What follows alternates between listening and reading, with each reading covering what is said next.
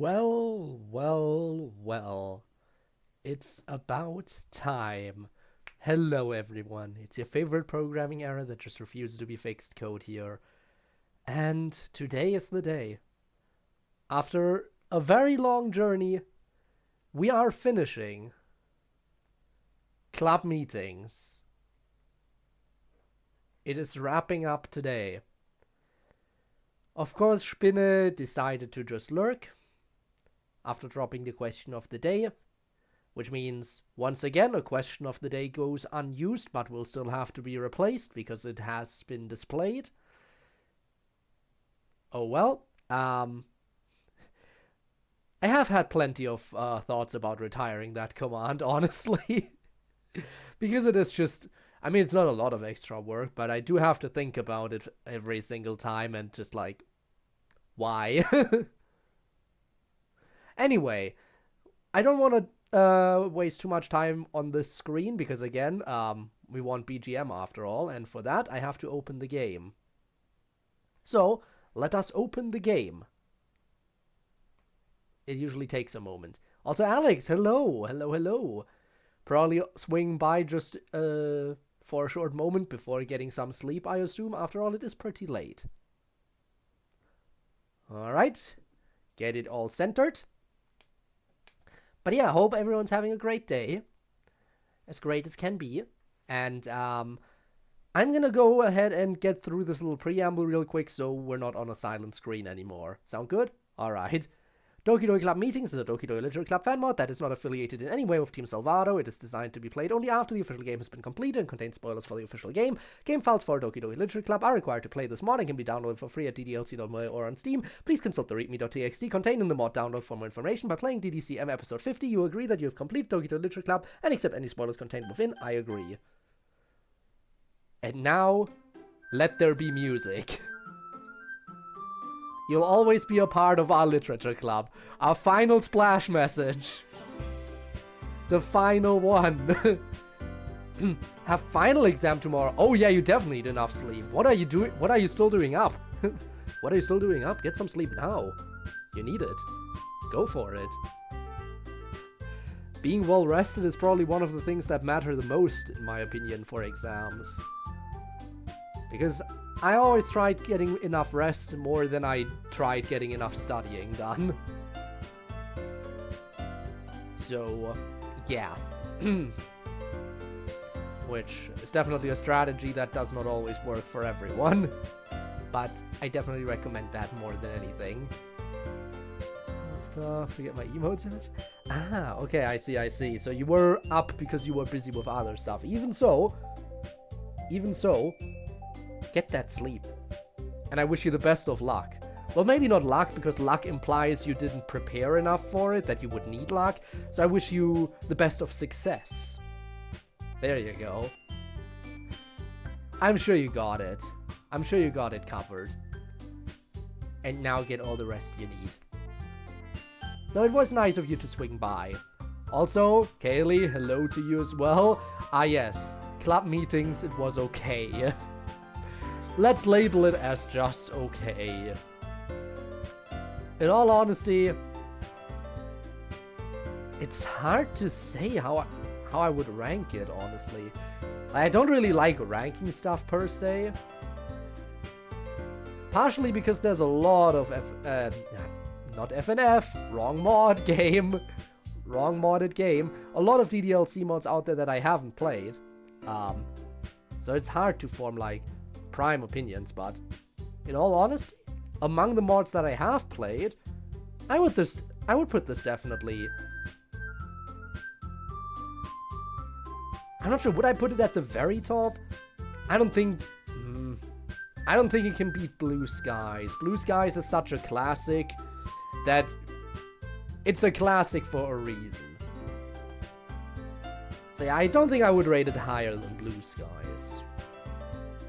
But it is definitely more expansive than Blue Skies at this point. Definitely a longer running mod. And absolutely worth all the playtime that it's getting out of people. Such a good mod. Enjoyed every second of it, and hopefully it'll stick the landing.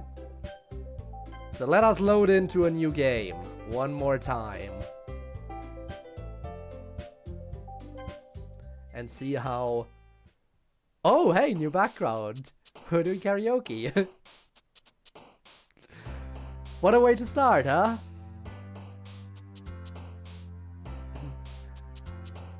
Love Shack, baby, Love Shack, Love Shack, baby, Love Shack. I am not well versed in culture. The song ends. Hell yeah! Man, I had no idea you guys could both sing so well. Me either. Did you guys practice this or something? Nah, we just both really like the song. Everyone is here! Oh god! We're starting strong, aren't we? Well, you guys totally killed it. Bro? Thanks. Now who's next? Oh, I believe my selection is next. So you're an MC, go and sit down on their own. Great singing, Bun. You too, handsome man. I can't wait for Yuri's song. Her singing is always so pretty. It sure is. Imagine all these characters singing. What is this? Some kind of Friday night? Where they might be getting funky? Who knows? Wonder what she chose this time. I guess we'll find out pretty soon. Hey, guys. Hi, Aya. Yes, gotta do the noises. Start doing the noises. Sing one of the Doki Doki takeover songs. Which ones did Yuri have? Drinking Violet, honestly, really good track. Probably the best one of Yuri's songs in Doki Doki Takeover. Yeah, definitely the best Yuri song in that mod. Hard to be Drinking Violet.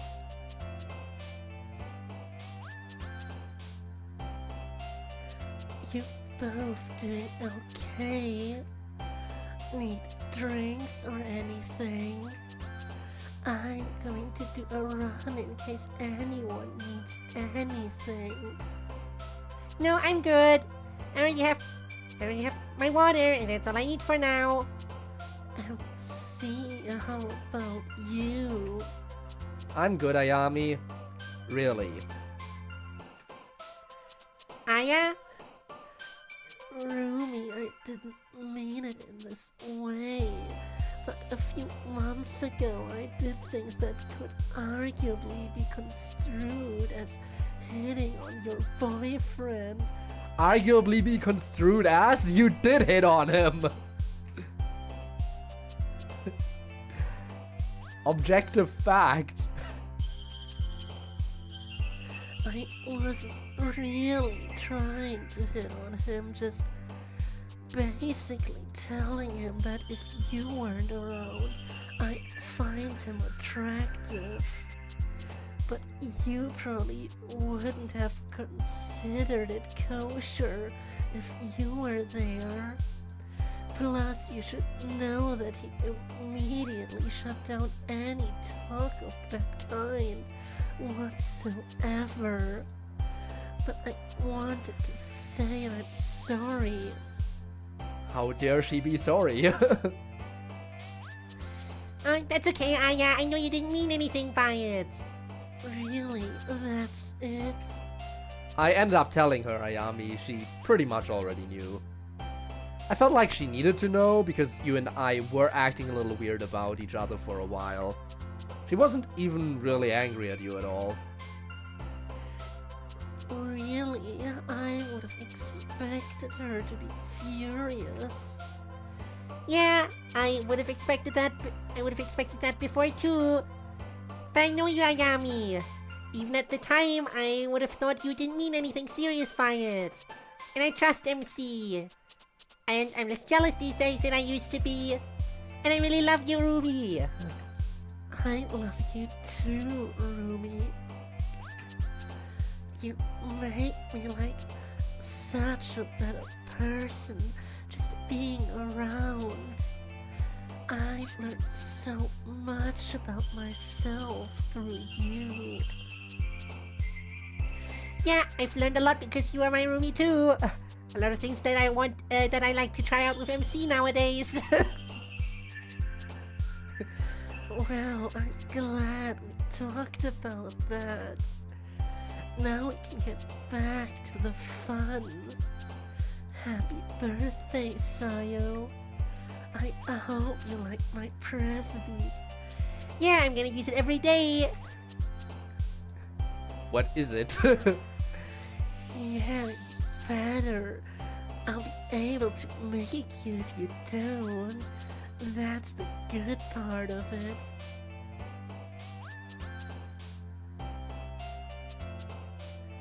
Interrupted by Yuri singing. How dare Yuri interrupt? Imagine interrupting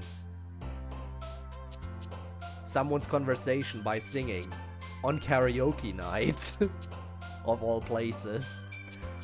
You believe and you will find your way. Man, Yuri can really sing. You wouldn't be able to tell from the shitty voice acting. She can. She has a lot of talents. But yeah, she sings really beautifully. Well, she really has a beautiful voice. You know how to pick 'em. I sure do. What about you? You got your eye on anyone right now? I heard you hit on Kenzo. I wasn't really serious about that. It was just a cope. Not that there's anything wrong with Kenzo. I don't think I'm able to get into a relationship right now. Well, hey, fair enough on that. Gives you more time to hang out with your cool friends. These two should not be allowed near each other, extreme danger. Well, let's hope they're in a controlled environment here. If things start to get dangerous, there's immediately a big group of people here that can tear them apart and hopefully stop anything from going too out of whack before the entire karaoke place explodes or something. Give it other fire extinguishers. One would hope so. Somewhere out in the hallway, probably, right? There must be at least one somewhere nearby. By the way, thanks for coming. It's been great meeting you after hearing so much about you. Likewise, I've heard a lot about you as well. No doubt. Plus, you coming really meant a lot to Sayori. Of course it did. I'm amazing. It really has been nice to get along with Sayori, though. And MC? Well, first of all, fuck you. And second of all, yeah, MC too. Anyway, enough about me. You gonna sing something once your girlie is done up there? Yeah, I have some ideas. I can't stop the loneliness. Kora Ekirezu. Kanashimiga. No, I'm not even gonna try, because doing the Japanese pronunciations properly while doing the Natsuki voice, it's gonna be butchered. Tomaranai. She indeed cannot be stopped. Nothing can be stopped.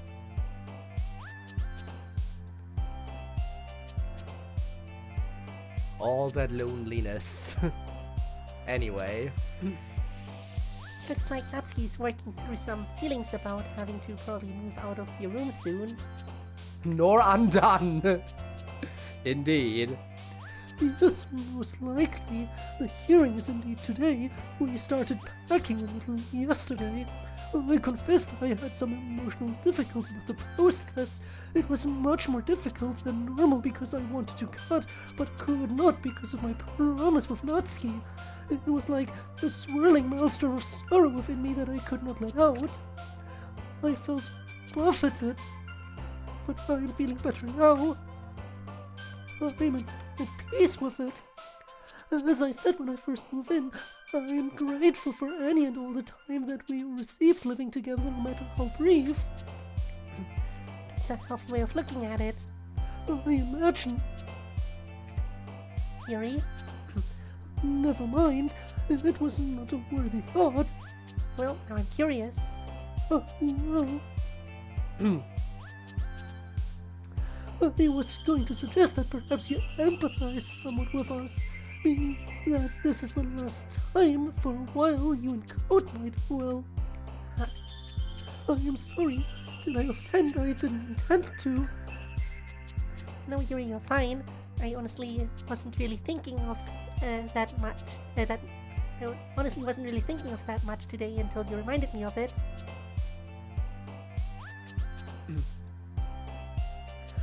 Have they been around at all?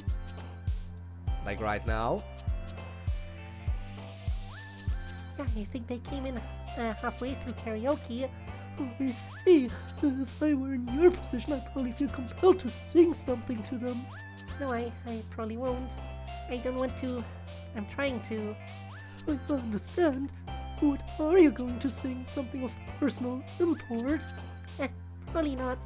I haven't really decided yet. Just whatever I feel like when I get up there.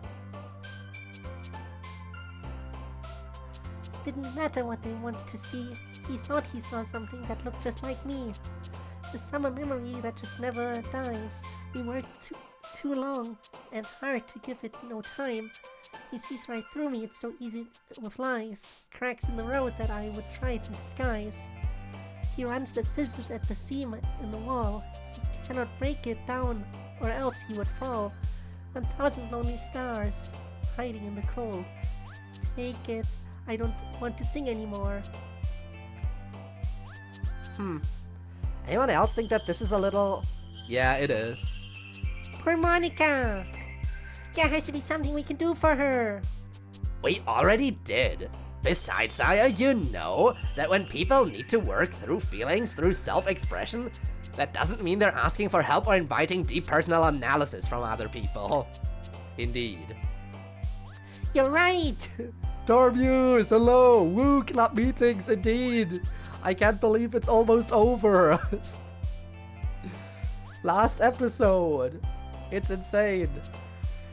No club mod left anymore either, so it's just gonna be whatever this episode needs to focus on. And emails.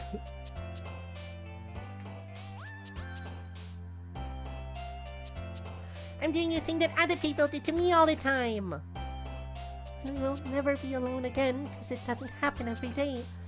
Kinda counted on you being a friend. Can I give it up or give it away? Now I thought about what I want to say, but I never really know where to go. So I changed myself to a friend, because I know it unlocks like a door. Still, she is really getting into that. Just let it work through it. Like you said, we've done everything we should do already. Okay, guys, gotta leave a little early. Happy birthday, Sayori. Thanks, Aya. Thank you for the lovely gift, too. Yeah, we really have done about all we could. What are you guys talking about anyway? You do not need to know. Hey, second version of this background, nice. That was so much fun. Thanks again for coming to my birthday karaoke, everyone. That was fun. Great way for us to kick off spring break. Sorry we had to do things in the morning. Well, it's a really busy day. A busy few days, really. Yeah. Thank goodness we don't have classes for the rest of today. We'll need to hurry up and do literature club fast this morning. And then we need to get ready to travel down for your big fencing tournament. And then in a couple of days is Yuri's tea ceremony. I wonder if we get to see that too. Yes! We were just talking! We were just talking and all of a sudden you're here. Oh my god. No, you're right. A 60-month streak.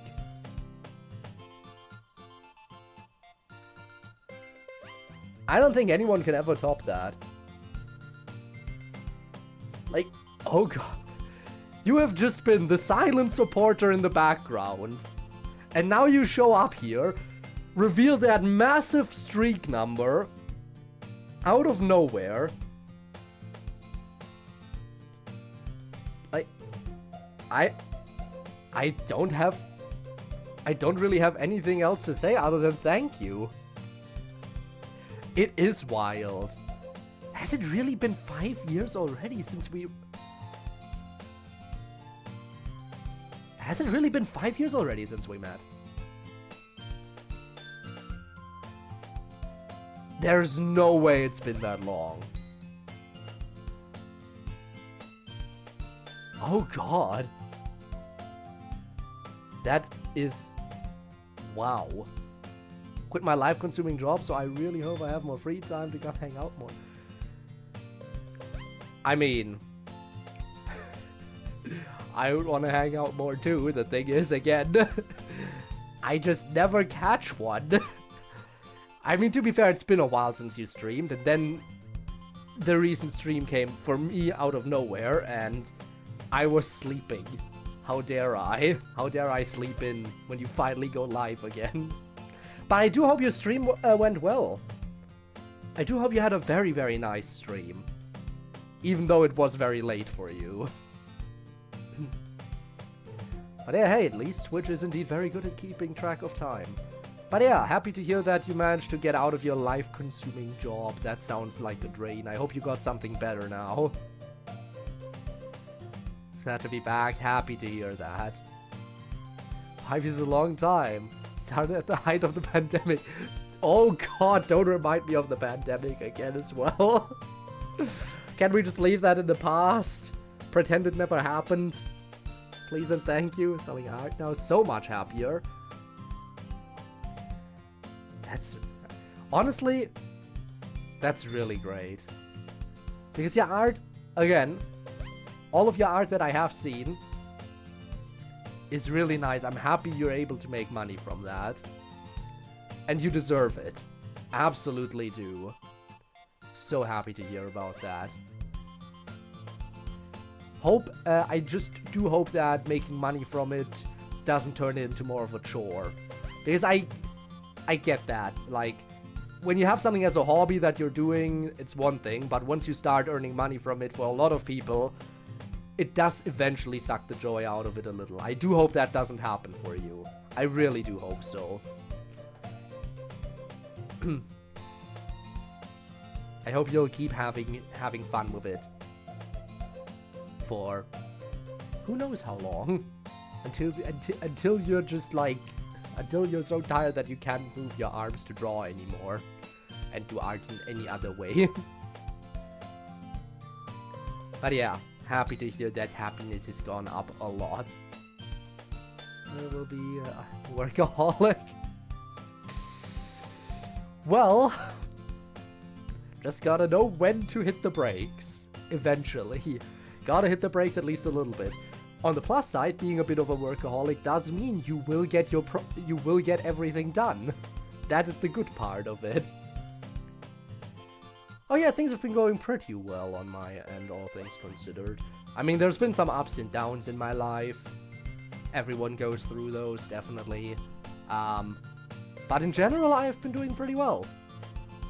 Had a lot of fun streams and everything. Met a lot of new fun people as well. Honestly, I still think that I'm still so happy with this community. I'm still so happy with the community that we have here. Especially because it's grown so much. And even though the community has grown so much, there's like... I feel like it's only become better, not like any real toxicity creeping in, which is always something you have to worry about. But not really here. I mean, there was like... Ages ago there was a little bit of something, but those people... Like the few people who were quote-unquote a bit toxic... I don't think they're even around anymore. And that was ages and ages ago. So yeah. Definitely happy with where I am presently.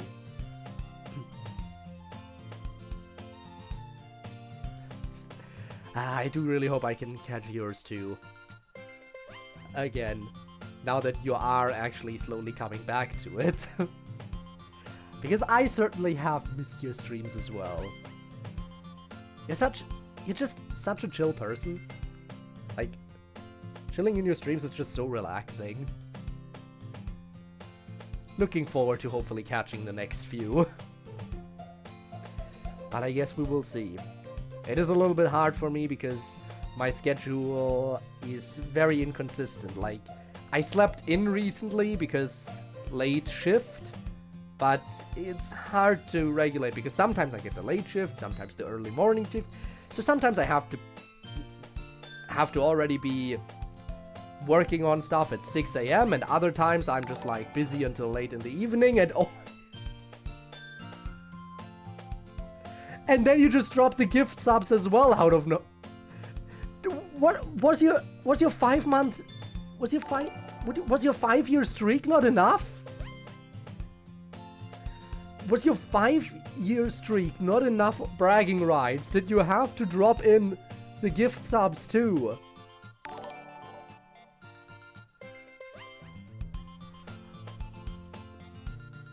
I can't. Sid, thank you. I mean, yes, you have it divisible by 5 now. I get it. You were already in the #1 spot though. Don't worry, you're keeping that #1 spot until the end of time. Thank you. What am I gonna do with this? Everyone who got us up, be sure to thank Sid. Absolutely. Oh my god. Also, perfectly landed on giving Kaylee one of the subscriptions. It's only fitting. Because out of everyone who's currently here, I think Crazy Kaylee over here deserves a subscription the most presently, considering the specific stream we're in. Because, you know, creator of club meetings, the thing that we're actively playing, gets gifted sub on the final episode. I mean, not like it's really gonna matter, but it is definitely a nice little way to wrap things up. I say wrap things up, but we're only getting started right now. Oh my god, I can't keep stalling here. I have to make progress, otherwise I'm never getting through this episode. I need to breathe. I have voices to do, I have stuff to read, I have Dokis to appreciate. I mean, seriously, we haven't even gotten to the literature club section yet. No poem sharing or emails. And after the emails, it's gonna get real. So, contain all that happiness a little bit, and be sure we can get some progress in. And then in a couple of days is Yuri's tea ceremony. I'm actually not sure which of them I'm more nervous for. You're nervous for Yuri's tea ceremony? I kinda hope it's just gonna be fun. I'm sure it will be. I just don't want to mess anything up or ruin it for Yuri. I'm sure she'll be really glad you were there. I guess I'm kinda nervous about the fencing tournament too, though. It's one thing for me to win our intramural tournament. It's another to beat a bunch of pros with an Olympian on their team. MC, aren't you a pro now? It doesn't really feel like it. I think you're going to do great. Just don't worry about it so much, that drains your energy. You should do something else, we still have a little bit until literature club. Is my sister still here? No, I think she left with Ayami. She was going to get food with Ayami and Ryan at the izakaya. Well, maybe I'll go check on her there then. She was supposed to hear back from her professor about all those makeup assignments today. Kinda want to make sure she's still motivated to fix her grades. He's such a good brother. Do you mind if I come with you? Nah, I think she'd probably appreciate that. She's been really glad to reconnect with you too, I think. I'm glad. What about Natsuki and Yuri? No, they're gonna go do that housing hearing where they might get separated. Oh yeah. Hey guys, do you think Kagami would mind if I also tagged along? I haven't really had a chance to have a long talk with her since I got out of my sickbed.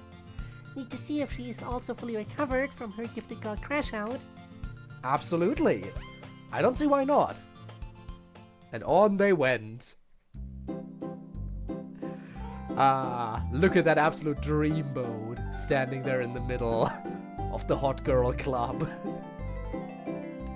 Ryan will always remain the best member of the hot girl club. I think we all agree. Ryan is the hottest girl of the hot girl club, indeed.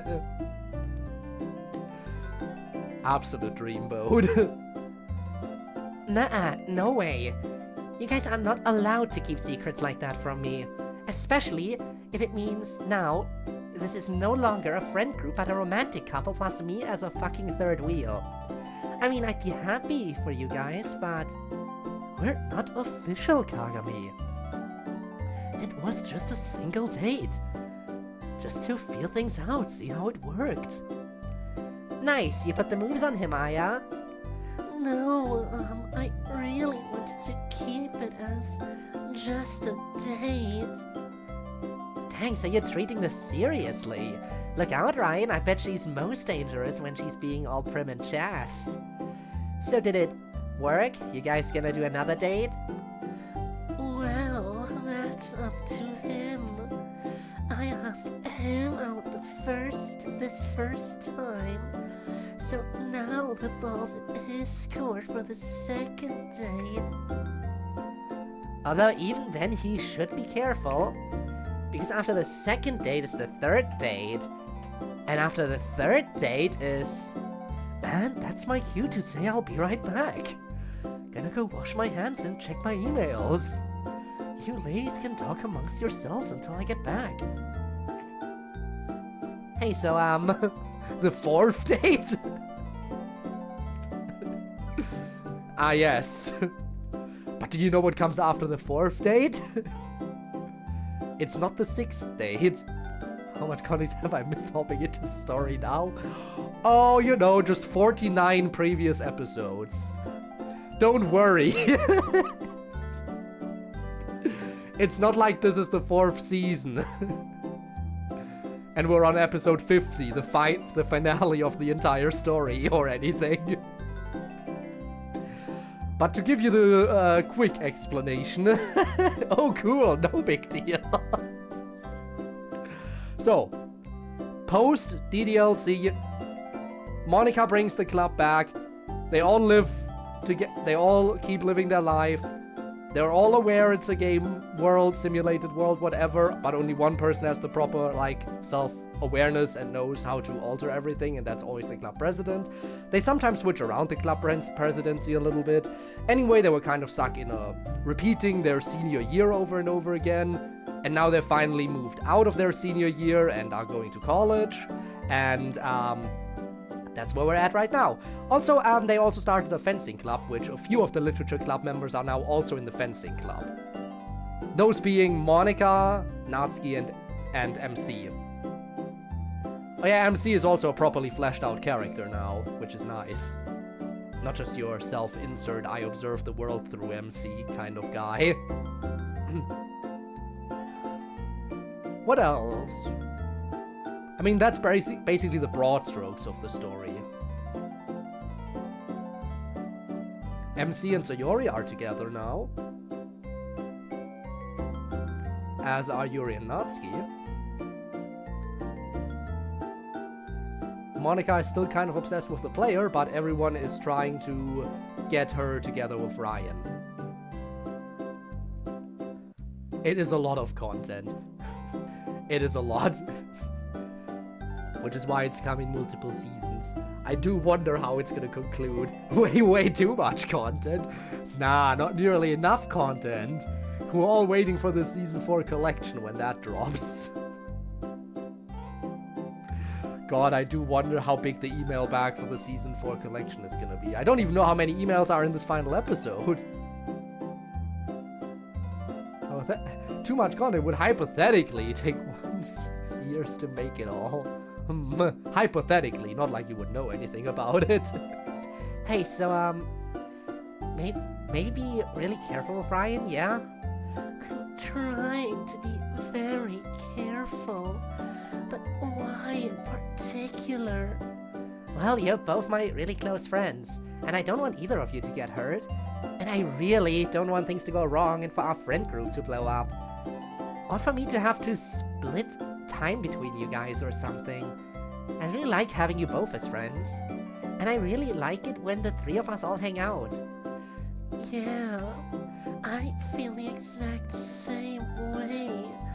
Honestly, I almost didn't ask him out because I was so afraid of causing a disruption. That's also why I never told you before. I didn't want to blow anything up. I understand. Sometimes I haven't told you stuff either. I was worried you'd think less of me. Oh, girly, but how could I ever think less of you? You're a much better person than I am.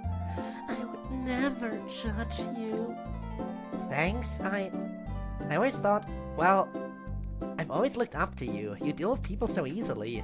I wish I could say I would never judge you, but Judging people is kind of part of who you are. I understand. I'm trying to get better about it, especially with people who are close to me, and especially you. You deserve better. So I'm trying to trust you more and not judge you. And I hope you can trust me more too. Ayami hugs Kagami. Hugs!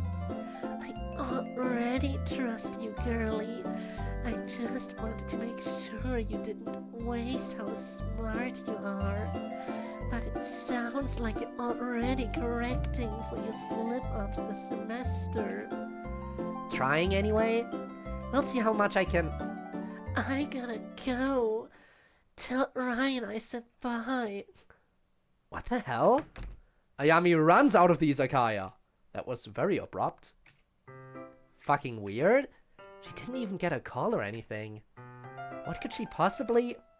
Oh, I see. Well, this is dramatic, isn't it? Hey! Oh no, it is MC at the squad. Hey, you doing okay? Yeah, I'm doing okay. You? Yeah? I thought Ryan and Ayami would be here. No. Ayami had to run, but Ryan just stepped into the bathroom and he'll be back in a second. You seem awfully cheery today. Well, of course, why wouldn't I be happy? I've spent today in the company of my wonderful brother and all my great friends. This is actually terrifying. You know that, right? Plus, my friends have so much happiness in their lives. What does that mean?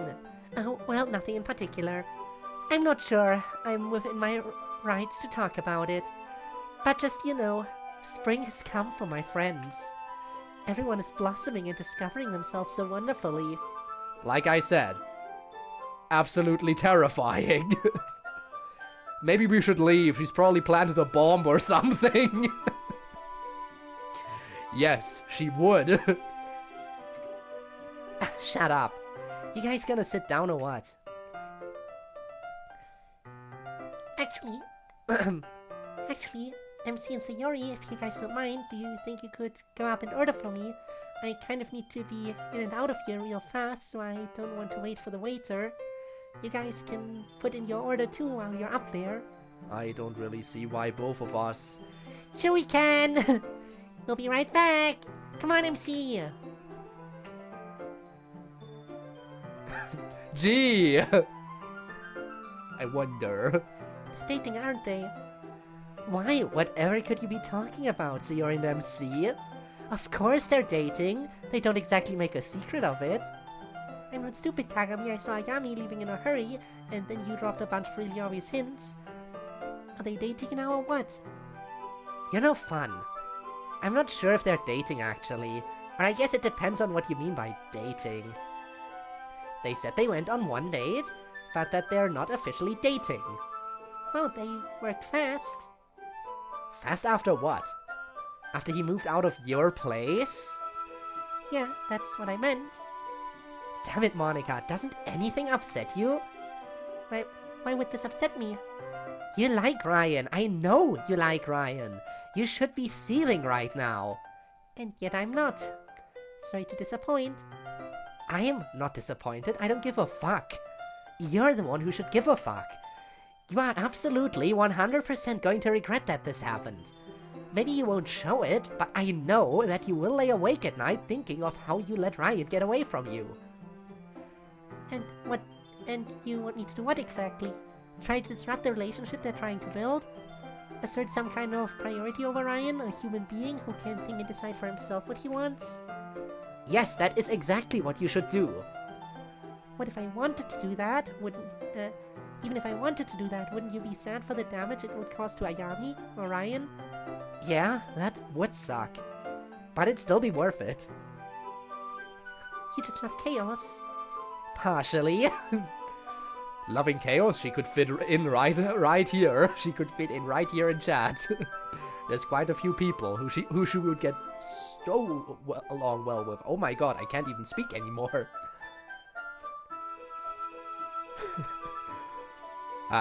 Chaos Gremlin. I feel like Rob appreciates Kagami more than anyone. If only Rob were here today. I'm sure Rob is gonna be busy playing this himself soon. But also genuinely, Monica, I don't want you to lay awake at night and have regrets. You should do something. You should... Oh, hey... Monica... Didn't know you were swinging by. Yeah, sorry, didn't mean to disrupt your guys' time together. I just came to check up on Kagami and make sure she's actually working on her schoolwork. A wise precaution. Ayami and I have been keeping an eye on her. She seems to be putting the effort in now. I'm not a child. Of course, I mean to say that Kagami is back to being the natural superior of all of us. That's more like it. And we're back! You guys talking about anything interesting? Well, you know, we're talking about me for a little while. How I've kind of been off my game for a bit, but also how I'm completely all the way back now. Well, that's good to hear. Yeah. But Monica and I were also talking about, you know, this and that. Speaking of various things here and there, round and about. What the hell does that mean? You're just talking about friendship, having to make sacrifices for other people's happiness, that kind of thing. So Yuri, it's good to see you again, incidentally. MC and I see one another often, but seeing you is a rare treat. It's going to have Kagami go on like that for several text boxes as a bit. Isn't one of her whole things about being annoying? Hither and thither, over and under, through the woods. I feel like being annoying is part of her character. So it would not be out of character to have her go on and on and on. It was annoying even by Kagami's standards. I see, okay. Fair enough then. Have you been well? Yeah, it's good to see you too. I didn't realize you guys knew each other so well. Well, not extremely well, but we know each other. We're orphan buddies after all. I don't count as an orphan buddy. I only lost one of my parents. Well, you still know what it's like to lose one. That's more common ground than I have with most people. Where'd Aya go, by the way? Oh, she suddenly had to run. She must have forgotten something else she had to do. Huh? I was going to help her with some of her course reading today, though. Well, maybe you better chase after her and make sure she gets the help she needs. I can always help later. Plus, if she had something else to do, now wouldn't be a good time anyway. MC, you excited about the fencing tournament? I am. It feels like a big deal. It even feels like a big deal to me, and I'm just gonna be watching. Watching fencing is pretty fun, though. I even persuaded Kagami to come along with that promise. Yeah, well, you better be right. If I'm gonna spend my whole day watching you do stuff on a whole other island, you better make it worth my time. I'll do my best. What about you, Monica? Excited for the tournament? Stressed mostly. I don't want the club to be embarrassed by a huge defeat. I'm hoping we make a respectable show of ourselves. So I guess I'd say I'm anxious that all of you do well. No pressure then. But what about you? I sure as heck wouldn't want to face Kojiro-san. She's frighteningly good. That's true, she is. But maybe I'll have a slight chance if I can catch her off guard, or if she underestimates me and takes me lightly. When I saw her, it didn't seem like she takes anything lightly. Like, ever. She does have that reputation, but she will almost certainly underestimate me. Who could correctly estimate me? True. I mean, it's even more so accurate for everyone else in the club. Everyone in the club knows exactly how hard it is to estimate what's going on with Monika. Later. That was good! I'm super full! That's probably for the best. Not sure what kind of food is going to be around once we're at the tournament. I'm glad you guys got fueled up for it. Ryan, we're gonna go do Literature Club now, but I'll see you when Fencing Club assembles to start our trip over. Let me know if you want a ride over in my car, or if you'd rather be on the train group. Understood. I think let's see how everyone else shakes out for modes of transportation first, and then we can decide if I'm going on the train or your car on the spot. Sounds good. See you guys in a bit.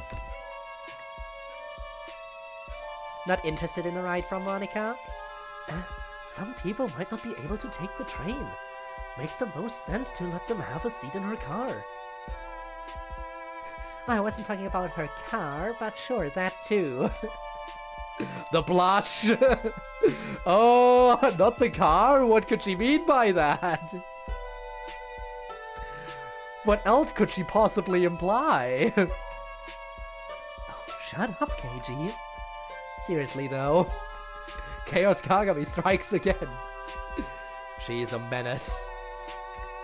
That kinda looked like interest on her part. She specifically asked you if you wanted to travel over there with her. But you know how she is. I have no way of knowing if that was really about me. Or if she was just trying to gather information so she can solve the spreadsheet in her mind of the best way to arrange transportation logistics. I don't know, man. I don't see her asking every single other fencing club member if they want to go with her personally. It seems you have dibs with her. I just don't want to have to guess at how she feels anymore. I dropped a lot of hints at how I feel about her when I was living with her. I'm almost certain she knew what I was getting at.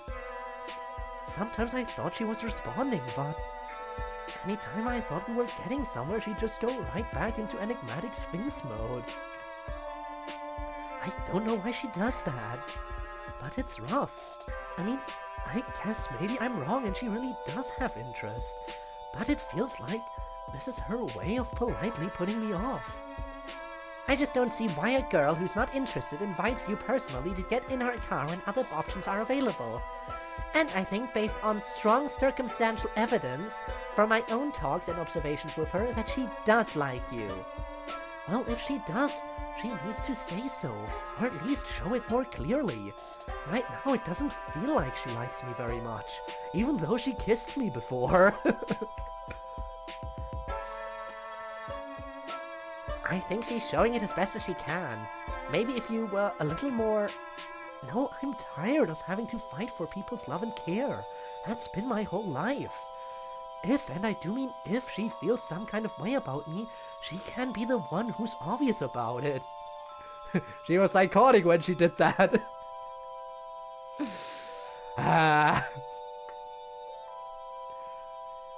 Explain it away. But, well, Monika should definitely smooch him now in that case. In front of Ayami, stir up the pot. Kagami would appreciate the extra drama.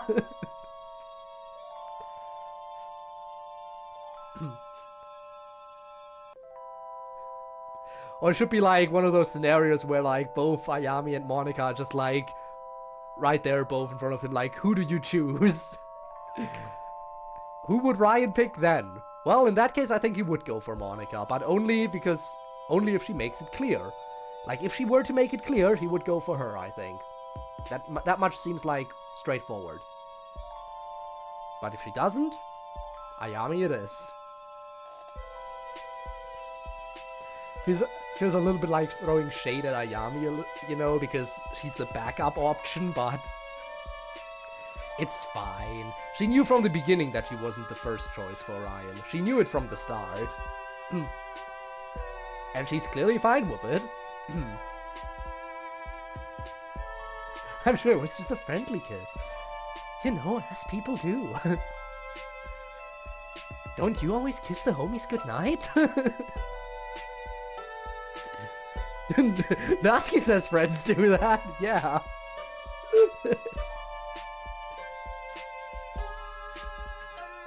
That's what's great about Aya, honestly. She leaves you with absolutely no doubt about how she feels. Well, that's definitely true, although I think she's a little scared of Monika. She ran out of here when she saw Monika coming.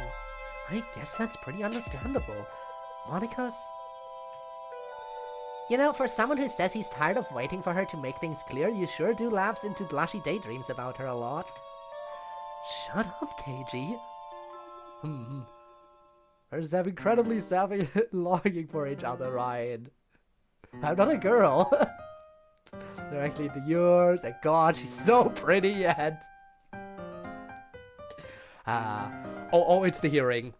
Speaking of Natsuki. And did you observe anything out of the ordinary with them? Not really. They occasionally made a lot of noise laughing or arguing, but not notably more than any other freshman would on the hall. I'd say they were perfectly average members of the hall. That's difficult to reconcile with the multiple reports we've had from people who saw them acting as a couple. Let's see about the next witness. Oh no.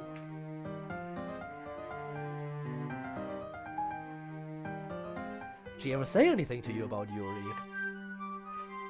I mean, now and then a matey taught me how she was getting along with her roommate. Pretty normal stuff, I guess. Imagine covering. Didn't Natsuki and Yuri say they would say it honestly and not try to hide it when they were asked? But now everyone else is covering for them. Thank you, Spinne. Honestly, I try to mostly give my sister her space. I don't want to be the overbearing senior sister who's always crowding. But as far as I can tell, that girl there isn't her girlfriend. Blatantly lying. And just her roommate. There's absolutely no... Oh, the cashier! So there's absolutely no way they're dating. If anything, they're at odds with each other as roommates. So then, wouldn't it be better to separate them anyway? Well, no, they're still friends, they just argue a lot. Cashier! Saying a little too hard. Backpedaling a little bit. And honestly, even if they were dating... Oh god. No, cashier! You're losing them! You're losing the crowd! Honestly, even if they were dating, it's oppression to separate them just because they're supposedly girlfriends living together. The school doesn't have any right to... Okay, that's enough. We appreciate your enthusiasm, but this is just school policy.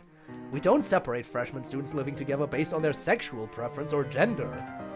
The policy is against freshman students of any gender living together on campus if they're dating. It's there to make sure our freshmen meet new people and don't become insular. That's why it only applies to freshmen.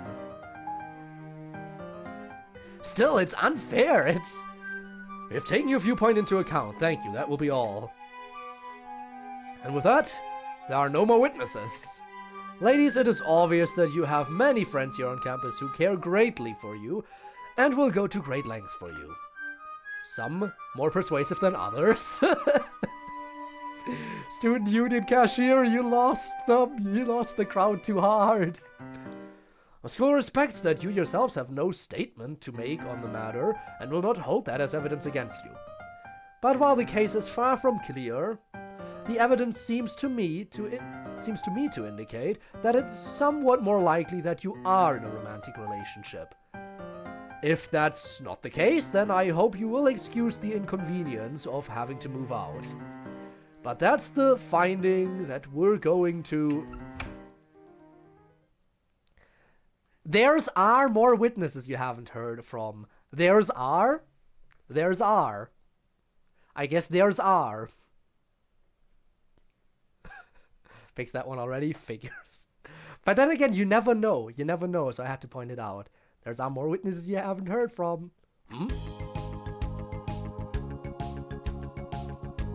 Datsky reveal? Is it? Is it Datsky? I mean, the pink eyes, the slightly pinkish hue through the hair. Yeah, no, that's him. Methinks. But we don't get the name reveal yet. Also, we get the sprite. I'm the witness. And you are? The Fang. Datsky. He does have the Fang. The Fang, it's genetics. It's in the genetics. They all gotta have the snaggletooth. Got everything from her father.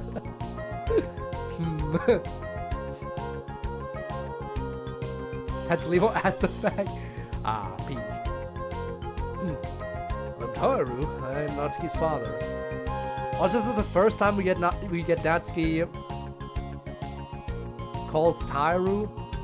Like, so far, it's always been like the dad text box for every single parent. Parent name reveal, imagine that. Maybe it's been brought up, but it's the first time we've seen it as the text box name. I'm Taru, I'm Natsuki's father. I don't understand. You're not on the list of witnesses. How did you even know this hearing was occurring? I got a tip. I do not know that you should even be in the room right now. Just hear me out, will you? Look, Natsuki's always been a difficult girl to raise. She's bristly and doesn't make friends easily, and she never really talks to me about her social life. But then she started living with this girl here, Yuri. And at first it was like all the other times I thought she might make a friend. Just stone cold silence if I tried to talk to her about how things were going with her roommate. But then she started to open up. She's a real piece of shit, honestly. But she's my piece of shit. But then she started to open up. I was astonished. She was talking about how her roommate was not only trying hard to get to know her, she talked about how she was helping her to trust in general. Now her roommate was introducing her to a bunch of other people and a bunch of new college experiences. And that really warmed my heart. So I guess maybe you have to separate them now, since apparently they've been getting along so well that people think they're dating. But I assure you, they're not. And I hope you won't separate them. Speaking as Natsuki's father, I think Yuri has been wonderful for her. And that's the truth. I have 2 other people you ought to hear from. Alright, go ahead. Yuri's parents walk in. Oh! Why is she going so wide-eyed? Ah, of course. And they're still addressed as mom and dad. And of course, the mom making introductions for both, because Yuri's father is the silent type. Hello, I'm Yuri's mother, and this is her father. Yuri's always been terribly shy. We insisted that she get a double room so that she would have to have a roommate. Her father thought it would help her come out of her shell. Yuri's father nods. And it worked wonderfully because of this girl here, Natsuki. We only recently met Natsuki, but she's wonderful. Yeah, very recently. And she helped Yuri grow by leaps and bounds. She talks about her new friend all the time. Her mom also laying it on thick. Ah, of course. And obviously Yuri and Natsuki only met once they attended college and moved in a room together, right? Totally. Totally. Never mind anyone who has seen them together on the old campus or anything. Another typo, yes. Definitely. Look at all the L's in all. That's way too many. And time only has 1 eye. Don't you know that? Yuri's father nods again. And they certainly aren't dating.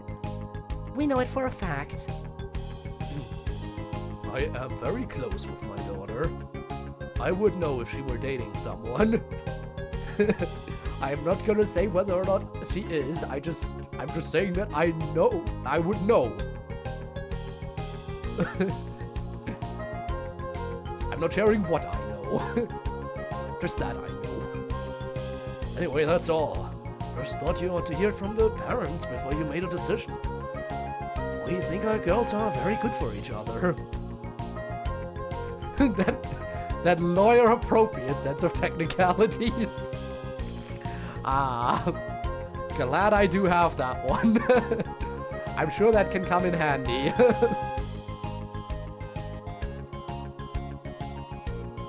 This is just both their parents going on around dating. It's the copium. Of course, that's what it is, totally. We think our girls are very good for each other. And they are absolutely not romantically involved. Very well. Thanks for coming and talking to us. No problem.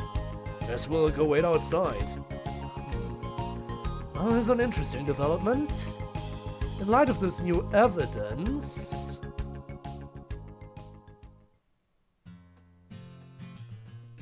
Thanks again for coming. Oh, it was our pleasure.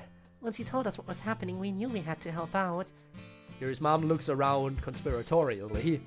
After all, it would be such a shame if they separated our daughters, who are roommates. Oh my god, they are roommates. Yuri's father heaves a profound sigh. I wonder how long they'll take in there. Dad, What do they decide? they're going to let us keep living together. That's wonderful news. It is. I certainly did not expect to see you all today. But I am grateful you came. You can also tell that, you know, that he's related to Natsuki, because even though he's a grown adult, he is shorter than some of Natsuki's classmates. I mean, he's still taller than her, obviously, but still. You were really thinking that? I guess you were then. It must have been broken to hell and back in that moment. I'll say, but damn, I was shocked there for a second. I thought you guys had come because, well, because you found out about us living together and were mad about it. But then, Indeed. I can't believe you just lied straight to their face like that, Dad. That was so... Beloved silence. Yes, perhaps we ought to move somewhere more remote to discuss this. I know just the place. I mean, fair enough, I guess, Rina. So yeah, just like with Yuri's parents, I didn't care at all that you hid it from me. I would have done the same thing when I was your age. And I know how good Yuri is for you. I wasn't lying about that part at all. You two make each other better. Yeah, we know. There is still one large question I have about the situation. You told my parents about this hearing. He actually got in touch with my brother first. He told us. I assume Uncle was too busy to come today. Yes, but he wanted us to tell you that he loves you and wishes for your success. She would never be bad at that. No. Natsuki's ops are always peak and she would never mess them up. Tell Uncle that I miss him greatly when you see him next. But back to the point. Taru, how did you learn about us living together in the first place? Obviously, we were much too overt about our relationship, such that it seems at times like the whole school knew. But you already knew we were dating. You would have had to find out we were living together and that we were in danger of being separated. How? Well, I had an inside source. Who the hell? Sayori? Now she wouldn't have had an idea like that. And MC wouldn't have taken the risk to tell you without letting us know first. Monica. Oh, really? Oh, it wasn't Monica. Then who else even knows you here? You bastard! Oh no, but but it worked out in your favor, Natsuki. It worked out in your favor. Don't confront the cashier now. You don't gotta confront them like this. My parents were married when I was born, actually, so technically not a bastard. It's the principle of the thing. Actually, the principal was entirely uninvolved. It was some kind of official. Anyway. So what, you've been spying on me for my dad this whole time? No, I wouldn't do that. I'm not a fucking narc. When your dad visited, he just asked if I could call him later when you weren't around. So I did, and then he just said that I seemed like a kind person and that he'd be grateful if I could look out for you as much as I could. And if you were ever in trouble, to let him know. And then literally after I hung up on that phone call, you walked in all sad and despondent because the school was going to separate you and your girlfriend. So I told him. You're lucky he was accepting and nice about it. If you had told him and I had gotten in trouble, I would cook you over a fire. Well, luckily for me then, that I seem to know your own dad better than you do. Because he loves you, and he only wants what's best for his precious little princess. Sorry to say, cashier, you might still get cooked over a fire. I'm very certain that John Carpenter was the principal of the thing. If only Yuri were here for this conversation as well, she would chime in. I may cook you over a fire anyway later, just for that comment. Oh, is that him outside? And your girlfriend and her parents? Hi guys, it's me, the hero of the story. That's enough from you. I'm going now. Fuck you. And also, thanks, you really did me a solid. I know I did. See you in a few days at the tea thing? If not earlier, but I'll be there. Hopefully I don't screw it up for you guys. You'll do fine. Okay, glad that's taken care of. Now we can put this whole ugly incident behind us, babe. Honestly, Natsuki, if you're going to make me tell bald-faced lies to your school, can you at least do a little bit better job keeping a secret and not calling your girlfriend babe in public like that? Do a little bit better? Wouldn't it be a little bit better of a job or a bit of a better job? Again, I don't think I've ever seen it phrased exactly like this before. I assume it's still correct. I've just never seen it like that. I've seen a little bit better of a job, but a little bit better job. Can you do a little bit better job? Yeah, no, I guess that's fine. Yeah, no. It's just not something I see usually worded like that. Anyway, moving on. Don't mind me. You make an excellent point. Now we can put this whole ugly incident behind this. You horrid bitch with whom I am forced to live, totally against my will. Language. Still how nostalgic. Sorry about it anyway, Dad. Somewhat clumsy phrasing, but I think it's still grammatically correct, yeah. Okay, so it was just me being like a thing of I haven't seen it like that often. Two of you do need to do a better job being covert. I myself was not fooled. I observed several of Natsuki's belongings near, and later in your room, on the day you moved in, daughter. It wasn't hard to infer what was happening. I told your mother, and we determined to simply maintain our silence and let you be in peace, in the belief you had fooled us. Until Natsuki's father got in touch and let us know what was happening. I should have known better than to think I could deceive you, Father. I will be as smart as you one day. You will be much, much smarter than me. Now we should go. I'm sure you two have much to do today. We do. Everyone starts to disperse. Hey? Wait a sec. What's up? You're still coming to watch me fence later today, right? Yep. Just going to head there separately. Okay. Dad, I wanted to say... Natsuki looks around. She hugs her dad and lowers her voice. Thanks for saving me, Daddy. Appreciation for Dadski? What's going on? You're welcome, sweetheart.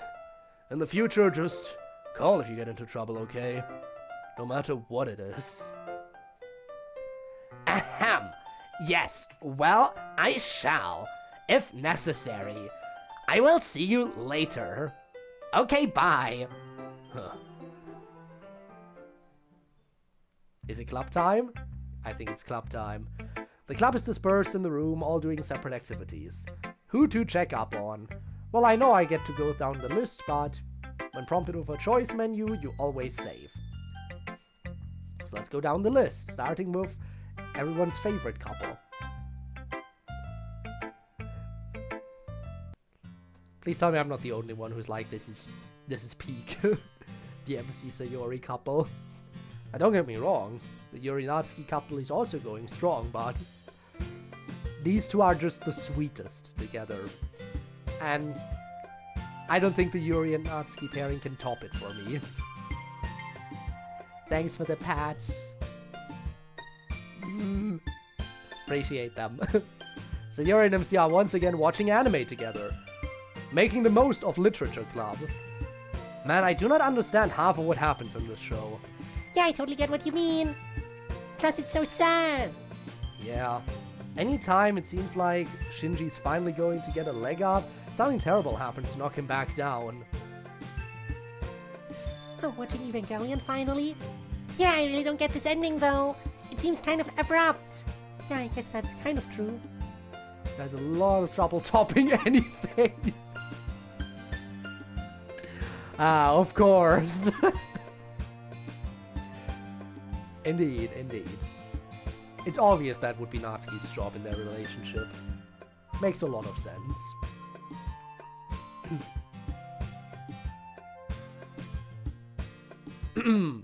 Yeah, I guess that's kind of true. I guess Gendo kinda gets everything he ever wanted. Well, yes and no. Poor guy.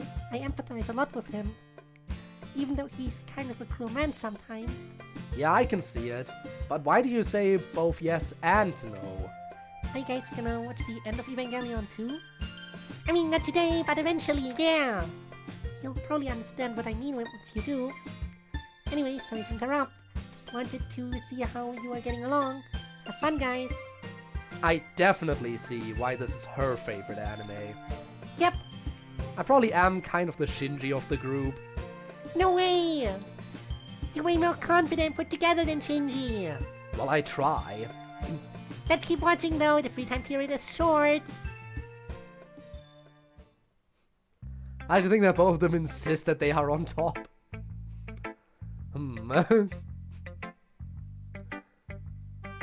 Would Yuri be very insistent about it? Maybe. I don't know. But I definitely understand Natsuki being insistent on it. Speaking of Natsuki, let's see what she's up to. Natsuki is sitting at a desk at the back corner of the room reading a manga titled Haikyuu. God damn, this is so peak! Why is shonen sports manga always so good? I wonder why there's no fencing sports manga. Fencing's a sexy enough sport. Hey Monica! Yes, Natsuki. Why aren't there any manga or anime about fencing, do you think? That's why you screamed across the room for me? Yes? And why did you need to scream across the room for this purpose instead of just asking me to come over like a normal person? Yes. That wasn't an answer at all. Yes. Anyway, you're the one not answering the question. Fencing manga? Why not? I guess I did find a way to not answer the question. You know, I'm not really sure. I love fencing. Crossing blades should have an intrinsic romantic appeal, I think. Ah. Maybe it's the fact that modern competitive fencing doesn't seem quite like an old-fashioned duel, the weapons are different, the rules are different, and we have the scoring boxes, especially the rules, really. It's hard to sell yourself on the glamour or romance of a duel and then have to explain the right-of-way rule. Yeah, I guess. But sports manga expects their readers to understand niche stuff about sports all the time, really. And if it's something you can't get right away, or that the average reader might not know, they explain it. Usually in some cool, memorable way. I mean, the right-of-way rule is kinda complicated, I guess, but not really. When you first explained it to me, I understood it really fast because the explanation was good. Took me like 2 minutes. With some hype manga action sequence accompanying the explanation, it'd be even easier. Well, I guess if you ever create a sports manga, you have an idea ready to go. Make the fencing-related content you want to exist in the world. Yeah, I guess so. Only problem is that I can't draw at all. Maybe I should talk to Hiroko and see if she'd be willing to draw some manga. Or learn to draw yourself. Man, I ain't got the time for that. Understandable. Imagine if I could draw. Imagine. To be fair, I did do like 2 drawing streams for like special occasions, and they really showcase how bad I am. Especially since I have to draw with a mouse, because I don't have a drawing tablet. Even if my drawings weren't as bad, it gets downgraded so much because of the mouse. I'll make a weep thing that explains a bunch of fencing shit. Do it now. Alright, on to Yuri. Is Monica also gonna interrupt with Yuri? Is Monica just gonna show up for everyone? Yuri's reading something on her laptop. The clouds descend to the level of the shores gracefully, water brushing against water. Uh-oh. Felt that one coming. Sorry about that. Should have probably muted. But I can never react in time to mute as well. I mean, I feel it coming, but then I have to actually hit the mute. That ain't working. Thank you, thank you. And as I ran, ducked lower and lower, avoiding those hateful, peaceful clouds, I found myself, without realizing it, consciously at first crawling on the sand to stay under them, but it availed nothing, and I could start to taste that awful bitterness and feel that terrible burn. Oh god, there was another one. Sorry. Why is it that when the sneeze happens, it's never just one? It's never just one. There's always like a second or maybe even a third coming up later. Weird. But thank you. I feel a terrible burn in my throat and lungs as I breathe in the clouds. My body cried out to save itself, to throw myself in the sea and breathe there, the water prepared for me. I mean, it makes sense for there to be some kind of explanation for it. Probably because a sneeze is mainly meant as a way for the body to, you know, clear out something, usually when something's in your nose. Like maybe, and it makes sense for the body's like, well, once isn't enough to clear it out. Gotta do multiple. Like, you know something is in the body knows something is in there, you do the sneeze, then it takes a little bit and it's like, yeah, not sure if it's out. I don't know. I never read too much into sneezes. I don't know about... I know the basics about some parts of physiology.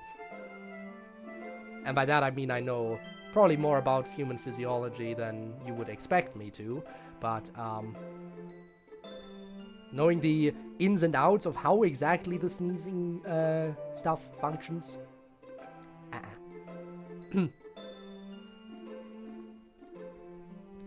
My body is wrong when it comes to sneezes and yawns. I mean, to be fair, the yawns are just like an entirely different story. They will drag on, and they are infectious. They spread to other people, too.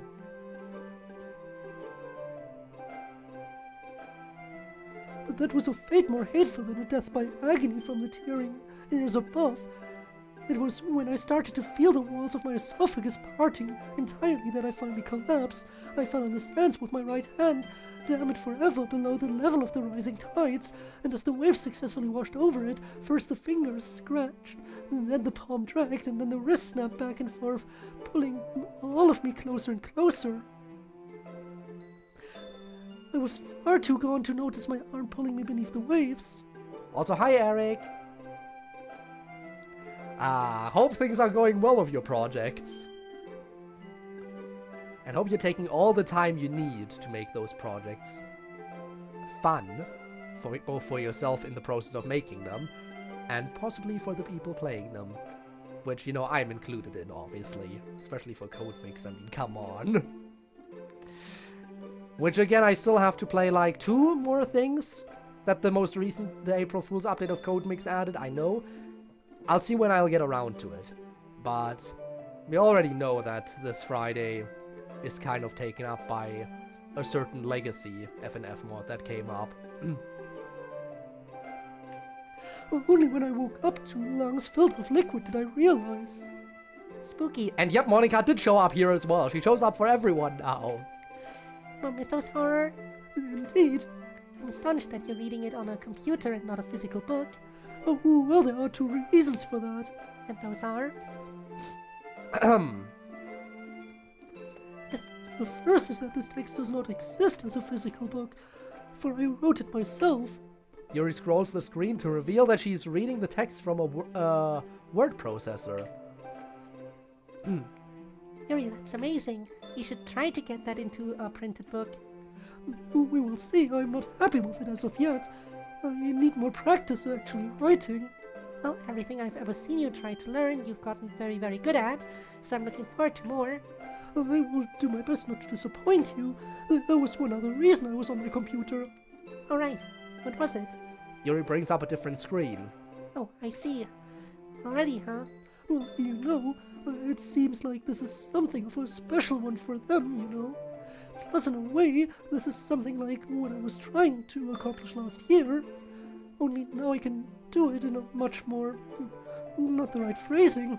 In a much less disruptive way, perhaps. I totally get it. I think it'll be lovely, Yuri. I'm sure they'll enjoy it. Oh! Now what are you teasing here? You'll still help with it, right? I'm improving at coding, but not nearly your equal at it yet. I do not think I could accomplish something so ambitious on my own. Ambitious? What exactly did you have in mind for this anyway? Let me show you. But not show us, the players, because that would be too much. Who to check up on? How about the person who's checked up on everyone else with me? Save Monica for last? Yes, I have. Also... Oh, she lets me save. I know it's you, Monica. I'm just going from the top down, which is true. Save the best for last, I always say. No, then I would do Natsuki last.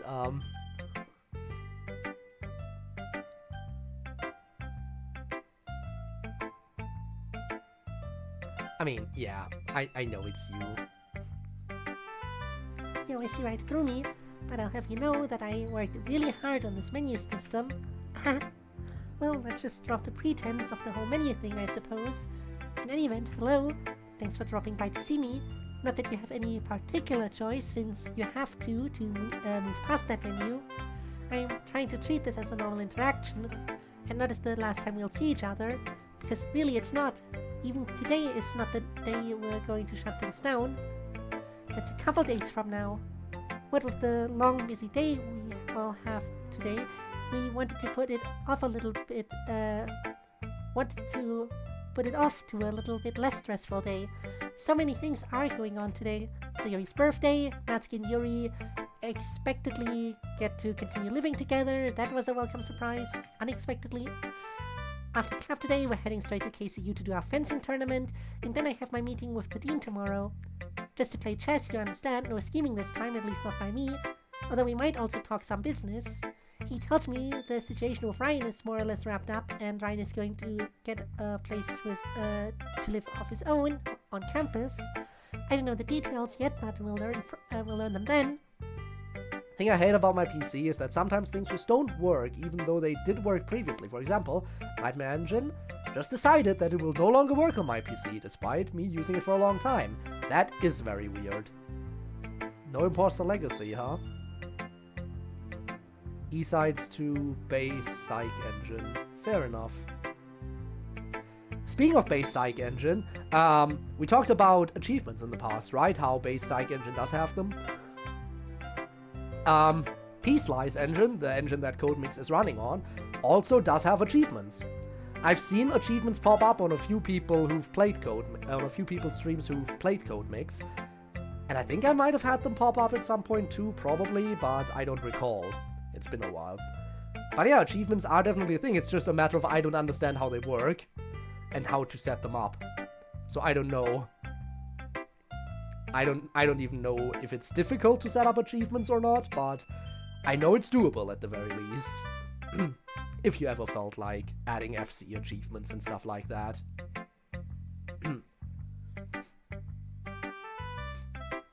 I don't know the details yet, but we'll learn them then. It'll probably be a little awkward because Ryan will be there.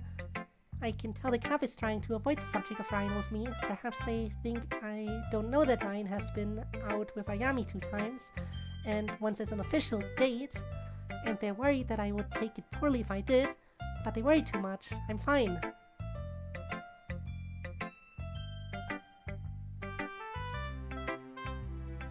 No me and no Ryan? Hey, if you say so. Good, you should definitely let him go. Yeah, you should definitely let him go, Monica. You can only be with me, the player. But yeah, actually let her question what she wants. Again, she probably would be happier with Ryan. But I can't decide for her. Also, I have a feeling... Yep. You have no control over what happens in here. Are you sure? But are you sure? But are you sure? But are you sure? But are you sure? Okay, yeah. No saving here. What do you actually want in this situation? It doesn't matter what I want. I just want everyone overall to be as happy as possible. That means letting people make their own choices. Make sense? Dementia core. I suppose it does. But that includes you, exactly. What choice do you want to make? Once again, I feel like same thing. Yep, I have no control. I don't know. Okay, that's a lie. I do know. I just don't like talking about it, especially right now. I have a club to get back to. Don't worry, I'm sure we'll talk again before all this is done. Look forward to it. Of course. Okay everyone, enough free time for now. We have a set of poems to get through before we do emails and then wrap up. Dang, forgot we were out of mods that people had made. Those were fun. They were, but I'm sure we'll make more. Maybe we could make one over the summer once finals are done together. That could be fun. Implying that that's gonna be something that might be featured in the Season 4 collection? But anyway, it's time for poems now. In honor of this being the last full club meeting that Code will probably spend with us for a long while, we are going to do poems about endings. Who wants to be ironic and do the introductory poem about endings? Sounds like a good job for me. Forgetting about the fact I tried to reboot the old everyone at the end. Well, that reboot is not going anywhere if you keep forgetting about it. Sounds like a good job for me. Here you go. Everything forever. Dip your finger in a pond and ripples spread in all directions. Even in the smallest pond, those ripples will change everything forever. They push the air subtly, compoundingly, and the weather shifts. And somewhere it rains a little more. And someone drowns who wouldn't have. And the ripples themselves hit the shore and bounce back on themselves. They change themselves, changing everything forever. So hold very still, don't touch the water. But then you have a thought. Even the smallest thought spreads in all directions and will change everything forever. Your most fleeting feeling, your most idle pondering, it will hit your mind, bounce back on itself and change itself, changing your mind, changing everything forever. So don't move and blank your mind, but then even your utter silenceness and nothingness spreads out in all directions, interacting with itself, changing everything forever. Every ripple and thought and void is logged in time, like an entry in a book. But time is not a book with a beginning or an end. The page is bound to a single hollow metal cylinder with no covers, the pages turning endlessly in both directions, and none of them are numbered.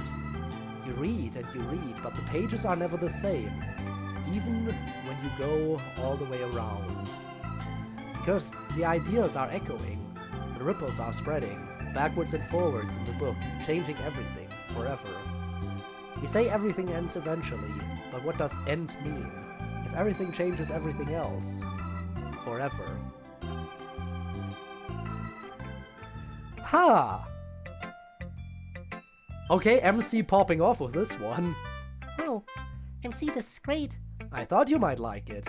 You've really grown by leaps and bounds as a poet. I'm very impressed by both the concept and the execution. Thanks, this idea is definitely my most Monica-inspired poem, as you can see. Has really grown as a poet, so proud. I remember when he just used 20 words and strung them randomly together.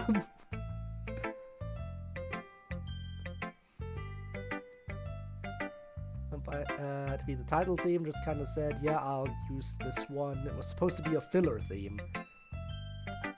You know, oh god, some bullshit is about to happen. Well, a lot of bullshit happened in ELC. That was kind of the thing. That means a lot to hear coming from you. The main idea is a subtle and complex one. This was surely a difficult poem to create, given that. I did spend quite a while working on it. Well, worth it, clearly. Excellent work. I wasn't expecting a poem like this from you, MC. Usually your poems are pretty short too. I really did try to keep this one shorter, but I just couldn't get across all the ideas that I wanted to. So unfortunately, it's long, but it kind of had to be long. Or at least, I'm not good enough yet to make this poem but shorter. I think it's as long as it needs to be. Does everything you'd want in a pretentious deep poem. I liked how we constantly brought it back to the theme phrase. And how the poem was really about the theme phrase. Great work, man. Thanks. Who's next? Oh, I can go next. Apophis. A snake has a head and a tail, a beginning and an end. But is the head the beginning and the tail the end? Or is the tail the beginning and the head the end? Or are both of them a beginning and an end? And when the snake swallows its tail, does it lose the end? Does it lose the beginning? Neither or both. Chewing, the snake eats more of itself. It reaches what used to be the midpoint. Is it still a snake? And then at last, the mouth reaches the head. And the mouth swallows itself. Is that moment at last the true end of the snake? But at the precise moment when the snake when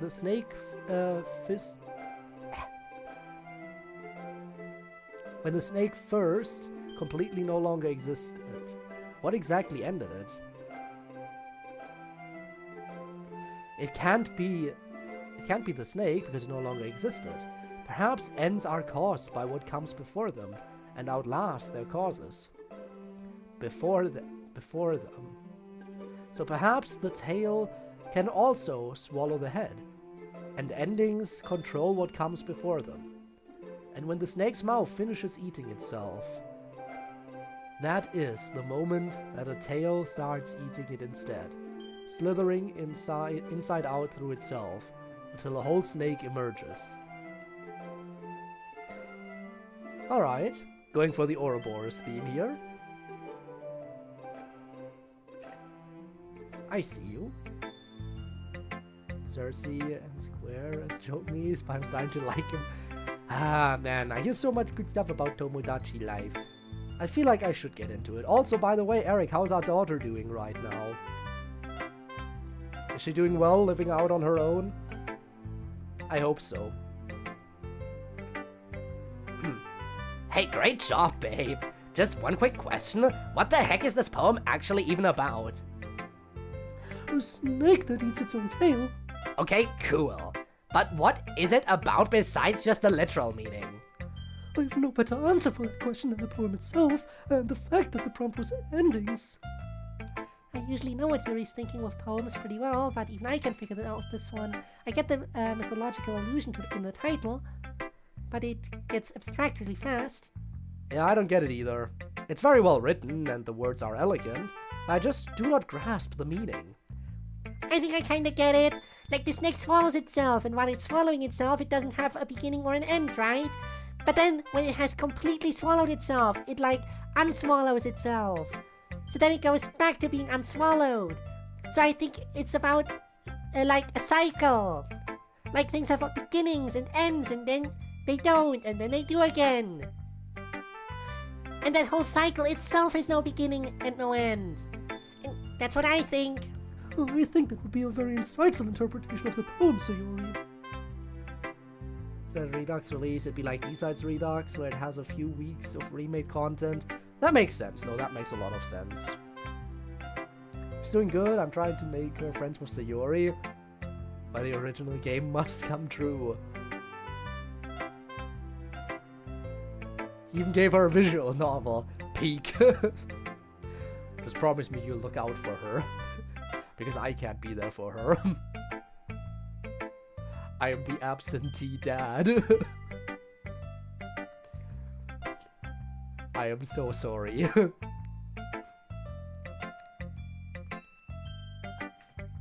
Yay! Okay, my turn now. Speaking of Sayori, by the way. Tails, I win. Endings don't really make me sad. Not just themselves alone. For everything must have an end, just the way things are, you know? But it's the fact that I won't know that really drives me mad. I want to see how things go on, and if it's good or bad. And death is just another end, just one that comes to me. But what will happen when I'm gone? It makes me crazy, I can't see. But then I think it's really fine, no matter what's to come. Whether it's great or terrible, no reason to be glum. If things go well, that's comforting, but when you have to meet your fate. Everyone likes when things go well, that's obviously great. But what if things go horribly after you punch your ticket? You actually still win that way too, because then you'll get to miss it. Go do some shopping? Alright, you take care of your shopping. We'll see if this episode is super long. I don't know, it might be. Partially depends on the emails and of course how the tournament goes. There's a lot that could still be covered in this. There's a lot that this episode can still cover, even without a club mod. But yeah, maybe I'll see you later then. Pretty grim, even by your standards, Bun. Were you feeling down when you wrote this? Actually, no, I kind of felt happy about this thought. It really is kind of like you win either way. Maybe somewhat. If things go well, I'd rather prefer to stick around and see them. Or if not, then I'd prefer to stick around and fix them. Of course, that's how you feel, Monica. And the tea ceremony, true. But I usually don't feel like I can fix much.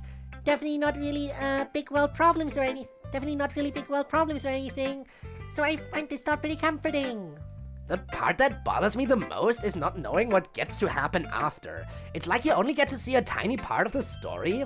You only get to see a small part of any story, beloved. Fictional stories themselves are bounded quite tightly in what you get to see and know. There will always be a limitless expanse of things we will never get to find out. Yeah, I know. I just hate that. Really good poem though, Sayo. Very relatable. I concur. It is dark optimism, but optimism nonetheless. Truly a Sayori way of looking at what most people perceive as a negative. Well done.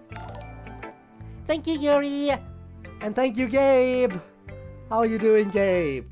Did you enjoy attorneying? I hope you did. Welcome on in. Thank you so much for the raid. I do appreciate it. Didn't get a response. I don't know if it's in your email. We'll see. Are you ready for supper? Alright, thank you for the lurk. We will get to emails soon-ish. As soon as we are done with the poems, it'll be email time after all. Well, it's probably most on brand to let Monica go last for the week of poems about endings, so I'll go next to last. To the outsider. People tell you to live in the moment. Don't think about the future or the past. Focus on the now, they say. That's what makes life most worthwhile. But they give themselves away. Make good memories, they say, because they know there'll come a day when now stops being it. If there weren't, you wouldn't need memories. You just keep living in the now. On and on. Blissed out by all that Zen presence forever and ever. But that doesn't go on. Eventually, the now isn't much of anything, or is the ending itself. And all you have left are those memories, and the past is all there ever is, or was, or will be for you. But it's still good advice. And I'm not there yet, and I hope you're not either. But I want you to know that I'll remember it all. Baking, poems, comforting me in my dark moments, the fundamental nature of reality, starting over, boys, girls, teachers, selling cupcakes, cancer, sisters, moms, dads, love, hate, terror, misery, joy, college, fencing, the last meeting. All the bullshit between then and now. You were there for all of it, and it's all more precious to me than gold. And I'm really gonna miss you when you're gone. Who would have thought that Natsuki would be the one to address us, the players, in her poem? This honestly feels like it could have easily been the last poem. Very aw. This is very sweet. You wrote a farewell to Code. Yeah, basically. It felt fitting. I mean, I know we're gonna keep doing Club, but this really is the ending for them, you know? Or almost the ending, I guess? It's very touching. They've been here for a lot. They have. It's kind of the first part of the poem I'm more interested in. The part about how they tell you to make good memories. I guess it's kind of the setup for the part that comes after. But I still really liked it. It made me think about what we're saving all those memories for, exactly. Yeah. Saying you need to make good memories implies there will be a time when all you have left is your memories. And that kind of cuts against the whole always live in the moment message. I guess if you get old enough, it gets really hard to find a lot of happiness in the moment, just because of your body not working. But I really like your poem, Natsuki. I almost cried, I think. I actually forgot that this is the last time for Code. That's really sad. Yeah, a little bit anyway. Felt like I had to give them a send-off. I'm sure they will appreciate it. I'm glad you have so many positive memories to look back on. Your very efficient and simple choice of words for those memories was very evocative. As with Sayori, I felt somewhat emotional as you recited them. We have gone through so much in the last few years. That we certainly have. Well, Monica, you feeling emotional about it too? This is kind of the last poem of yours that Code might get to see for a while. Did you wish them goodbye too? Well, no, certainly not directly anyway. It's just about how I feel about endings. Here. Well, let's see. Setting sky. The sky at the beach is orange, a deep dark orange. Like the sky of some exotic exoplanet. But I don't notice that, because it only lasts for 2 minutes. It is unbearably beautiful. Of the half-dark silhouetted palm trees, and the fiery golden clouds, and the darkening seas. It is unbearably beautiful because it is filled with sentiment, and dying glory, and spent youth. Because it is, by its nature, an ending.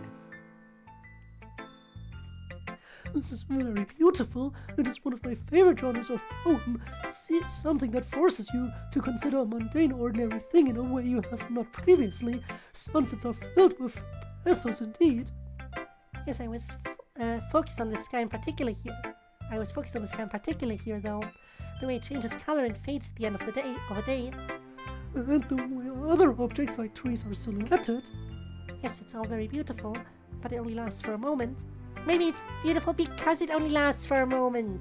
If the sky was like that all the time, we would think it was normal. But because it only happens for this brief moment every day, it's really impressive. We do have a tendency to forget about the beauty of the commonplace, don't we? The blue sky of the day is quite beautiful enough, isn't it? It is when we bother to look up at it. My favorite part of this was how you juxtaposed the phrase unbearably beautiful, with caps on the 2 words alternating. Thanks. I really wanted to get across that it was unbearable because it was ending. That was the best way I could think of to draw attention to that idea. It worked really well. It's short, it's poignant, and it has a lot of impact. It's a fantastic poem, Monica. Great one to finish out today with. Thank you. Well, that's all the poems. Felt like we went through them very quickly today. Great job, everyone. Very proud of everyone's work. We still have emails to do, and actually getting through poems so quick, we have a bit more time before we have to get going to KCU. We can probably do a few extra today. Sayori, do you have them loaded up? Let's see how many it's gonna be. I sure do. I have as many as you want ready. Great. Let's get started with the first one then. Should I ping Spinne? I mean, Spinne hasn't specifically requested getting pinged today, but usually always requests the ping, so I shall do it. There was no request for it today specifically, but Spinne always wants me to. So I assume today is no different.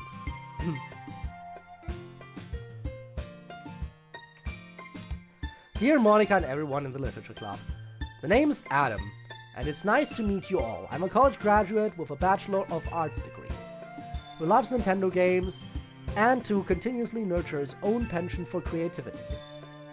I have a couple of interesting questions for you guys and gals. For Natsuki, in all seriousness, why does being called cute bother you? I see it as a unique strength and a nice part of your personality and character as a whole.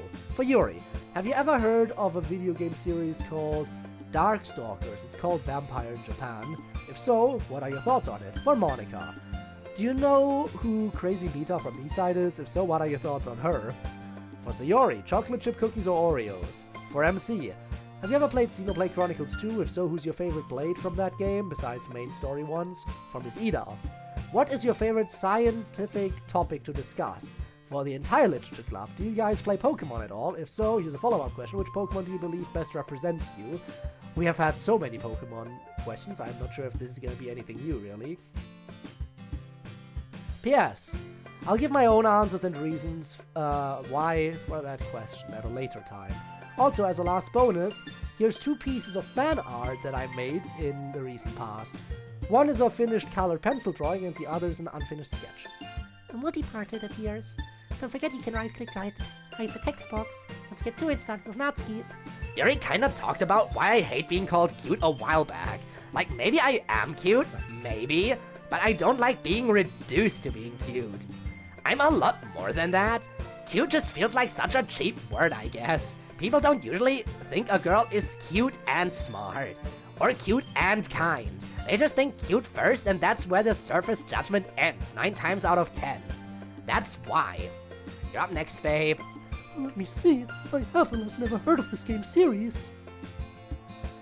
Morrigan Felicia! Monster Waifu Combat! I still have not heard of it. Yes, I'm familiar with Miside and with the various metas. My thoughts on Crazy Meta are similar to my thoughts on a lot of self-aware video game characters other than myself. I wonder why they always have to be so mean.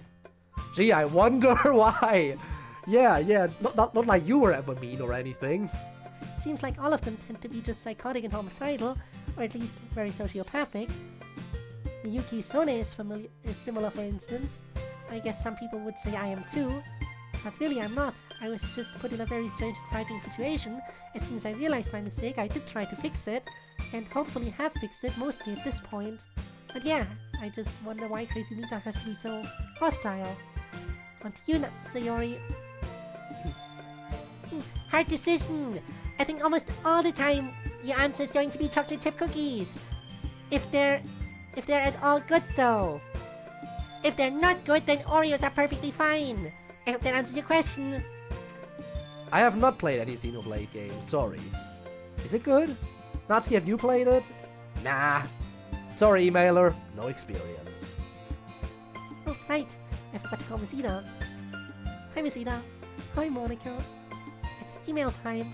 Oh, what question do we have? The emailer asks what your favorite scientific topic to discuss is. Chemistry?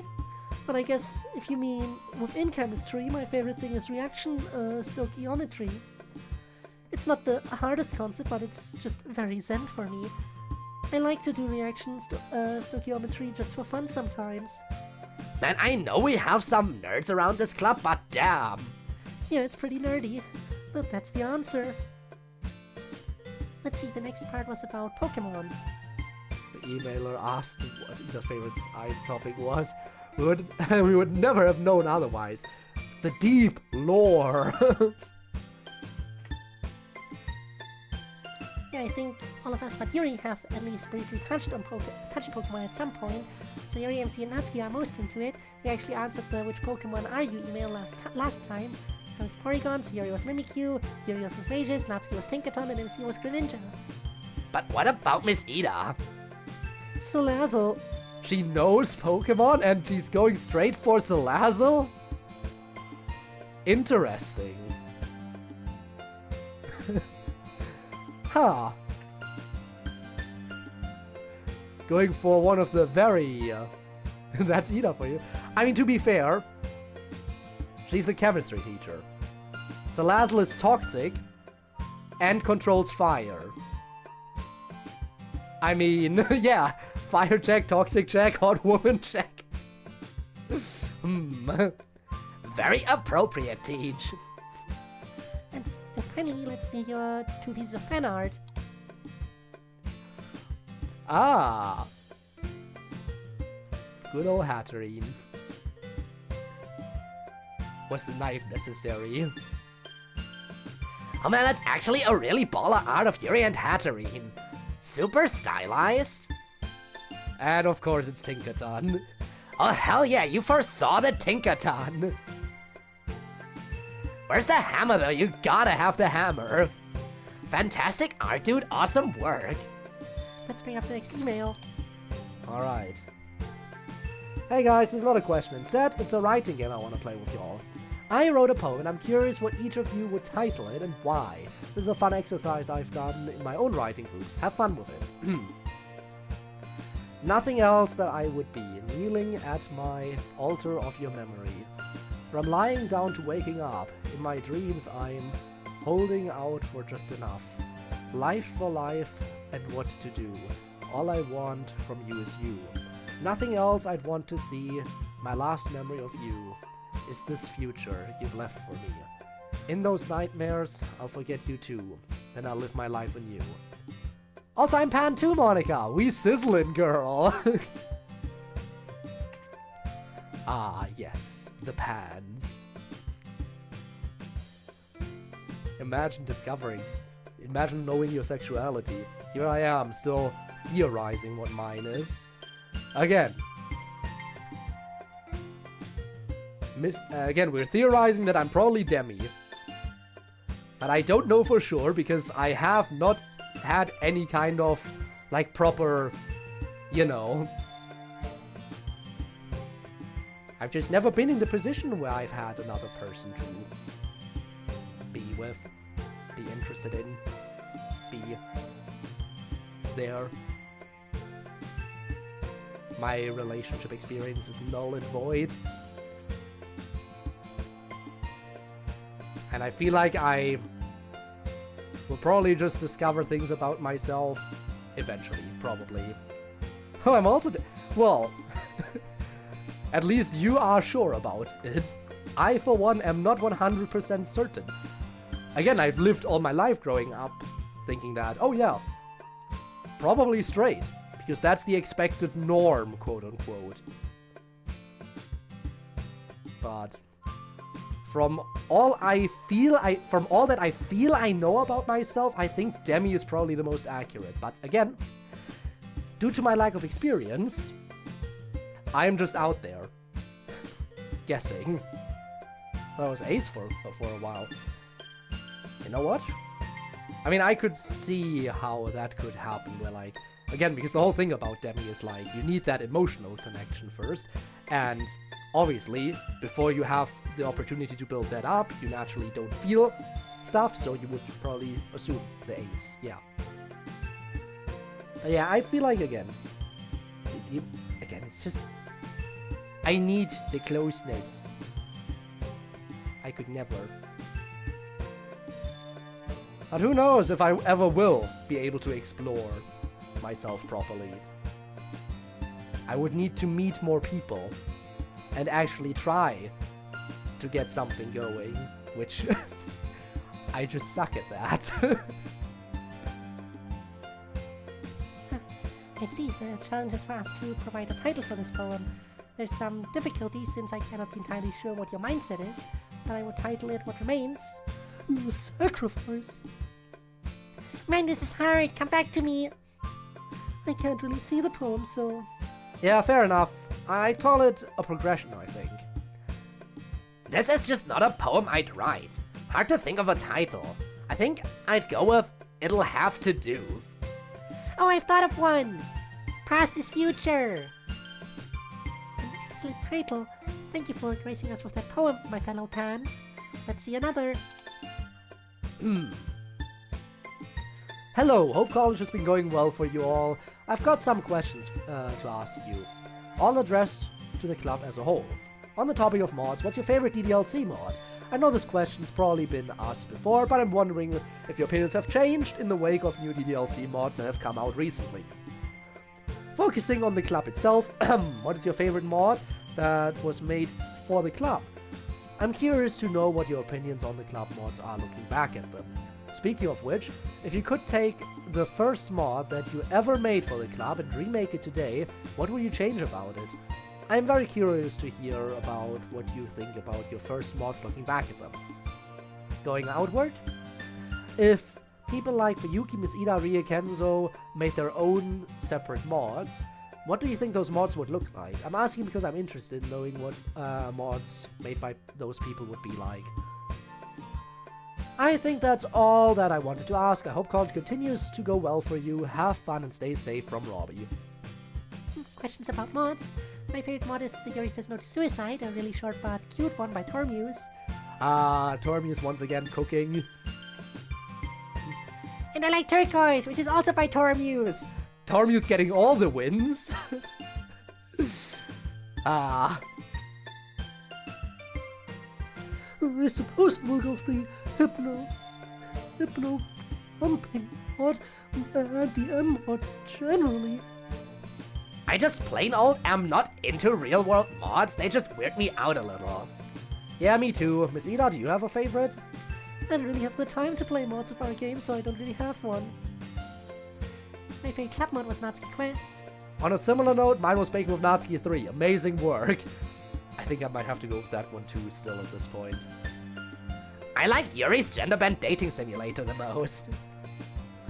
My favorite was MC's Club of Cthulhu mod, Which was also really good. But come on, Baking with Natsuki 3 though. My favorite one was the one Monica just did. All of me. My favorite was also Club of Cthulhu. It was a lot of fun. Next email asked what we change about our first mod if we could go back and change something. Mine was the regular ship club mod. I'd probably change the me and Sayori part of it. It just didn't feel right or authentic to the relationship Sayori and I have in real life. Also, hi, hello. Hi, Tired. How's it going? Hi, me. Hi, Mimi. How's it going? Hope you're having a great day. As you can see, I'm currently once again in the literature club, playing the big ol' final episode. But yeah, hope you're having a great day. How's it going? How are your experiments with streaming going? Hope life is treating you well in general as well. I don't think I'd change anything about no matter what. I probably wouldn't make that mod these days. But what I did make, I wouldn't change. Yeah, I wouldn't change anything about the wine club mod either. It was pretty funny as is. Nor would I change anything about the perfection that is Baking with Natsuki 1. Oh, I think perhaps I would redo Shadows over the Literature Club entirely. I love horror, but I have so frequently had no real horror ideas besides copyright the works of other authors. Perhaps I would challenge myself to write original horror. Have a good day. Haven't streamed in a while. You know what? Fair enough. Gotta find the right thing you want to do for the streams as well, after all. Be it more Undertale or going back to more FNF. Speaking of, man, I really am glad I have fully recovered since my previous FNF stream. That was hell. Hopefully the next Friday will be a lot more chill. It should be, by all means. As for the other people, in our world, I'm not sure what mods they'd make. Kenzo's will probably be about cars. Yeah, I have no idea what Fuyuki would do. She's artistically unpredictable. Same with Ria, really. I feel like she's grown a lot since we saw her last. I would be sorely tempted to make an imitation of Yuri's punctuation mod except for chemistry. You should make that. I'm sure everyone would love to see it. Another time, perhaps. Let's keep the emails coming. Alright. Hey MC, sorry if it's been asked before. I have a bad memory. But how long did it actually take you to get out of the void when you were first elected club president after the separation? And how was it like in there? Were you frightened or just worried? Also, Monica, we all love you out here, don't forget that. Signed, John Holdar. You know, I'm not really sure how long it took me to get out of there. Time definitely felt pretty meaningless. But if I had to guess, I'd say a few weeks? I was definitely scared and worried at first. I knew what had happened, but I was absolutely terrified that I'd never be able to fix things. I didn't know practically anything about how our game works then. But eventually, I took heart because I could actually observe the game's code. And I told myself that if I could do that, I could learn it. Even if it took a while. So I gained confidence that, even if slowly, I could make it work eventually. And I did. Thanks for the email, John. I love you all too. Yo, Delta Omega here. Oh, this is another long one. Want to start off with an apology about the whole episode thing. It's admittedly really hard to talk with people on different planes of existence, and I can safely say that I've never done this sort of thing before. Anyways, I've got a few questions and things to talk about.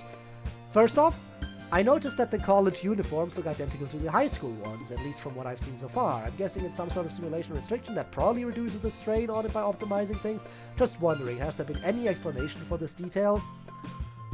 Okay, I know this definitely, but I don't remember. I think it was pointed out in the story as well. It might have just been pointed out to me in chat by Kaylee, but I think it was also pointed out in the story that because this college is the feeder college from the school they graduated from, that they share the same uniform. Right? So, pretty sure it was pointed out in the story as well, but can't say entirely for sure if it's just me imagining that when it was told to me in chat. But yeah, I do remember that. Speaking of which, I'm honestly not entirely sure how the simulation thing will handle the college as a new location. It seems to handle smaller, more generic space as well, but from my experience, college/universities can be massive, and there's a good chance that there can be many different areas which may be students' backgrounds. Since there seemed to be a delay on when this email is received, I'll take this opportunity to ask whoever's the club president at the time, does the simulation reuse background assets for the college? Next thing that was a pretty smart move to create a literature club chair to prevent any complications. I wonder how Miss Ida is doing since she's supposed to be the club advisor for the high school literature club, if I remember correctly. Another thing I'm thinking about right now is that I have no idea if the high school members joining under the chair, Ria, could affect the transfer of the presidency powers. Might be hard, but watch out for potential interferences. It's not certain, but isn't zero either. 4. This isn't a question, but do look out for yourselves and each other. Not everyone's going to be nice or kind to you, and in a bigger, more complex environment, this problem can rear its head more often than not. 5. Probably gonna have to end it off simple. It's right after the 8th anniversary of the DLC as I'm writing this, and I'm curious to what everyone's thoughts on this is. That's all I've got, so until then, stay safe and write on. Hello, Delta. Let's see. Well, the reason we know in Universe is that the high school is part of the college organization, the same organization runs both of them. So the high school is officially a feeder school for the college, they're affiliated. But of course, probably the real reason is that it's narratively convenient given the sprites we have. I try not to think about that too much. The simulation does not reuse background assets. You must be careful not to confuse the simulation and the game. The simulation affects what we experience, the game is how you perceive it. But yes, I do note that the game does tend to reuse some backgrounds here and there, or to reuse the one background it has for a location even if we're in different places in that particular location. Hopefully that makes sense. The next question is how you're doing minding the new literature club and keeping the whole reality thing safe from them. That's going fine. None of them suspect anything. The club's bylaws have been rewritten so that only the offices held by the 5 current literature club members have voting power. So there should be no danger to the or the others, and with Monica terminating the game interface for a while, we should be in even better shape there. I see. Your next question about college. Yes, I think we found during this school year that life is getting considerably more complex. Me especially. Thanks for writing us on the anniversary of DDLC. Looks like you wrote it just about on the day we moved in. That was a hard day for me. Here's hoping we keep going for a lot more anniversaries yet. Thanks for your email. Wow, where do I even begin? I'll try to make this short, but I've never thought I'd be writing an email to the Literature Club of all things, but here I am. I've been playing Doki Doki since 2019, and let me tell you, it has changed my life in so many ways that I can't even fully put into words. Every single one of you has taught me so much about myself, and helped me find love and empathy for others.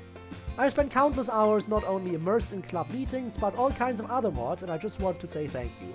To the Literature Club, to the modders, and most of all, to Dan Salvado for making an incredible game that has touched so many people's hearts. This one doesn't have any questions, but it does have a second part to it. It's crazy to think that I started playing Doki Doki in middle school, and whoop-de-doo, now I'm in college. Funnily enough, I heard Club Meeting Season 4 is all about college. I swear, you guys have a creepy way of popping back into my life every time I need you the most. I recently got back into Doki Doki by playing the Season 3 collection of Club Meetings, which, my god, makes me feel old. And I'm only on episode 29, but I'll catch up eventually. If this email gets featured in Season 4, I'm telling you, I will have the biggest, stupidest grin on my face. I will brag to everyone, and they will all laugh at me and say, what the hell? But I won't care. You have all been such a staple in my life, and I wish you all the best in every pursuit and endeavor. For all the people out there who might see this email, I wish you all the best and hope everyone out there has one experience in their life where they all feel the happiest, most fulfilled person on earth. Everyone deserves one. Thank you again, and I hope you guys have fun. Anna Button. No, that's not my real last name, that's a secret. Thank you, emailer, for being here for us. People like you make all of this worth it. We are grateful for you, at least as much as we are for us. I hope you brag to everyone about how your email was featured, and I hope you are well. We all love you, Anna. Hi guys, I absolutely love the 5 of you. Real great dynamic. You all have going on. After watching through the main game and rest of the mod, I kind of got curious around the end of Season 3 when Yuri had control of the presidency power or whatever. What do the rest of you think would have happened had someone else had the power in, like, the base game? As for Monica, I wonder how it would have, would have been different. Oh, I hate this emailer already. Would have been different had she not used her power for evil. Japan Ball. P.S. Can I get an invite to the Discord if you don't mind? Would off is such a big pet peeve of mine. I hate it so much when I see that. I hate it an unreasonable amount. I'm not sure what would have happened if someone else had the reality epiphany first. What do you guys think? I mean, we kind of know with me, I panicked and deleted everything immediately if you made me president. True. But if I had any spelling mistakes in my email, maybe. But I feel like there's very few spelling mistakes that make me as mad as would off. And I don't know why. It's probably because it's used so frequently that some people probably think it's correct, which makes it so much worse.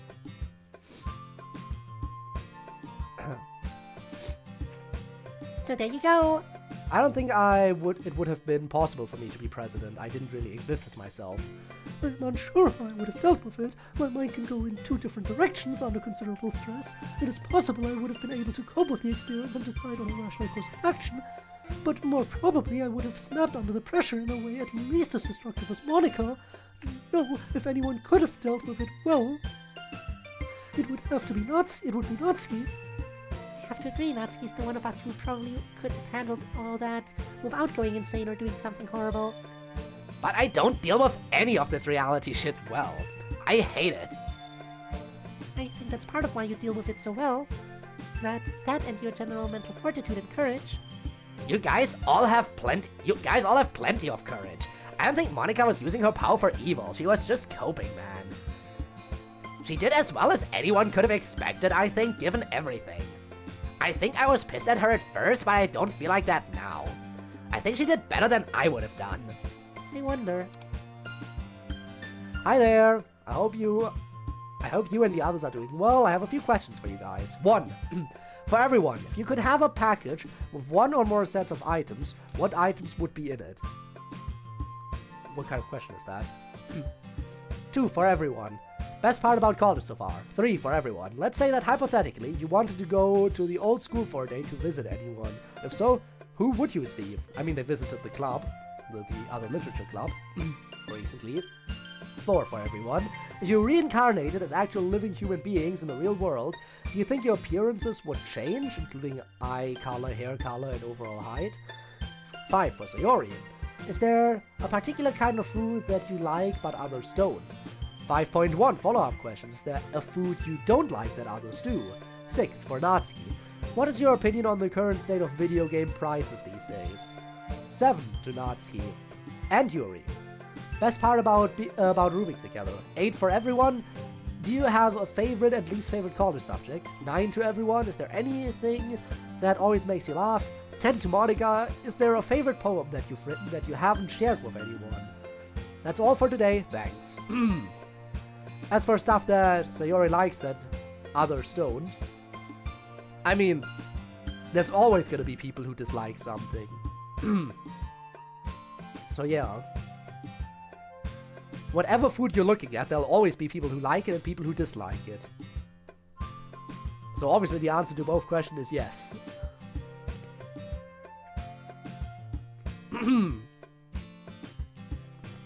Why is my nose? Okay, I'm not sneezing anymore, but now my nose is getting all stuffy again. I hate it when that happens. I see another multi-part email. You head out for the day, have a good rest of the stream. Thank you again so much for being here and for the sub and the gift subs and everything. And Sid, you're such an amazing person. I really hope I'll be able to catch your coming streams and not sleep through them. Really, I have really missed your streams as well. And it was very nice to see you again. First few questions we can do pretty quickly, I think. A package with items is pretty broad, though. Bye, Sid. Have a great day. Like, wouldn't we just wish for a bunch of money or fabulous items that could not otherwise exist? Failure of imagination, Monica. Death ray for me, easy. Knives. MC! You already have MC. I guess a new clean set of burners for my classroom. A bunch of cookies that I could share with Sayori. Okay then, the best part of college for me has been the novel challenges and experiences. I have had to think a lot differently. Living with Yuri, which I will now continue to do indefinitely. Indeed, living with Natsuki has been the best part. I like the freedom and independence, getting to make my own decisions. That part was definitely a close second for me. Well, MC has been great, but I already had MC, as Miss Ida said. The best new thing for me has been Ayami. Ah, that's sweet. Who would we visit at the old school? Besides Miss Ida Oria, I guess. I was going to say Mina, but then I remembered she's not there anymore. I guess Jury at the new literature club. She seemed very interesting when we visited, but I was kind of out of it. I really liked meeting Kazue, so her. Feeling like everyone I know graduated last year, I'm not sure who I'd visit. Ikuko, obviously for me. Besides people you already know, I too do not have any great ideas. I'm already at the high school. Finally, how do we think our appearance would change in the Melos world? I guess my hair would probably not be as long, but otherwise I'd be the same. I suppose my hair would probably be black, but I'd try to keep it the same length. I would wonder what my eye color would be, perhaps a dark gray. Man, I can't think of myself as not having pink hair or eyes. Fuck that. If I got out there, I would dye my hair pink and wear pink contacts. I will remain Natsuki. I probably wouldn't look too different other than the eyes. I just have brown eyes. And I think I'd look basically the same. Same here, I hope. All my attributes are basically possible in the real world. Okay, let's get into some specific questions, starting with if Sayori has a food she likes that others don't. Oh yeah, there are a lot. I guess there are a lot that I can tolerate that other people can't. Probably the most famous one is like organ meats and other weird part of the animal meats, like head meat.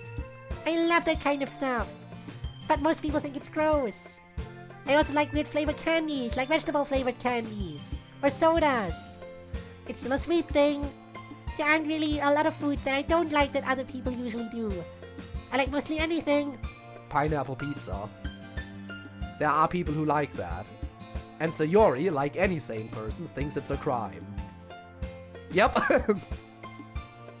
Good. Except pineapple pizza. Okay, Natsuki, your turn. I guess we're kind of in a best of times, worst of times scenario. Obviously, I knew. Again, because Sayori is sane. She knows what kind of food would be considered a crime against humanity. Like, yeah, on the one hand, big publishers are starting to think about really high price points. And also we live in the era of launch day DLC and other such bullshit, so that's not great. But on the other hand, we also live in an era where you can get incredible indie games for like less than the cost of lunch. In my view, it's kind of a golden era all in all. There are just so many awesome games all the time. So yeah, very positive on the whole. Babe, what would you say is the best part about living together? The intimacy, which to be sure most certainly includes the sex, but is not limited to it. I also meant intimacy such as seeing your partner in quiet moments you would not otherwise see, watching her write poems, watching her study, having her there as I brush my teeth. These are all other valuable intimacies that make me feel that we have led one joint life. Yeah, that's kind of it. She put it a lot better than I ever could. Alright, least and most favorite college subjects. I do not like sociology, and I do like political science. Least is math, most is literature. Hate science, love history. Hate science? Whoa, careful, Miss Ida's still in the call. I also hate math, but my favorite is history along with Natsuki. I do not particularly dislike any subject, but my favorite is science. Anything that always makes you laugh, I can't really think of anything. Yeah, cause you don't laugh, like, at all very often, except to do your little, to do your ahaha, which is not sincere. For me, having to do it to him always makes me laugh. Like, you know I had to do it to him, absolute gold. Natsuki makes me laugh. Yuri doesn't make me laugh, but when she tells a bad joke and Natsuki gets upset, that makes me laugh.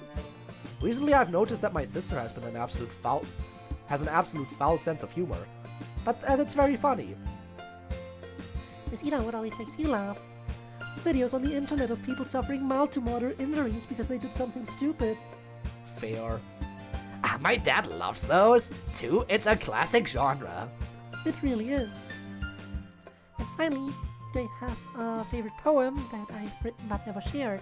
Yes, but I'm not sharing it, including here. So on to the next question. Thanks for the email. Hi! Been a while since I've emailed, but I have an insane brain rot right now and the urge to ask the Dokis about it. Have any of you listened to Epic the Musical? What are your thoughts and favorite songs from it? Jody. Hello again, Jody. Yes, I'm a fan of Epic the Musical, and I think Natsuki and Yuri have both seen it as well. Yeah, Yuri was into it first, and then she got me into it. I liked it okay, the Odyssey never really appealed to me much, but the songs are really catchy. My favorite song from it is actually Odysseus, the one where he comes back and kills everyone. That's awesome. I'm generally a fan of legendary and mythology. As you know, and I found Epic to be a wonderful retelling. I'm not very fit to judge the quality of the music, but I did enjoy it. It would be hard for me to say which song was my favorite, I think. Perhaps it would be The Underworld. The Odyssey is one of my absolute favorite stories from the Western classics. Odysseus himself is kind of one of my personal hero figures, so I really like the musical. My favorite song from it is Warrior of the Mind, and also God games because it's kind of related. Thanks for your email again, Jody. Good to hear from you. Hello, Club. Dilhoon here again. Hopefully haven't written you guys in a while, and hopefully I didn't wait too long to send another email, but I would assume you guys have TikTok in the simulation, and in turn, Book Talk? Have never heard of that, so I must ask, have any of you read and hopefully enjoyed anything recommended from the literary side of TikTok? Me personally introduced me to Sarah J. Maas and her works like Throne of Glass, my personal favorite, Court of Thorns and Roses, and Crescent City. Love you guys, hope all goes well in uni. Also, hello DDCM server. I'm kind of the only TikTok user in the club. No, I use it too sometimes. What's the question? Dang, didn't realize you were so hip of the kids, Teach. Question is whether we've gotten any good recommendations from Book Talk type content, I guess. For me, I've gone through there now and again. I've seen Yuri reading stuff that Book Talk is super high on, like the CodeErr series and The Secret History. But Yuri doesn't read that stuff because of TikTok, trust me. The only recommendation I've ever really picked up from it is A Good Girl's Guide to Murder, which I really liked. What about you, Teach? I actually heard about lessons in chemistry from TikTok, which I had obvious reasons to be interested in. It's about a woman in the 1960s who has to quit her chemistry career path to do a cooking show on TV instead. But she uses the cooking show to teach women about chemistry. Lots of good lessons about both science and feminism. I really liked it. Sounds awesome. Thanks, Daloon. The next one is actually also from Daloon. Hello again from Dilhoon Club. I was curious how you all might feel about some of my favorite bands. Sayori, do you like Spirit Box, Natsuki? Do you like 21 Pilots, Yuri? I don't know if you would, kind of a toss-up. But how do you feel about Sleep Token? Monica, I think you would, but do you like the Mountain Goats? And last but not least, MC, my dude, I think you would fuck with Field Medic. Oh, music question. Yeah, I know Spirit Box. My favorite by them is Yellow Jacket. I really like how the singers sing in Spirit Box. You've got the wrong club members. Member for 21 Pilots, dude. Sorry. They're just mid to me. MC's the 21 Pilots lover. I am. I know they're two of the big singles, but Ride and Stressed Out are just great songs. Really, I love the whole Blurry Face album. I've never heard of Field Medic, but I'll check it out. It is rare for modern music, especially rock music, to appeal to me. I confess I have never heard of Sleep Token. However, the summary I've read suggests a bold and broad genre-defying artistic vision, and that suggests that I could perhaps find them appealing. I too will make inquiries. I do already know and appreciate the Mountain Goats. American folk music has always attracted me. Its plaintive, rustic emotion really appeals to me, and the Mountain Goats will go and do something like make a Moon Colony bloodbath, which I really enjoyed, so it's folk still, but not completely. Let me die surrounded by machines. Anyway, thanks for the musical recommendations. Eric! Hi there, it's me, Eric M., creator of FNF CodeMix, FNF Seaside, and a lot of FNF-related projects. Oh boy, it's Eric time.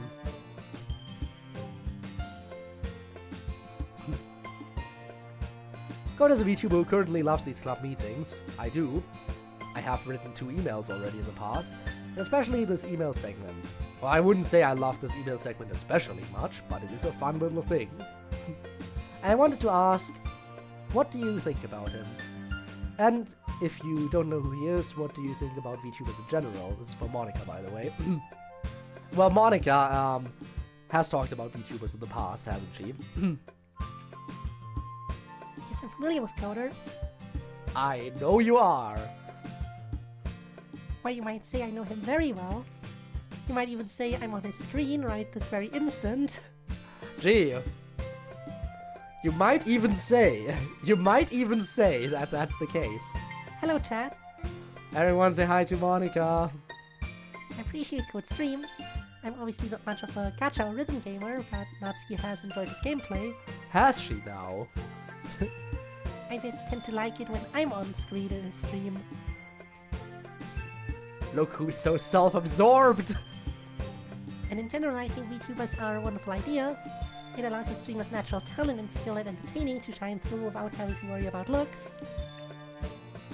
So I think it's a great equalizer. Plus there are pleasing concepts of having a two-dimensional avatar that you can understand would appeal to me. So yeah, I'm all for VTubing. We have time for one more, I think. These have been fairly quick. Incidentally, if you don't see your email in here and are waiting, don't worry. We're still going to do a big mailbag later on sometime where we answer almost everyone's. So stay patient. Anyway, the last one for now. Bye, Eric.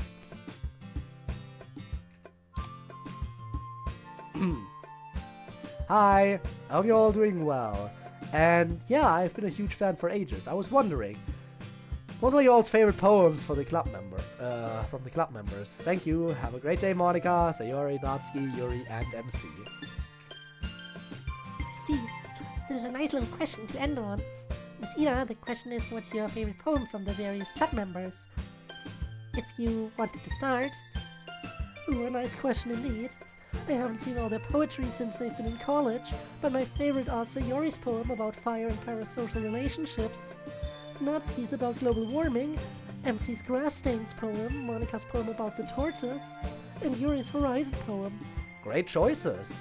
I agree that my favorite poem of mine is Grass Stains. Favorite Yuri poem is The Stranger. Oh, I did not think anyone else really appreciated that poem. I think I appreciate it more than you know. Favorite Monica poem is Shooting the Messenger, her painkiller poem from earlier this week.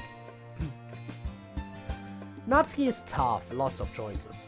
I think I'm gonna give it to Objectify, her poem about an old broken down wooden stool. Loved that one, very inspiring. And then Who Boy, Sayori is the hardest of all. She has so much sweet poetry. I think my favorite is Twins, the one about her pet cat she used to have. That one gets me every time. Aw, my favorite MC poem is Entranced, the haiku he wrote about me. For Monica, I think it's Perfect Circle. That one's so pretty and it really gets across how Monica feels and dreams. Maybe it's silly, but I really love Natsuki's poem about the moon, Total Victory. It's so silly, it's incredible. My favorite Yuri poem is the one she wrote a long time ago, When I Look Up. It was about losing yourself in books. I really appreciate it. And then for me, I don't know. I kind of like Direwolf, which I wrote early on in this year, so I'll go with that. I guess we're on to me. My favorite MC poem is the poem he presented just now, today. That one was remarkable. For Sayori, I agree with Miss Ida. It's a warm poem about parasocial relationships, kind of. For Natsuki, I really like The Prince, which he wrote earlier this year about inevitability of personal change. And for Yuri, my favorite is another one from this past year, The Road, which he wrote about time. And for myself, my favorite is still The Fall of Autumn. It fills me with dread, but that's what I was trying to get across. Natsuki? Man, I have a hard time remembering half these poems. We've written like hundreds and hundreds. Let's start with me, I guess that's easy enough. I gotta say Sayori has excellent taste because my moon poem is definitely my favorite. Favorite Monica poem is Ice, the very first poem she wrote after we started the club again. For Saya, my favorite is Unfinished, the poem she wrote about Monica. MC is tough. I wanna say Darkstar Vixen Champion, which he wrote about me because it's epic. But just based on artistic merit, I think I've gotta give his Ancestors poem the slight edge over his Grass Stains poem. And finally for Yuri, my favorite by her is Alive, which is about us. It makes me feel really special. You make me feel very special as well, beloved. Your favorite poem of mine is also about us. On the bookshelf, a remarkable work. My favorite MC poem is Funnel, about life's narrowing choices. For Sayori, it is You Can Tell the Moon, which was her entry in the week we did moon poems, of course. For myself, it is Majestic Gliding, which I wrote about a giant rain I saw in the aquarium. And similarly for Monica, it is her poem Eldest, which Miss Ida previously noted about the tortoise. And with that, we've finished with emails for now. And for a good long while in general. But we will still answer them in the future, I promise. For now, though, we should start moving. All of us, I believe, are going to KCU for the fencing tournament. Myself, MC, and Natsuki are as competitors, and Sayori and Yuri as spectators. Oh boy, here we go. Big moment. Shame you couldn't be there, Miss Ida. You seemed to enjoy watching fencing the last time around. Oh, yeah, it was fun. But I'm sure you guys will do well. Best of luck, everyone. I'm just gonna be here, cleaning test tubes and stuff. Bye, guys. Bye, Miss Ida.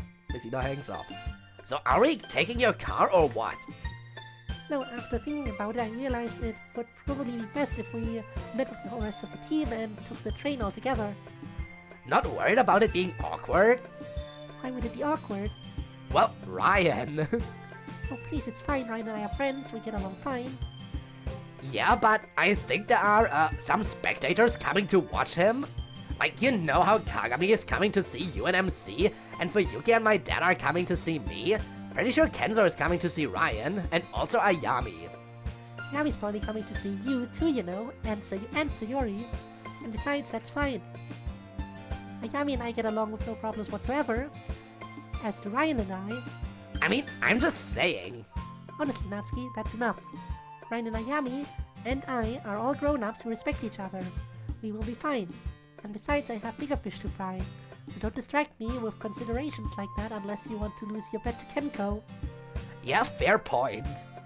One more thing before we go. It's my week to be off the presidency finally. Who's up? Me? But you're taking it back for a little while later, right? Right, as a special case, when it's time. But for now it's you. I move that Natsuki be made acting president of the literature club and I be made acting treasurer. Seconded! Any opposed?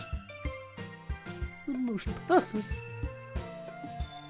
Okay, now let's get going. I can at least drive us to the train station. Oh, I can't wait for the tournament arc. I'm going to try to have fun no matter what. So the spectators are not in uniform, makes sense. Even if my opponent is way better than me. And even if we lose as a school. I keep trying to remind myself that it's just a fun experience anyway. But I really want to win. Yeah, me too.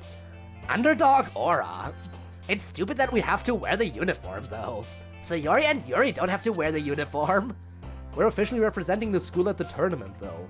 That's the rule. I guess. I just hate having to wear the uniform while traveling around. Reminds me of when I used to have to take the bus all the time. Thank heaven for Monica and her car. Right, Monica? Monica? I was basically just trying to say thanks for all those times you gave me rides back when we were in high school. Oh, of course, it was my pleasure. Someone's a bit distracted. Natsuki turns to the others. Man, she is zoned out. Perhaps she is gathering focus for her bout. I understand her opponent is an exceptionally difficult one. Yeah, that's probably it. She's psyching herself up to face Kenko. Bun, what you thinking? Oh, just... I think Monica's think of anything like that. Perhaps it's related to romance. The squad! The squad is here! Interesting that Kenzo is also wearing the uniform. He's not a competitor. I think I get it now. I kinda know like half the fencing club already, but especially Natsuki. Ayami is going to see Natsuki and Ryan. Kenzo is going to see Ryan also. And Kagami is going to see her brother MC. I'm going to see Monica and Ryan too. Mostly even. It's not just about my brother. Well, I stand corrected. It's good to see you again, by the way, Kenzo. Yeah, you too. Don't really think I've seen you since orientation. I don't really remember your name, sorry. Don't worry about that. You met me a long time ago. It's for Yuki. So, have you been, Kenzo? Anything interesting going on in your life? Well, I've been in college, so that's been pretty fun. I see you haven't changed much. Wait, you're wearing the uniform. You're not fencing in this thing too, are you? No, I just like wearing the uniform, feels right. And also I probably don't have a casual outfit sprite or something. If I had to guess. I see. Ayami, how are you doing? enjoying sitting next to Ryan. I am. I'm trying not to bother him, though. He's focusing. Well, let's give you guys some space then. Can't keep your eyes off her, can't you? That's not what I... Oh, yes, it was. I'm not stupid, Ryan. I know you still think about her all the time. I don't know why my nose is so stuffy now. He's annoying. Very annoying. I don't like it. Not one bit. It's very stupid. It's gonna make it harder to keep the voices up. Do I not have any tissues nearby?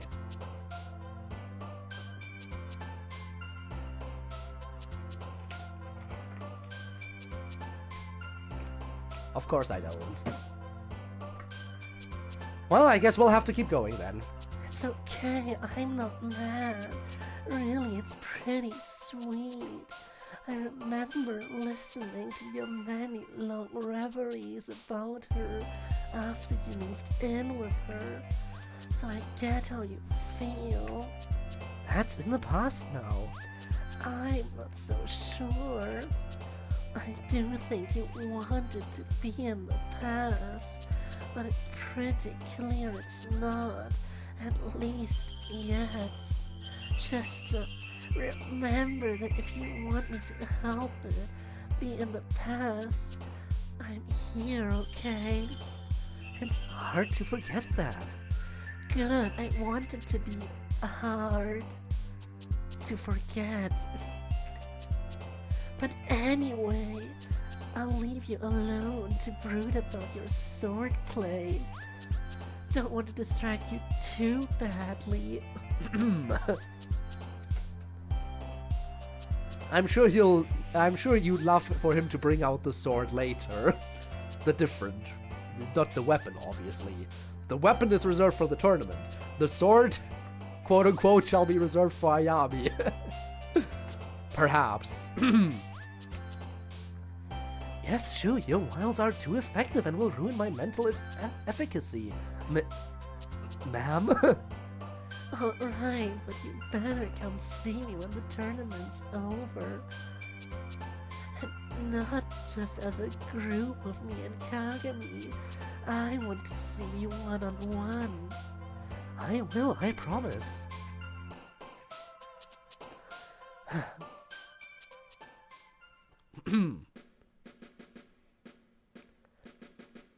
New background too at the different school.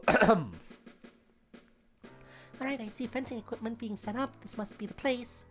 I don't see Kenko. Any of you guys see Kenko? Nah. Well, the spectators should probably head up to the stands so that they're not in the way. Time for the fences to assemble. Monica turns to the full fencing club. Okay, everyone. At this point, you're not fencing. If you're not fencing, you should probably head on up to the stands. So, this is the time to do your last well wishes to the fencers before the tournament starts. After that, fencers come up and meet with me, and we'll huddle for the last thoughts before we begin bouts. First bout is in 25 minutes. You know what? Screw it. Give me 1 second. I'm gonna try to see if I have some tissues somewhere nearby.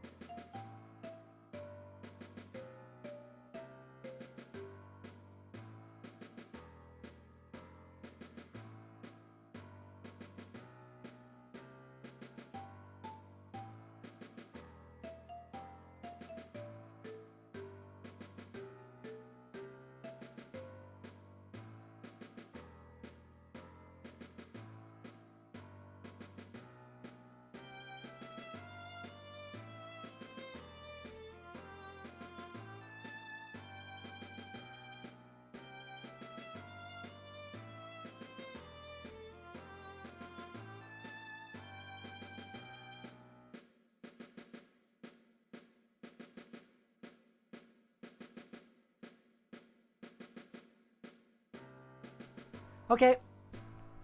My nose feels much better now. But I did, man. Have you... I assume some of you have done it before, but, have you blown your nose so hard that you went lightheaded? Because that's what just happened to me. Professional over here. Blowing your nose so hard you go lightheaded. And start to bleed a little bit. Apparently. Yep, nope. Yeah, no, that's, but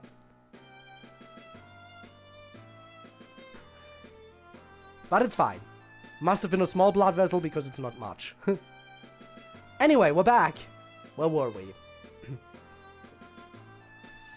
I can breathe again. Good luck, Ryan. Can't wait to see you fence. Yeah, and you better win. Don't bring shame upon the friend group. I wouldn't dream of it. You've got this, man. Kick ass for us out there. I will. Just be safe out there. Don't hurt yourself.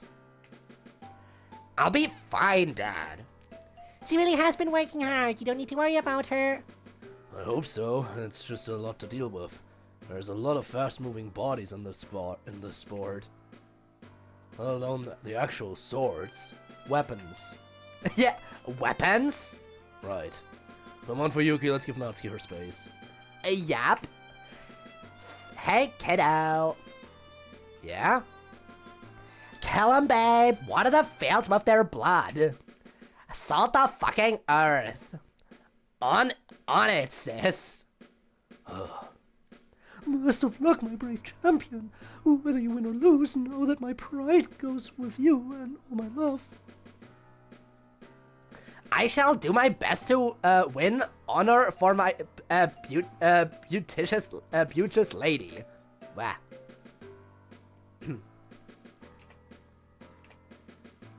You guys better win this tournament. I'm sure you won't let me hear the end of it if we don't. Just, if we lose, be sure to blame Monica at least as much, okay?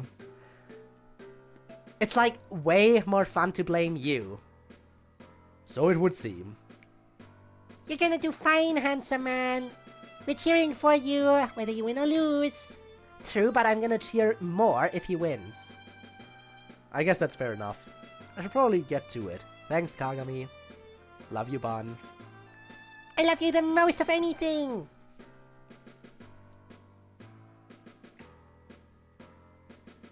Monica's quietly standing with her eyes closed, breathing deliberately. Well, everyone looks like they're just about done with their well wishes. Guess it's time to... Hey! Huh? Who's... Sorry, it's just me. Didn't mean to disturb your concentration. You didn't. It's nice to see you before everything starts. Feeling confident? I wish I could say I was, but I got started learning later than everyone else. And these people were fencing against our out of our league. I'm not sure I'm going to be able to have much chance of putting up a win for us. Don't talk like that. You studied seriously and worked extremely hard. You're a very strong fencer, and I'm really proud of your progress. And I'd say you're a competitive match for everyone here. Well, not you or Kenko. Hey, you scored twice on me the other day. And besides, you're not fencing me or Kenko. You can beat the person you're going to go against. I wish I could trust myself to prove you right. Then trust me as your coach. I know you can do this. I've trained you for it. You are going to win.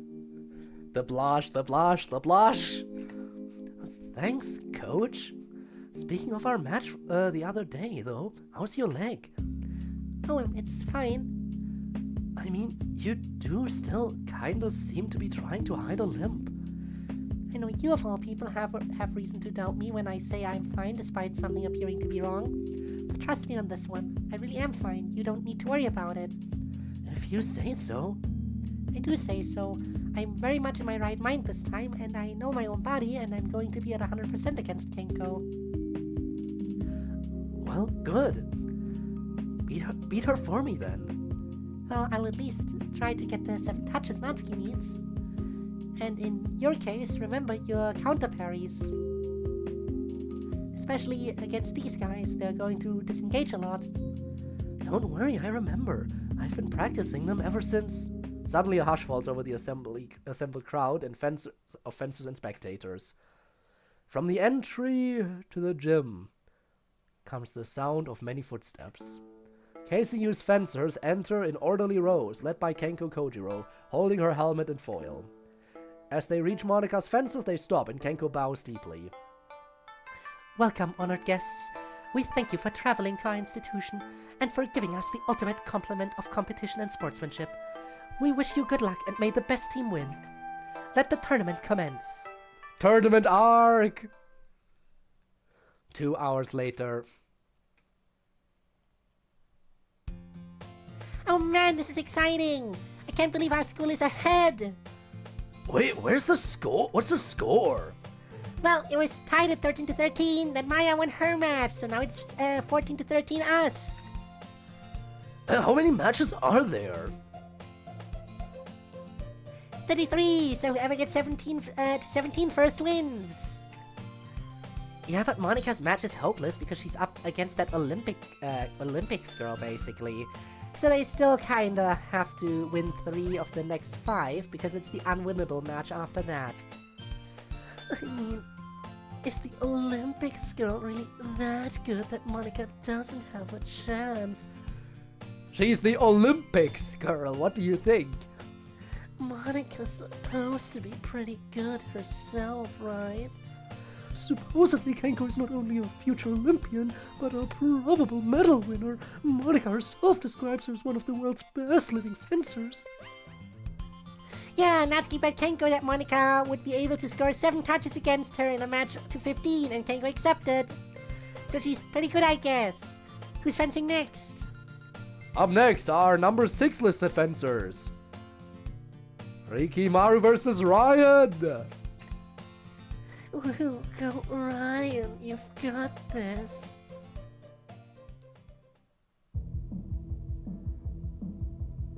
But back to a boss battle over here. The boss battle commences.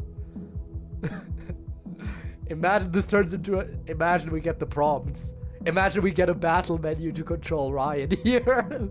like it's just another baking with Natsuki. Okay, breathe. Concentrate. This is no different from any of the other bouts. You've just never fenced this guy before. Going to have to scout him out. He's a little shorter reach than you. Hey. Analyzing your opponent? Yeah. Shorter reach. I should play aggressive, but not non-committal as non-committal as possible. Gonna try for a lot of cheap distance hits. Might work if his footwork's poor. But think about Natsuki. She's got very short reach, but she compensates for it by being really good at other things. This guy might have worked hard on his footwork to avoid distance hits. That's true. My footwork's not bad either, though. Maybe just a variety of long-range attacks, different ones, one after another. Keep him guessing. Overwhelm him with tactical flexibility. Seems like you don't really need any advice from me. I just wanted to say you've got this. I believe in you, Ryan. Thanks, miss. Ooh, okay. Calm the heart rate. Here goes nothing. You might have just made him more nervous. But it works! And Ryan wins the match, 15-9. And with that, our score is now 15-13 in favor of the visitors. We need 2 more wins. And you know what? I think MC and Natsuki are still up, so... because otherwise we would have seen them. If those 2 could get a win each, then it's perfect. Then nothing matters anymore. I won! Ryan takes off his helmet and makes a broad, sweeping salute to his opponent, accompanied by a deep bow before shaking hands. Great bout, Ryan. It didn't feel as close as the score. It really felt like you were just better than him. That's because he was just better than him. Really impressive, man. You've gotten so good so fast. We might just have the upset in the bag for this tournament. We just need to win 2 more. Mariko and Zimi are killers. Yeah, but they're not important enough to have sprites. So can they really be that good? And me and MC alone can lock it down. Well, we'll see. I certainly hope so. I'm going to go chat with Kenko for a moment. Great job again, Ryan. Thanks, miss. Well, those were some ominous Monica vibes if I've ever felt them. And main cast, Natsuki, how good could they be, exactly? To be fair though, a few of the other characters who aren't main cast have also gotten wins for the team, so, you know. Obviously, otherwise this would be a major loss for our group. Yeah, I wouldn't want to be Kenko right now. I guess at least Kenko is counting on beating Monica, so she has that in her back pocket. You still call her Miss, huh? Yeah, it's a long-standing habit now. I can't really think of her as anything but miss now. Natsuki, I can tell what you're thinking. Yeah, but I didn't say anything. I need to go start getting changed. I'm up in a few more bouts. Well, one thing's for sure. I really want to fence you again when you get back to our school and to regular club next time. You were amazing. You've got it, brother. And another new background. Kenko is pacing back and forth in the locker room. Everything okay? Monica, all is well. Was there some kind of trouble setting up the next bout? No, everything's fine. Just wanted to drop off a few things and make sure my next couple of fencers were getting ready. Also, I wanted to wish you luck before the time came for our bout. Looks like it might be more important than anticipated coming into it. Yes, your team has been performing above my expectations. I must give you great credit as a teacher. But we shall see. Your lower-level fencers have proven surprisingly strong, but our top-level fencers are very talented, including you. Monica bows. I look forward to our match. No, I must remember Father's words. I do not feel fear, I inspire fear. I am Kenko Kojiro, the Blizzard Blade of Kyushu. Someone's getting nervous? Imagine that! I am the strongest fencer in Japan. My opponent is a mere amateur, and stubborn and injured at that. But why does she feel so unsettlingly villainous? Because it's Monica. It's her thing. It almost feels like she came here just to taunt me for the current state of the tournament. No matter. My team is better. And I am better. I am the hero to match your villain, Monica. You think you can be enough of a hero to match that villain, though? She's evil, Keiko. Evil! Pure evil. Oh, and not a close one there. Shuichi defeats Zemi 15-5, and our home team brings their score back to 14 as the visitors against the visitors 15. And another victory for KCU as Kiri beats Mariko 15-11 in a spirited bout. The tournament is all tied up at 15, so it's now a best of 3. The loud cheering from the opposite set of bleachers, packed full of KCU students and family, by contrast to the visitor side bleachers, which begins murmuring. This is much too tense. I'm absolutely going to need a drink after this. Oh, you need a drink after everything. Come on, team. Wrong one. Come on, team, let's get this bread. Lock in, you guys have got this. She's not even on screen. Dang. It turned around so quickly. Yeah, but our team can still bring it back. They just need to win 2 more. Who's fencing next? Up next, our number 3 fencers. It's Natsuki time, baby. From the visitors, Natsuki. Natsuki runs out onto the gym floor with her arms raised. Hell yeah! Let's go! You fucking got this, Natsuki. You got this. Yes! This is my time. My time. And from the home team, Ishigami Saotome. Do we know anything about this one?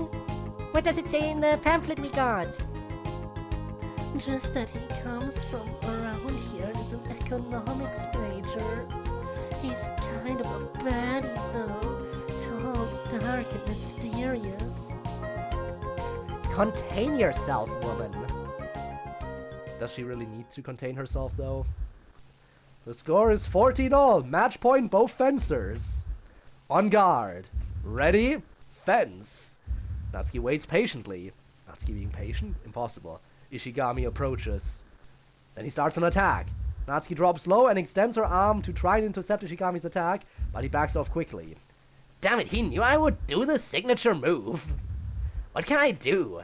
I've used every tricky move and tactic I can think of already. What do I have left?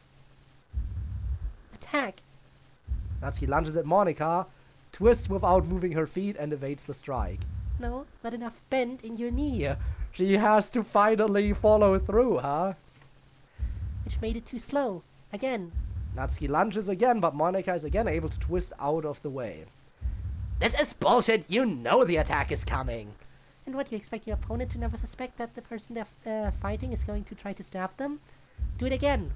Natsuki lunges again, but doesn't hit her. Aim with your arm rather than your fingers. Again. Another miss. Under lunge. Again. Another. Again. Clean it up and hit me. Is it time? Maybe that's it. So many regular basic lunges. Monika made me practice them until I was bored to tears. What the hell? I can't think of anything better. Natsuki bounces back and forth on her feet a few times, then cautiously approaches Ishigami. Without warning, she lunges at him. He brings his blade down to parry her. But the parry is too late. Natsuki's blade flashes past and hits Ishigami squarely on the chest. Touch right, 15-14. The visitors win the match. Just one more win. Fuck yeah, that's my girl right there. That is my sister. She did it. She really did it. Are you getting teary-eyed, you big softy? Is the question mark, perhaps? No. They wouldn't bring in the mom too. Especially because they don't get along. Natsuki salutes crisply, then takes her helmet off and shakes hands with Ishigami. Great fight. I really couldn't think of anything other than a lunge there. Hey, it worked. That lunge was clean. Great job. You too.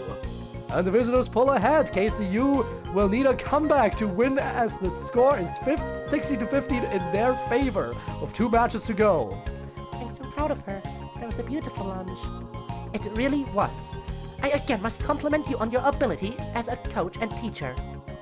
I've done my best. It's been hard to do all on my own. No doubt. Well, MC, you gotta win this. As the best fencer other than Monika. MC's up next, right? Yeah, I can't wait. He's so handsome when he's fencing. You think he's handsome all the time. You should hear the things you say about him in your sleep. Downright sultry. This is my brother we're talking about. I mean, he is pretty handsome. What? Indeed. Why did everyone go silent at that? It's true.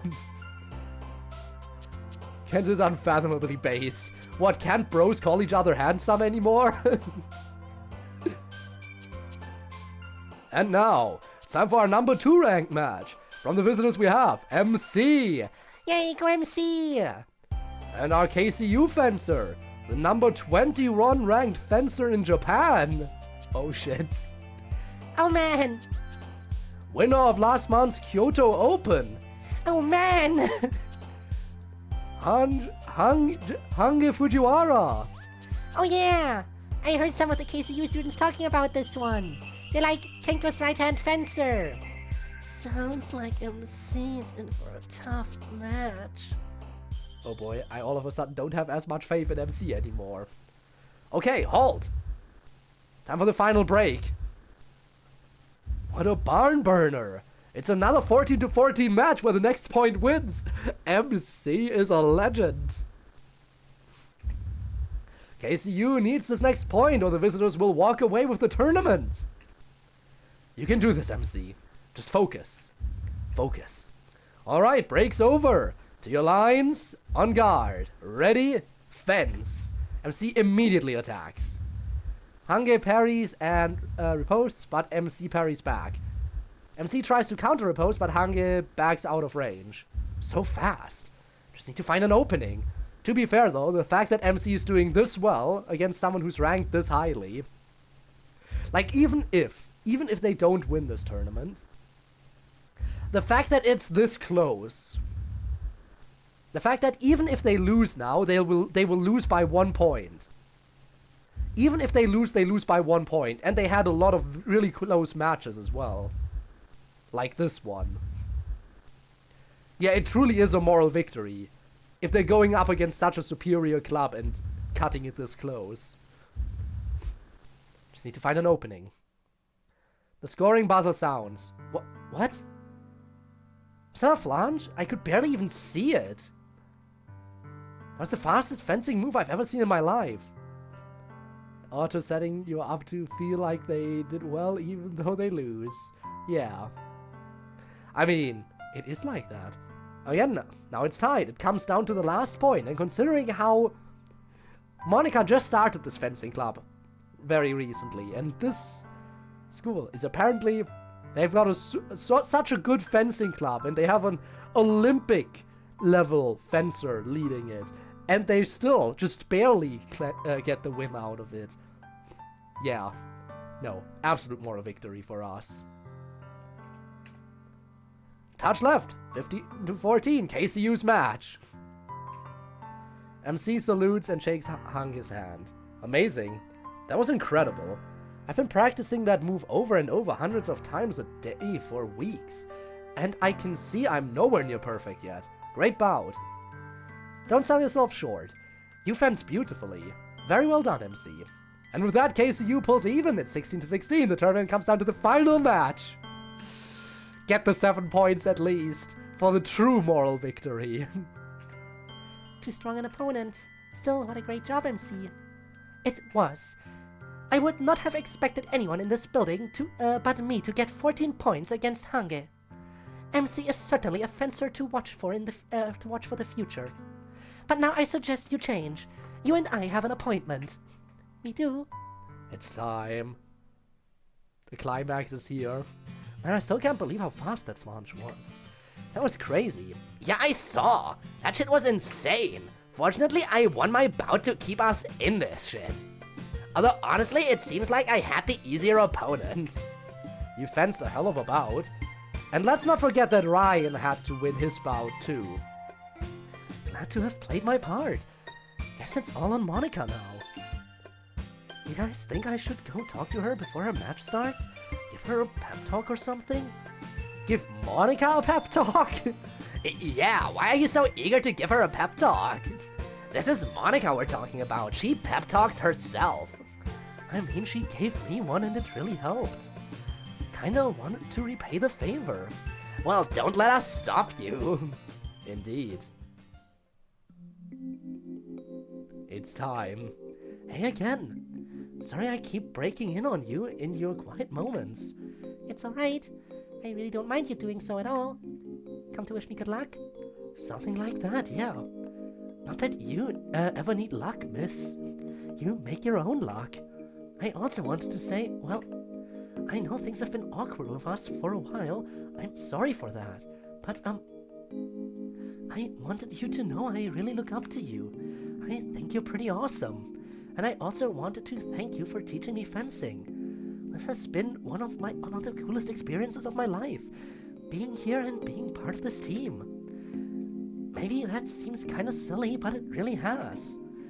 You're a real awesome person. And I have so much to thank you for. And I just know that you're gonna thrash Kenko into the ground. So go win it for us. I'll do my best.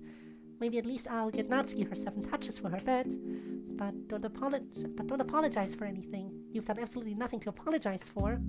I'm the one who's been ill-tempered and broken down to the point of you having to take me to the hospital. I've been much more of a problem for you than you have for me, I'd like you to know. I know I can be a pretty awful person sometimes. Monica, you literally gave me a place to live.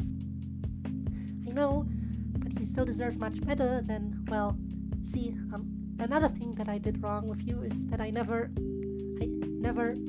Yes? You never? Go on, Monica. Tell him. Be straightforward, be open and honest. You never what?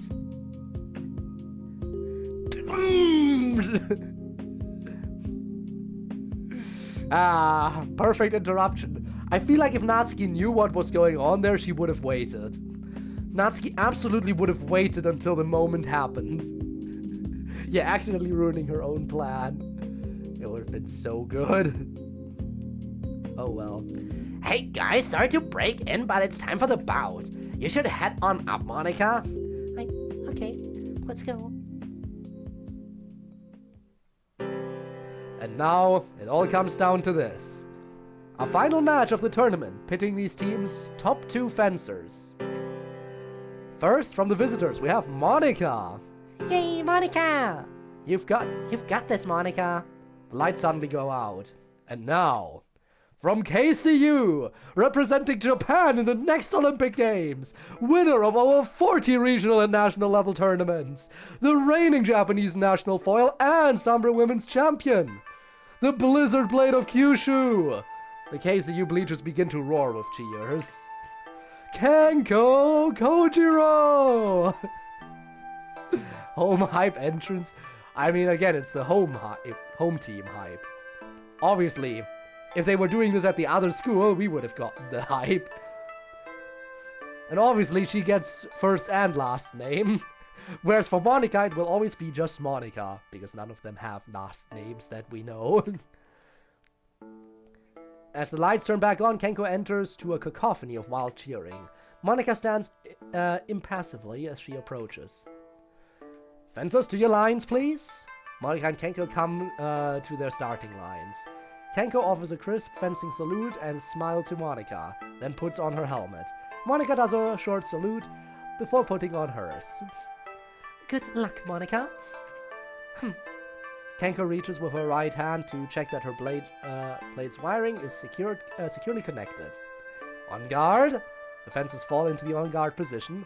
Ready? Fence! There's a hush, and the only sound is Kenko methodically moving forward at Monica. Then, with lightning fast speed, she suddenly triples her pace. Monica tries to back up, but hobbles on her left leg. So much for her being okay. Kenko closes the distance and attacks, scoring easily before Monica reacts at all. The KCU crowd cheers. Monica's problem is, again, we know this, Monica is all about reacting as well to her opponent. And right now, she can't react as well. Because, yeah. Backing away, and then you move, and then ouchie. Well, to be fair, it's Monica's own fault for continuing her bout when she was already injured, just probably making things worse. Touch right, 1-0 Kenko. On guard, ready, fence. Kenko again closes the distance, and on reaching attack range, accelerates so fast that Monica's limping footwork does not keep up, allowing her to hit Monica easily. Touch right, 2-0 Kenko. This is hardly sporting. On guard, ready, fence. Kenko again approaches Monica, but this time she stays at long range. She lunges from extreme range, and Monica has time to parry and repose. Kenko goes to parry the repose, but Monica's blade slips under, and Monica lands a hit. Parry riposte arrives, touch left, 2-1 Kenko. There we go, that's 1 of 7. Progress. It does definitely feel like Kenko changed her approach, because, again, as she said, not very sports-like. So she changed her approach to something Monica could possibly deal with. Which, if that is the case, then respect to her. Well, I shouldn't be handicapping myself anyway. On guard. Ready? Fence! Kenko again approaches Monica first. Back to the boss music. She again accelerates to blinding speed as Monica tries to hobble backwards. But she did the honorable thing, realized that by doing the honorable thing she actually loses, so she immediately goes back into charging at Monica. Oh no, I lost a point. Well, time to go all out again. It was fun while it lasted. She attacks, but Monica suddenly accelerates away with no limp, causing the attack to fall short. Then both of them stab at the other, each landing a hit. Attack right misses, counterattack right arrives over the enemies. Touch left 2-2. And Monica pulled the switcheroo. Monica bends her left leg and appears to be in pain. Are you alright? Yes, fine.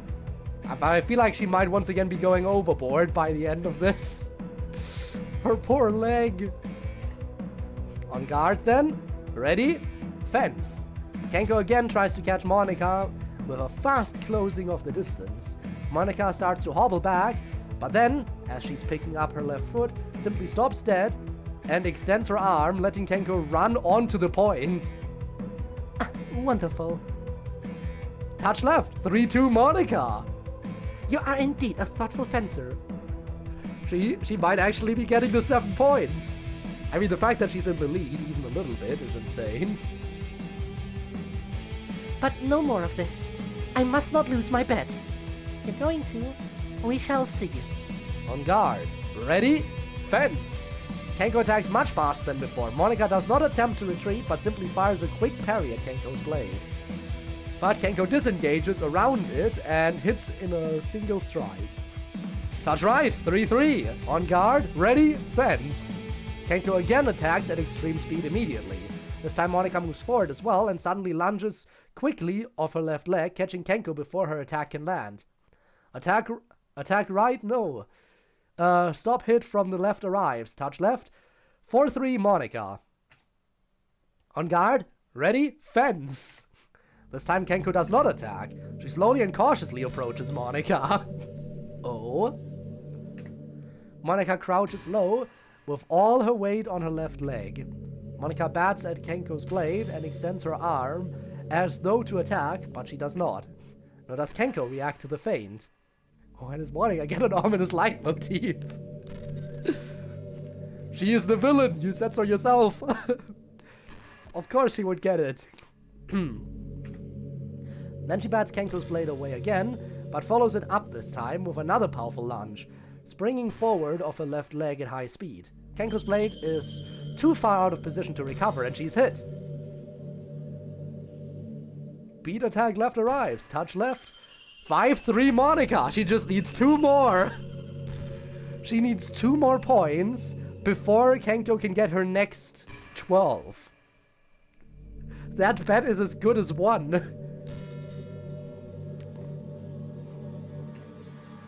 Monica walks back to the starting line with no trace of a limp. On guard. Ready? Fence.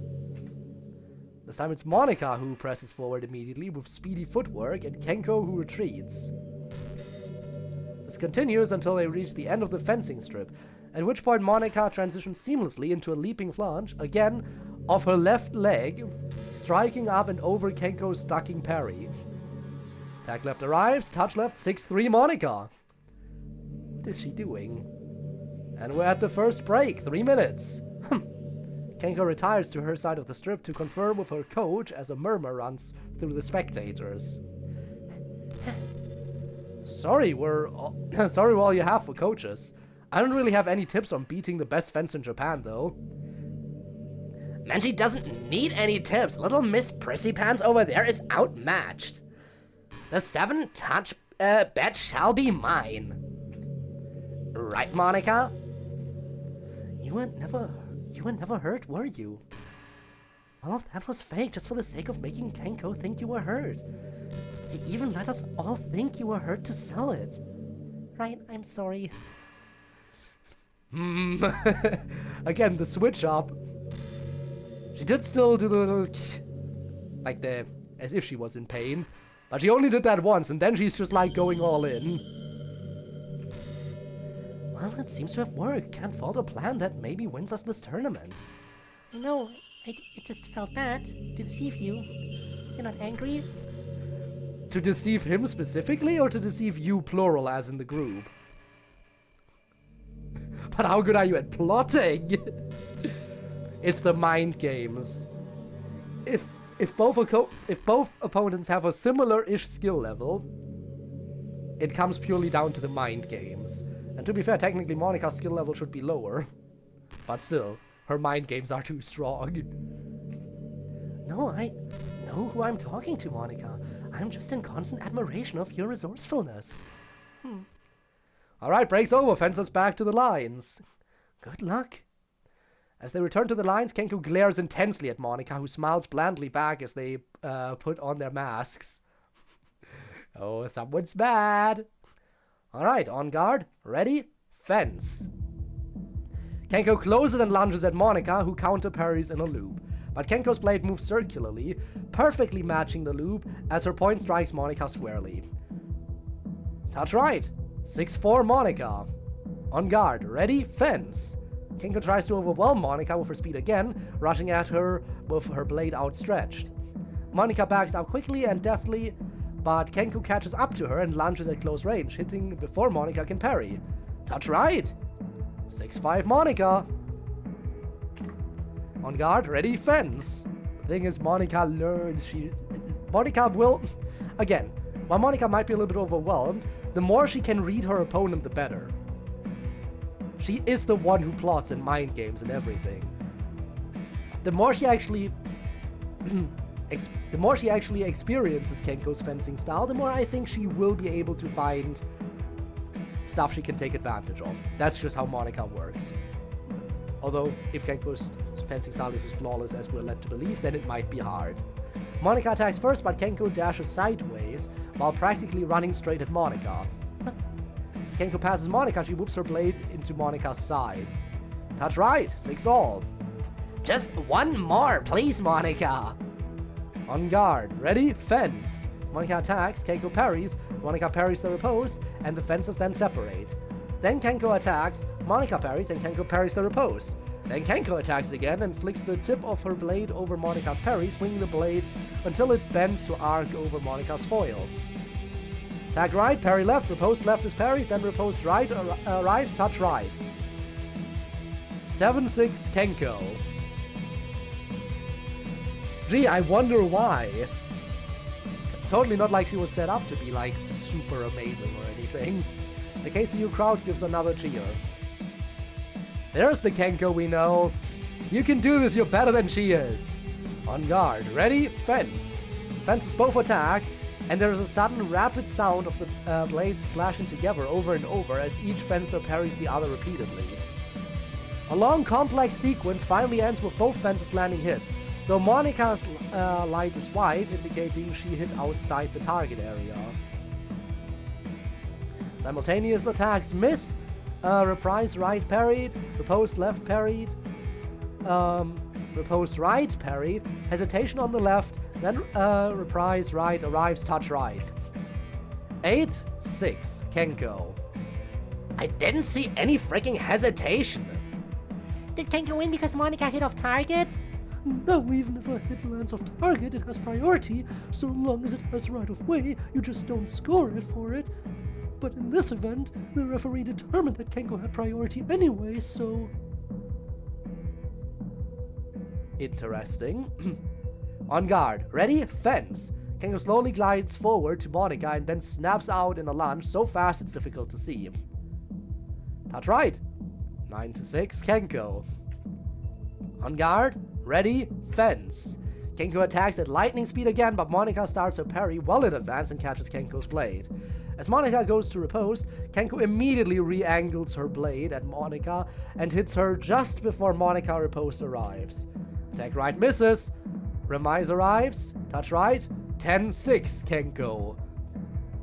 I'm honestly with Natsuki. Come on, it's just one more point. It's so close. Just one. Now prepare yourself. On guard. Ready. Fence. Kenko jumps to the left and forward, then to the right and forward, bouncing towards Monika in a zigzag pattern. Monika alternates her guard left and right, then Kenko somehow plants her foot while in the middle of one of her sideways jumps, launches straight at Monika, striking her head on. Touch right. 11-6 Kenko. Woo! Mofubuki, Gaishi, the Blizzard Reversal. Wow, I guess someone has a signature move. And it's time for our second break. 3 more minutes, ladies. Great job, Kenko. Come on now, Kenko. Don't be cruel to her. Fencing is cruelty. It's not an art about logic or reasoning. This is an art about killing. Also, I can't afford to lose the bet. Kenko looks at Monika before retiring to her coach. Boss, I'm gonna confess I'm getting slightly worried here. You just need one... Natsuki, shut up. She gets so good at aura farming. Annoying. How dare she? Someone take away her aura farming privileges. I don't have time for this. Go to the stands right now. Wait there 2 minutes until Yuri comes to you. Listen very carefully to what she says, then come tell me, okay? Okay. How are you feeling, Monika? Give me a second to catch my breath a little. Yeah, a little frustrated, I confess. I was hoping to get at least 1 or 2 points in that last session, so I could put Natsuki at ease at least. But she's just really damn good. Thankfully, Monika seems to be plotting some more stuff. Much better than me. She's so fast and she comes at you from all directions. It really is like trying to fight off a blizzard. But are you having fun? A lot, actually. This is amazing. I feel like I'm learning more about fencing in the last few minutes than I ever have in my entire life before this. Never not plotting, and Yuri's in on it, apparently. And yet somehow you don't seem very worried for someone who just lost 7 touches in a row. You have more tricks up your sleeve? Monika just smiles. That smile says it all. Should be about time for Natsuki to get back. Damn it, Natsuki, hurry up. Okay. Hurry, I only have a few seconds. Yuri says she always assumes you'll disengage and uses counter parries on you. Just straight attack. And then she says when she attacks you next, use a jump back at the moment she lunges and then attack back at her. She won't expect your speed. Got it. Interesting. Yuri really analyzing the match as best she can from a sideline perspective. Okay, ladies, time's up. Back to your marks. Or did she use her sneak abilities to listen on their strategizing session? Like when she went to her coaches and she sneak up to them and was like listening in on what they're doing and then just, yeah, yes, ultimate sneak. There's nothing about fencing, really, yes. Again, OP abilities. Bring the entire club together. Okay, ladies, time's up. Back to your marks. Monika gets up and goes back to the fencing strip. How does Yuri know so much about fencing to be able to give advice like that? Heck if I know. She doesn't. Alright, let's get ready. Kenko nods at Monika, who remains impassive. They both put on their helmets. Kenko again checks the connection of her wire to a foil, then assumes the on-guard position. On guard. We're entering the next phase! Really making the most out of the boss music you used for Baking with Natsuki 3. I mean, you used it, you might as well reuse it. Ready? Fence! Except this time, it's not a Natsuki versus Monika match where Monika is the opponent. No, Monika joined the good side. Actually, no, she's still the villain. She's still the villain, but still. Begin phase 2. Let's go. Fences close the distance. Yes. The phase 2, you can't. Monika will fully heal to the opponent having scored 0 touches. Alright, the fences close the distance. Kenko attacks straight in at Monika without trying to evade Monika's parry. Monika's parry connects and her riposte flashes out, hitting Kenko. Attack right parried, riposte left arrives. Touch left, 11-7 Kenko! We did it! Fuck yes! Monika, you are forever the GOAT! The GOAT! On guard, ready, fence. Kenko waits at her starting line, not moving. Monika approaches slowly. Then she moves forward quickly into a lunge. Kenko jumps backwards, but Monika has already swung her rear leg up and she lunges again in rapid succession. Attack left misses, reprise arrives, touch left, 11-8 Kenko. Kenko glares at her coaches, then back to Monica. The coaches gave you advice and you fool! Your opponent reads it perfectly. On guard, ready, fence. The two fencers tread back and forth warily, watching each other. Suddenly a loud thump sound comes from the visitors' bleachers. Everyone looks up. When they look down, Monica's point is on Kenko's chest. Wow! Wow! We're using everything against her now. Distractions and all. Touch left, 11-9 Kenko. On guard. Ready? Fence. Monica pressures Kenko and instead of attacking Kenko, stabs at the guard on her foil from a distance, hitting it. Attack left off target. On guard. Ready? Fence. Kenko, she's evil. And we love her for it. We love Monica for her evil nature. Monica again stabs near the handle of Kenko's foil, but misses, and Kenko immediately takes advantage of the miss to attack, hitting Monica. Attack left misses, counter-attack right arrives, touch right, 12-9 Kenko. On guard, ready, fence. Monica once again angles her blade at Kenko's handle and pokes at it. She partially disarranges the wire attaching Kenko's blade to the scoring system, though she does not pull it out. Kenko frantically tries to smooth the wire out with her free hand. Monica lunges and hits Kenko in her free arm. Attack left off target, but foul. Covering the target area would have been a hit. Red card right. 12-10, Kenko. On guard, ready, fence. Monica again pokes her blade near Kenko's foil handle. Kenko pulls it away in disgust. Monica immediately extends and lunges into the hole in Kenko's guard.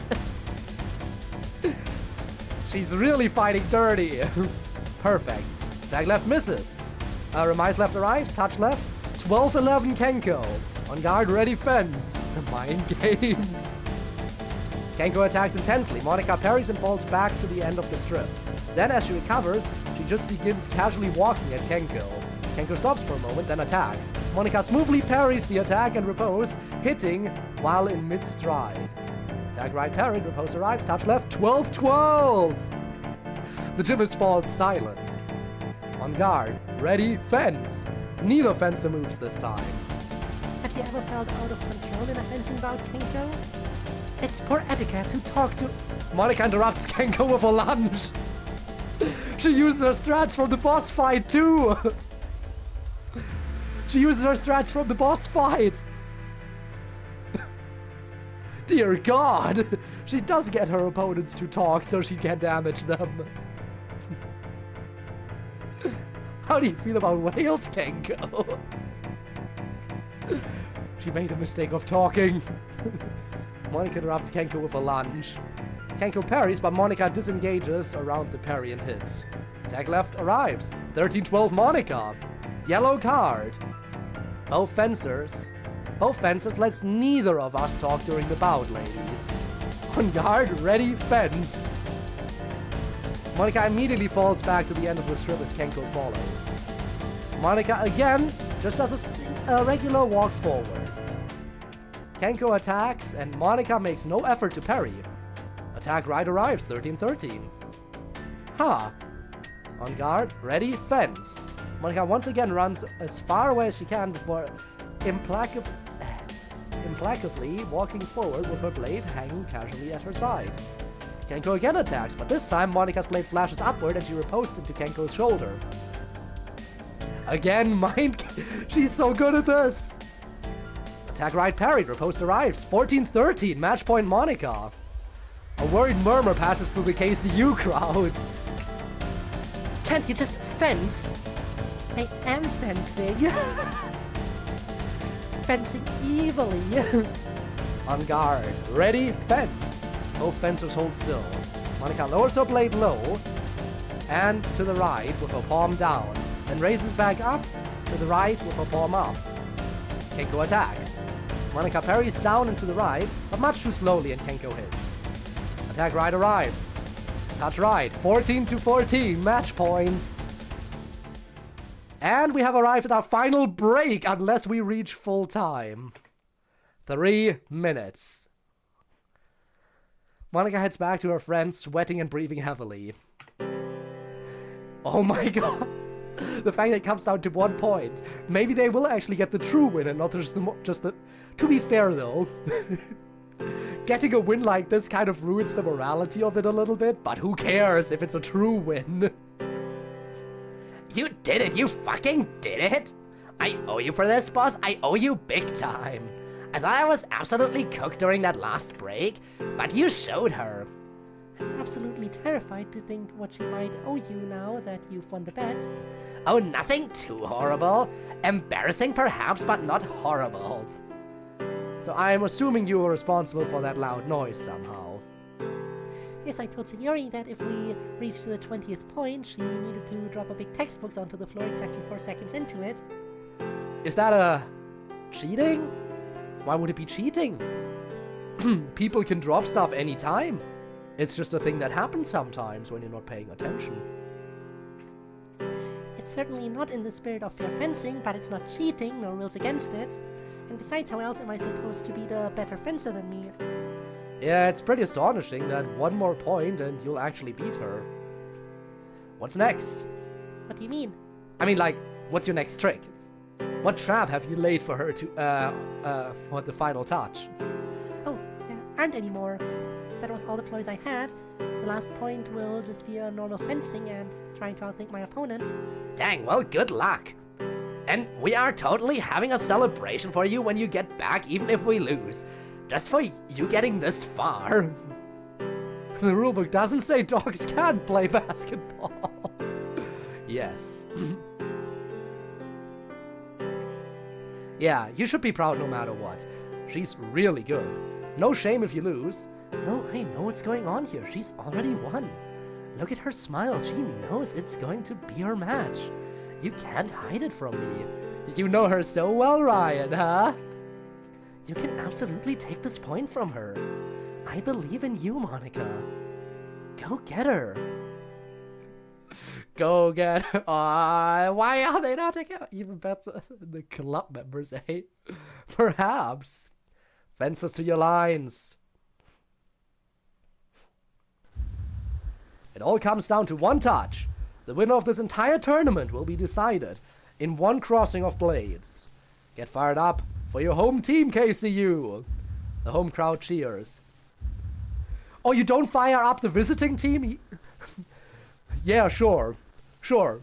You don't give the visiting team their chance to cheer on their fighter. No. On guard. This tournament is mine. You have fenced well, Monica. Good luck. Ready? Fence. Both fences remain still. I am patient. I am patient. Have the ominous evil light motif. Fair enough. Monica again lowers her blade down to the right before bringing it back up. Kenko begins to jump forward again in a zigzag pattern, back and forth, performing her signature attack. Monica remains still. Kenko feints as though to push off mid-jump, but instead lands and attacks suddenly from Monica's right. Monica brings her blade down very fast in an arcing motion down and to the right, catching Kenko's blade while extending her own in the same motion. Tag right parried. Riposte arrives. Touch left. 15-14. Monica's bout. Yay! We did it. Hell yeah! Monica quickly pulls her helmet off, salutes and extends her left arm to Kenko, turning her arm over backwards. Kenko salutes back and reaches her right arm to Monica, accepting the handshake. Well fought, Kenko. I am fairly bested. You're not offended by my unorthodox tactics? I had no chance of beating you through just fencing skill alone, of course. Every defeat is a lesson, I always say. You've given me a very valuable opportunity for improvement and growth. How could I be offended when I will come back stronger? But for now... We win these! It's your match. Let's go! Ah, look at everyone, they're so cute in the background. Also celebrating with Ryan of all people, huh? Interesting. Huh. Big hat and everything. Very incognito with the shades. She's so happy for her, yes. Also our first proper look at Kenko.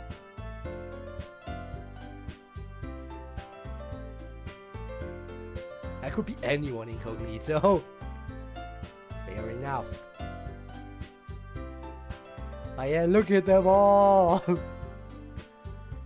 So happy for all of them.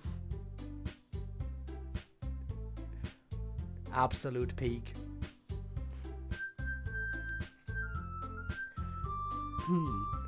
Your winner is Monica. Ryan runs up and raises Monica's arm. The visitors win the tournament. Well fought to both sides. As you exit, please form an orderly line. You did it! You really did it! I knew you would. You did? She knew you would parry Sekon, just like you did with me. Only she expected it to be slower, so she attacked from the side, thinking it was a weakness, when really it's your best parry. You gave away a whole point just to sell her on that. Well, I had a point to give. Hell yeah, Chief! The GOAT, I said it! I will continue saying it. The GOAT! Great... Sorry, switch over to another character with same text box color. A great job, Monica! Woo, Monica! Hurrah! Fencing! Yeah! Fencing, dude! Okay, there, it's done. We should go now. I'm not going anywhere yet. I need to see my daughter. She did so well. I'm family-based, Kenzo. Best boy. Okay, well, you go see her, and I'm gonna go. Fine, fine. I'll call you later. Could be anyone, yes. Well played, Monica. You're brilliant. Okay, everyone, let's get changed and ready to go. So about that bet. Don't worry, I haven't forgotten you. I'll be in the locker room. Can I just come in there? Yeah, it's fine. Everyone's changed and decent. On my way. Hey, Hey, thanks for the confidence boost. you must know I never had a moment's doubt, miss. Ryan, What is it? Oh no! Will she do it right as Ayami comes in? Will she say it right then and there? But she's coming out and saying it. come back and live with me in my house again. In the house again. Oh, what? I mean, but why? Why would you want that? She actually says it! If this is where Ayami comes in and starts hearing this. Ah, the drama. Because I like you. I like you. I have since practically the moment we met, and it broke my heart when you went away. Will you come back? I really want to, Monica. I thought you weren't into me. I was always into you. I just don't do a good job of showing it. Yeah, that seems true. And I like you back, as you know very well. It's just, when I thought you weren't into me, Yeah, she was here. You went on a couple of dates with a girl who assumed things weren't shaking out between you and your old crush. Ayami. It's fine, Ryan. It was just a couple of dates. I know where your heart really lies. At least she's understanding. I mean, she knew from the start she was second choice. So obviously, she must have had at least a feeling that this might happen.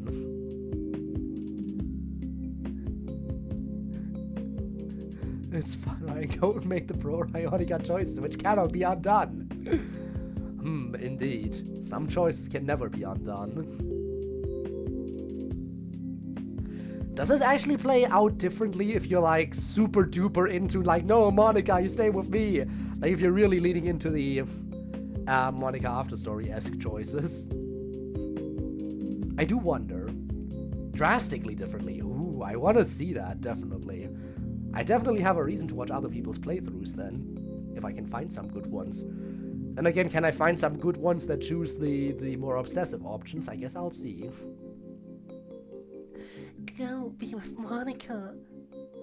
We'll still be friends forever, you, me, and Kagami.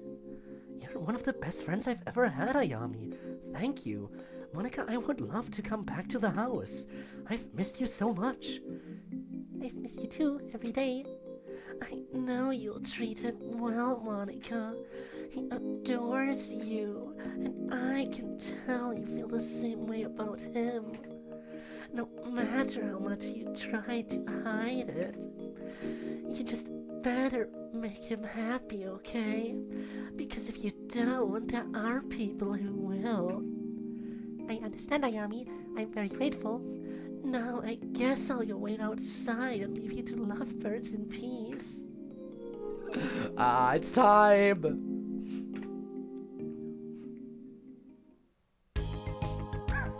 Anyway, back to this group.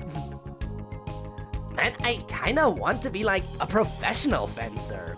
Because that was epic. My clutch victory will be sung of for centuries to come. Maybe let's focus on getting that college degree first. Let her have this, old man. She's been working really hard. Now that's fair, I can definitely see the effort.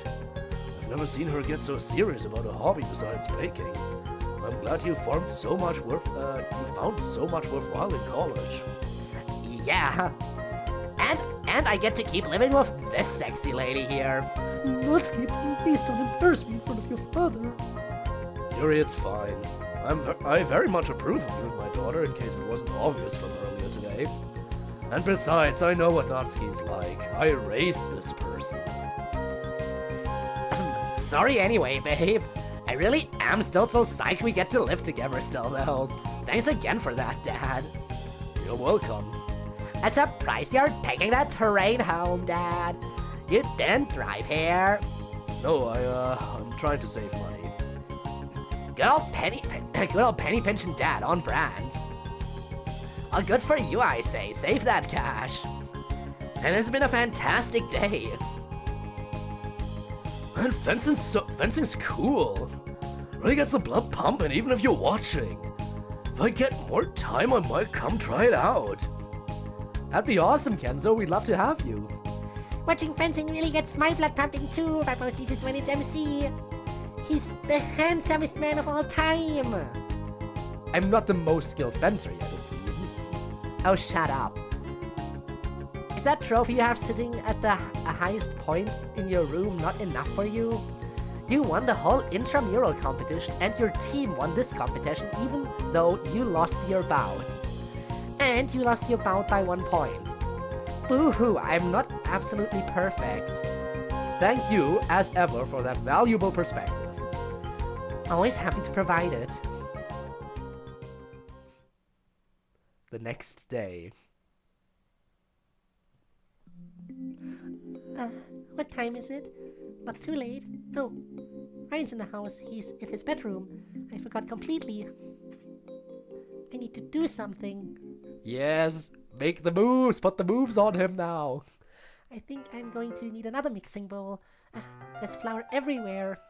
Maybe I should have asked Natsuki for help. But yeah, there's one baking expert. Have you not learned anything from baking with Natsuki? 1 through 3. Should I maybe make another batch? This will be enough, right? Enough for what? Just us two? Yeah, I'm making pancakes. From scratch? That's impressive. Although the kitchen's a huge mess now. I've never seen it look so devastated. Well, I had to figure out how to make pancakes on the spur of the moment. I just woke up and wanted to do something nice for you, and pancakes were the first thing I thought of. Well, that's very sweet. Can I help you? But the whole point of this was for me to do something nice for you. Also, when we say pancakes, are we thinking like the thick American pancakes? are we thinking more so the crepe kind?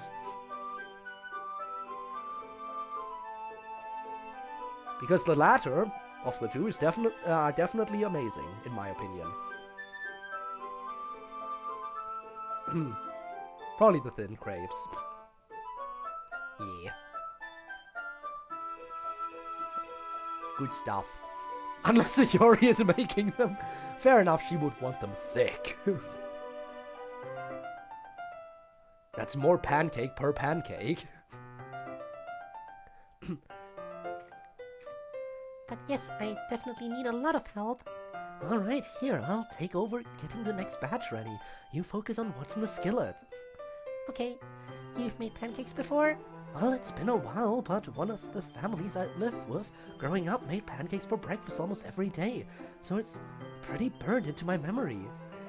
Were they nice? Relatively.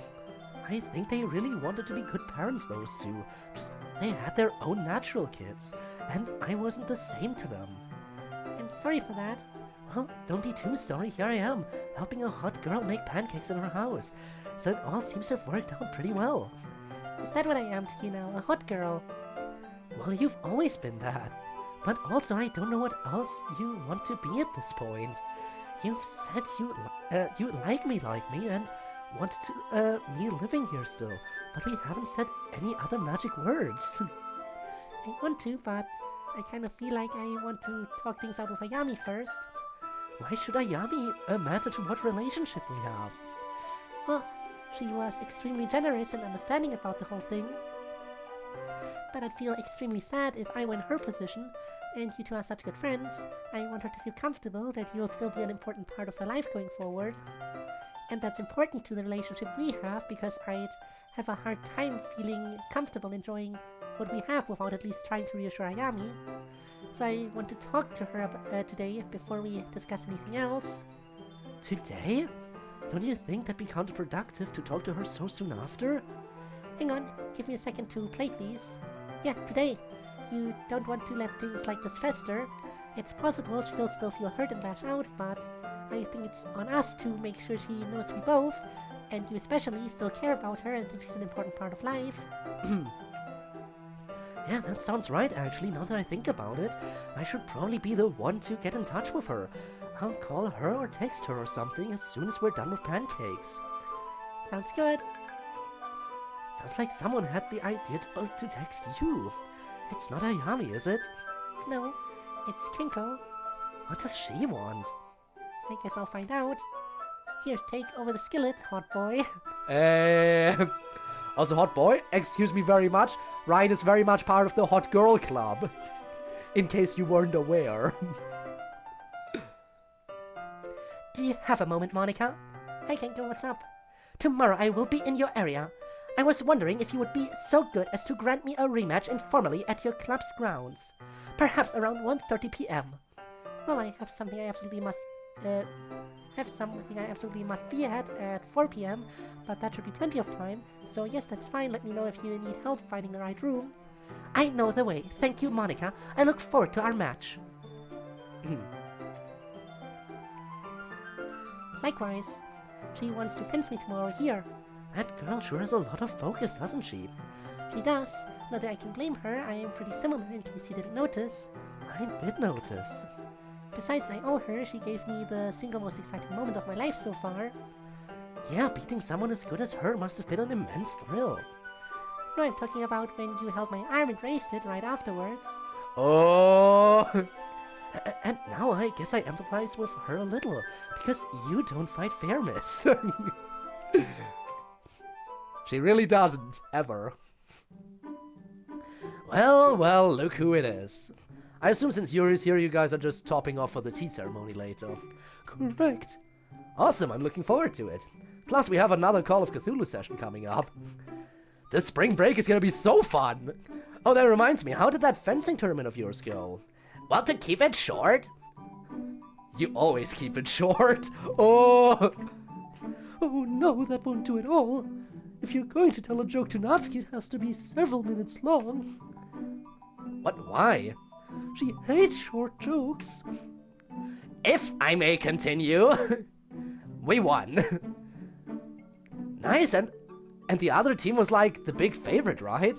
Right. Well, good on you guys then. You really are on a winning streak, especially with getting to live together still. Thank you again for your assistance in that matter. If not for you, I do not know if we would now be separated. Someone else approaches the counter.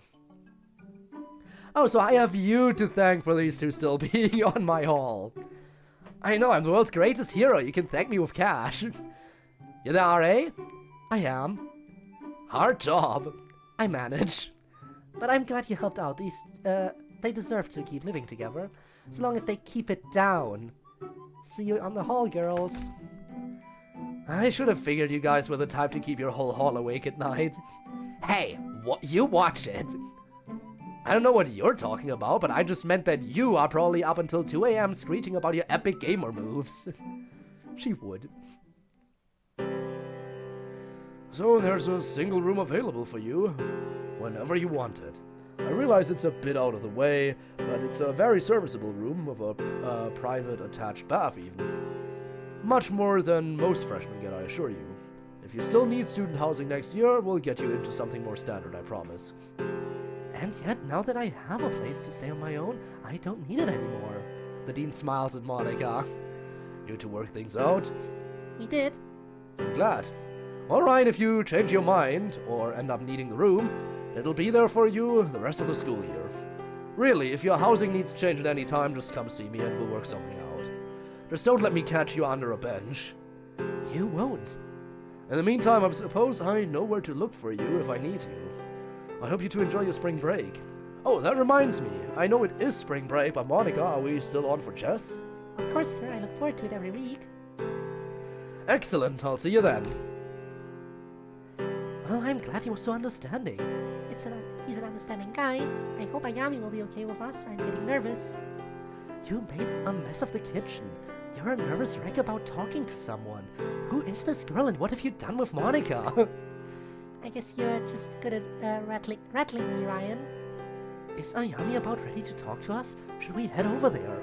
Let me check. And we're cutting away from them again, straight to Ayami. So how are you feeling, Rumi? I'm just fine, Rumi. Why would I feel any different? Oh, you know, the whole thing with Ryan. Based on what you told me, I figured you'd be at least kinda upset about it. No way. It was just a couple of dates. Nothing serious. I'm not so fragile as to have my heart broken by something so trivial. And besides, Kagami and Ryan and I have a friendship pact, and nothing is going to break it. Yeah, nothing better break it. It would hurt you guys if you ever make me choose between you. I would hurt you guys if you ever make you choose between you. Believe me, girlie, I know. Your vengeance would be terrible. Hell yeah, it would. Sayo, I know what that look you were making means. I'm fine, really. I know why you think I'm not. But I love Ryan and Monica as friends. I was rooting for them to get together long before I had any feelings for Ryan. And when I did, it was only because I thought the two of them were done. I'll be just fine. I promise, Rumi. Okay, you can come by. I think he's basically okay with things. Alright. It's time. I guess we just wanted to clear the air a little and make sure everything was alright. And I wanted to apologize again. I wanted you to know that I am sincerely sorry, and I wish I had done something earlier so that all this could have been avoided. I really like you, Ayami. And I like you too. You've been one of the best friends I've had in my whole life.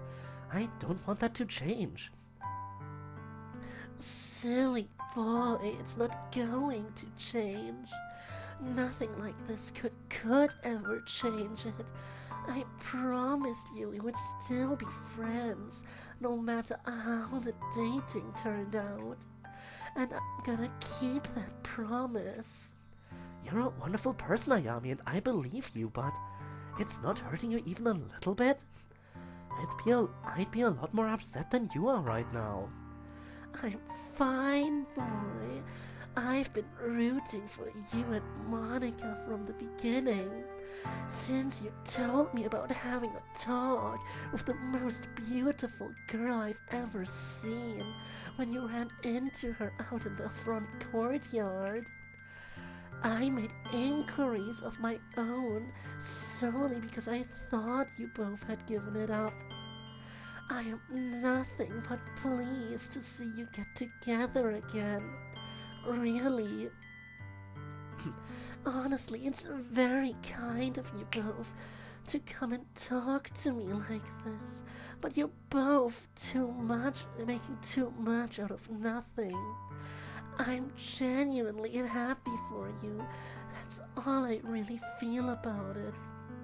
You're so wonderful, Aya. I'm so lucky to have you in my life. I'll always remember how in a strange situation, when I was afraid and unsure of myself, and worried that I'd crash and burn, you lifted me up. You had the courage to reach out and make me your friend, someone you'd never met before. You gave me the confidence and strength to get along at all in college, Aya. In my darkest nights under that bench, I thought to myself, well, at least I have two friends who really care about me. I'm glad I can still think that. You're one of the best people I've ever met in my whole life. Ah, indeed. I can definitely see how they could have worked out. They could have worked out so well together. It's almost hour 4. What a Tuesday night you're having. Yeah, not Thursday, Tuesday. Indeed I am. Bones, welcome in. Thank you for another resub again. 46 months, that's insane. I mean, we've seen even more insane earlier today, which is weird. Honestly, there's so many subs going on today. Including the gift subs and your sub now. That's 6 subscriptions in this stream. How and why? I mean, I know today's stream is special because we're wrapping up a very, very long-running series on the channel. But is there something going on that I should know about? Something else? Old, indeed. Indeed, it's seriously 46 months. That is nothing to scoff at. Far from it.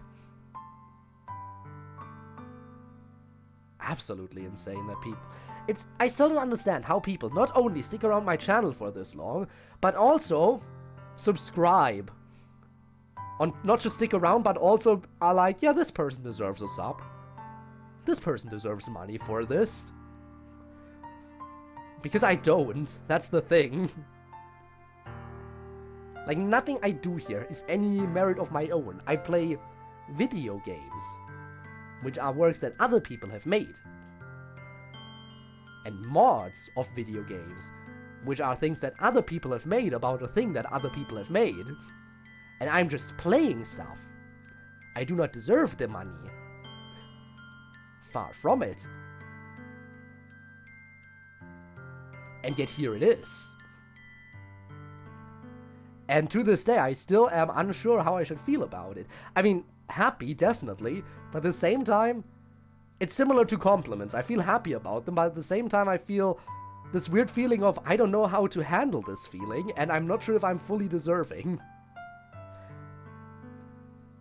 Like, another thing that I've noticed is that we're getting dangerously close to 1.1k at this point, in terms of followers. Which is, again, another thing. I mean, again, the 1k milestone blew me away. Never thought I would reach that. And we're now almost 100 followers past that milestone. And I'm still sitting here like, what makes people decide to watch this? And follow. And maybe even subscribe. I do not understand you people. Like, I've tried. I've tried to watch back one of my VODs. To see what the appeal is.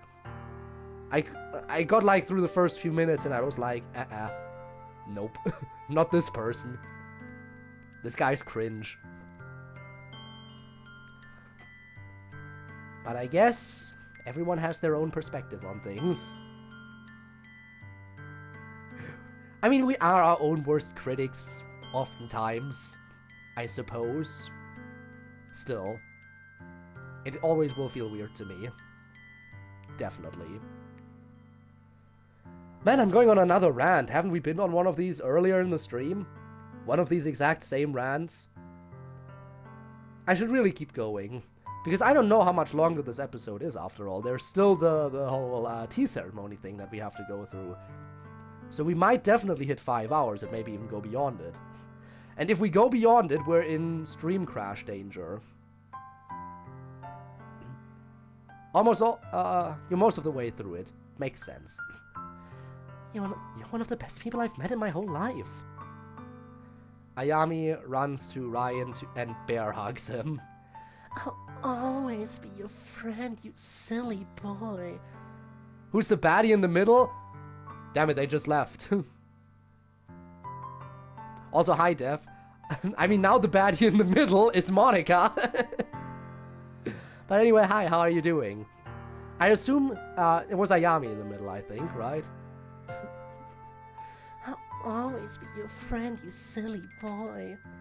There she is again. Ayami returns. Now enough of this mushy stuff. How far have you guys gone, huh? Not too far. It's probably less awkward. If Ryan updates you later when I'm not around. Ah, she wants all the juicy details. I wonder if Ayami will also suggest some positions to Ryan. She knows what's up, you know? She definitely rubbed off on Sayori in some ways. I wonder if she has some advice for Ryan as well. I'm sure she does, I'm sure. She is that kind of friend. The Sayori corruption is terrible. There's no getting back from that now. It will only the corruption will only accelerate the more time they spend rooming. Oh my god. She will corrupt her more and more. Poor sweet innocent Sayori.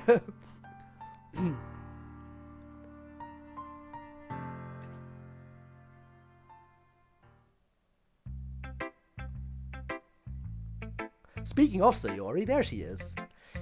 You sure have way words, Ryan. I am for at least passing eloquence. Your eloquence is marvelous. So are you guys dating now? We're gonna talk about it in a little bit. We wanted to chat with Ayami first. Is she gonna be okay, Ryan? Are we all gonna still get to be friends? Yeah, KG, the friendship pact remains intact. We're all going to be fine. Good. Is Ayami doing okay now? She was on the phone with her dad for a long time last night. She usually doesn't do that unless something serious happens. Yeah, I think she's fine, Sayori. We're all gonna be okay. Although I can't imagine calling my dad about romance troubles. Yeah, me either! You don't like to talk to your dad about any of your troubles. You always keep it to positive stuff when I've seen you talk to him. Yeah, that's because he responds to any problems I have like it's a catastrophe, or like I'm probably hiding the worst of it from him. Although I guess in his defense, my parents have been burned before. There's the dark humor. Jesus, Sayori. At least she can joke about her mom burning to death. Wow. Of course she would love it. Holy shit, what the fuck? Sayori, I had no idea you were capable of something like that. That was genius. Yes, Sayori's been always very fond of dark humor, perhaps even humor that is a bit too dark. No such thing. See, that's what I think. And you're exactly right. Who would have thought that these two would be such a combo? Come on, Sayo, let's get Ayami and we can go grab some lunch. And we can leave these two lamos to stare into each other's eyes or whatever the fuck they do. Bye, Monica. You better tell me what happens with you guys. I will. All's well that ends well, I suppose. True. Do you wanna go get lunch together? It's a date. Ah, they're so cute. One day later. You gonna change now or wait for the tea ceremony, babe? No. Yeah, me too. Would you like to help me with the yukata again? Oh, hell yeah. Oh, man. I was so flustered by this the first time I did it. So was I. I'm really glad that I fluster you. I'm also glad that you fluster me. Okay, now you do me. Gladly. Oh, she will gladly do you. But that'll have to be later. You look just as astonishingly beautiful as you did the first time I saw you in it, or as any other time I look at you. Shush. Okay, I need you to stop the banter. Why ever would you need me to stop bantering? I want this tea ceremony to be like a good experience for you. But I like bantering with you. I know, but like it doesn't feel like it quite fits the tea ceremony experience. At least, not in the stuff I've studied. You've studied tea ceremony independently or for my sake. Well, yeah, I want this to go well for you, babe. That's why I got you the extra help for today. Well, I should partially thank Monica for that as well. Yeah. Monica said she was doing something else today, right? Yeah, she's gonna have a casual match against Kenko, she said. She's going to be done in time for the ceremony, right? Yeah, I'll go grab her if she's not back at her house and ready by 3:30. Very well, beloved. I am looking forward to serving you tea today. Yeah. Time for the match? Oh, and look who's here as well, cheering on his girl. Hello again, Monica. Hi, Kenko. Welcome back to our humble club. I thank you for your hospitality. Ryan, I must compliment you on your bout 2 days ago. Monica tells me you only began to fence a few months ago. That's true. Most remarkable. You defeated a fencer of 3 years' experience. Monica must be an excellent coach. I certainly think she is. So you decided to date him after all. How did you know? You are blushing intensely. No, I mean, how did you know that we were maybe going to date before? Oh, that. I must confess that I had you under some observation to try to learn your fencing tendencies. Haha! So she, in no way, again, we saw this happening, but she's just gonna come out and admit it, so now Monica does not need to feel bad for also, you know, not playing perfectly by the rules. And in the course of that observation, it became obvious that you two had romantic tension. Well, in the spirit of fairness, I must confess that I calculated you would be likely to study me in that fashion, which is how I was able to feign an injury. That makes sense. You know, Kenko, I hope you didn't ask for this match because you thought you had anything to prove. You're a far superior fencer to me in every way. The only way I could even make it close was to use a bunch of underhanded trickery. Well, it was a valuable lesson. Trickery is a possible weapon my opponents may choose to employ. And now I have a deeper appreciation for the lengths that may be gone to by those seeking victory over me. I will be a stronger fencer because of it. But also, I suspect you may be a stronger fencer than you give yourself credit for, even without trickery. I'm not here to prove anything to myself. I'm here because I did not get to see the real you. In Ferro Veritas, as we say, but our match was not truly a match. I am curious about your real fencing. Well, I'm ready when you are. Ryan can judge for us. Do you want to use the electronics, or... No, just dry fencing is fine. I acknowledge hits, and I know you will do the same. I will indeed. A fair match. I mean, Monica will lose this one, but I do wonder if she'll at least get a few touches on her. Probably, right? At least like a handful. A few minutes later. Okay, so that was attack right, parry left, riposte is parried, counter riposte is also parried, and then reminds the counter riposte arrives touch right. And that makes it 15-7, Kenko's bout. But she still got the 7 touches even when playing fair. Even when playing entirely fairly, she still got the 7 touches on her. The bet is cemented. Solidly won. Solidly won by Natsuki. Monica and Kenko salute and remove their masks. Well fought, Kenko. You as well. You are a much more capable fencer than you give yourself credit for. I tried fencing against lefties is always a challenge. You do so better than most, and given your team, you are a remarkably skilled coach. If you ever wish to transfer to KCU, you would be very welcome on our team. You are skilled enough to potentially be an Olympian yourself if you were to train intensely.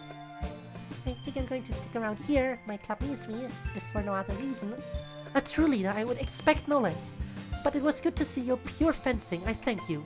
Kenko bows. Monica bows back. Yeah, almost certainly the best fencer I will ever fence against in life. It really is an honor to fight you. Likewise. And it is good to know that I would have lost my bet with Natsuki anyway, even without your scheming. Yeah, what was that bet anyway? Yeah, I'm still curious about that. Also, what would have happened if she won the bet? Also, look at that! He gets the outfit change too! Very nice. I really hope the living room is okay for this. It's not the most formal setting. It'll be fine. It looks formal enough like this, especially with me. Yuri? Why is Yuri talking about Yuri's calligraphy scrolls back there? Something's wrong, I can feel it. Well, I will read it out as it is. It'll be fine. It looks formal enough like this, especially with Yuri's calligraphy scrolls back there. We are cool. It's an interesting choice for a theme. The kanji for closing and the kanji for opening. We're not quite at the end of the school year yet. No, but a lot of things are ending while others are starting nonetheless, don't you think? Especially for this club. I can think of at least one good thing starting. Everyone gets outfits! Look at them all! Look at them all! Amazing! Everyone is here! Oh, well, that's really interesting, Kagami, but you terrify me. Fortunately, I like people who terrify me. And you're Ria, right? Yeah, that's me. I don't think I know you, though. I'm Fayuki, Natsuki's older sister. Oh, it's so great to finally meet you. Natsuki always talks about you all the time. Well, I talk about her all the time, too, so it's only fair. You guys are so close, it's really sweet. Well, let's see, Kagami I know, Fuyuki I know. I don't think I've met you either, Ria. I'm Aoi, I'm a freshman here too. I work at the student union as a cashier, which is... Oh, Aoi's name! We get the name reveal for the cashier. I was wondering why if it's new character, but there we go. I'm Aoi, I'm a freshman here too. I work at the student union as a cashier, which is how most of these people know me. So nice to meet you. All the name reveals, huh? Datsuki, why are you not... How dare you? How dare you show up in casual uniform? Ah yes, Natsuki's father. Well, Natsuki's father, I guess it makes sense that you'd be here too. Taru, right? Yeah, right. Right. Right, yeah. Well, sir, not to be overly picky, but doesn't an event like this call for more traditional wear? Well, to be very picky, shouldn't we all be wearing kimono instead of yukata? Yuri said she didn't want to make everyone go buy a kimono. Very kind of her. But as it happens, I don't even have a yukata. Haven't had one since I was their age. Well, we can't have that.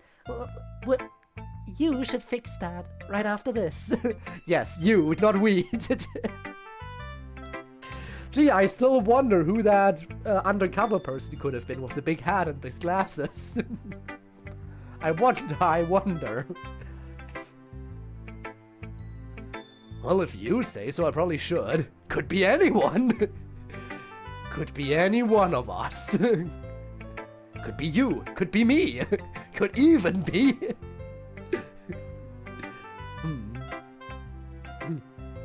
This guy's was perfect, I know.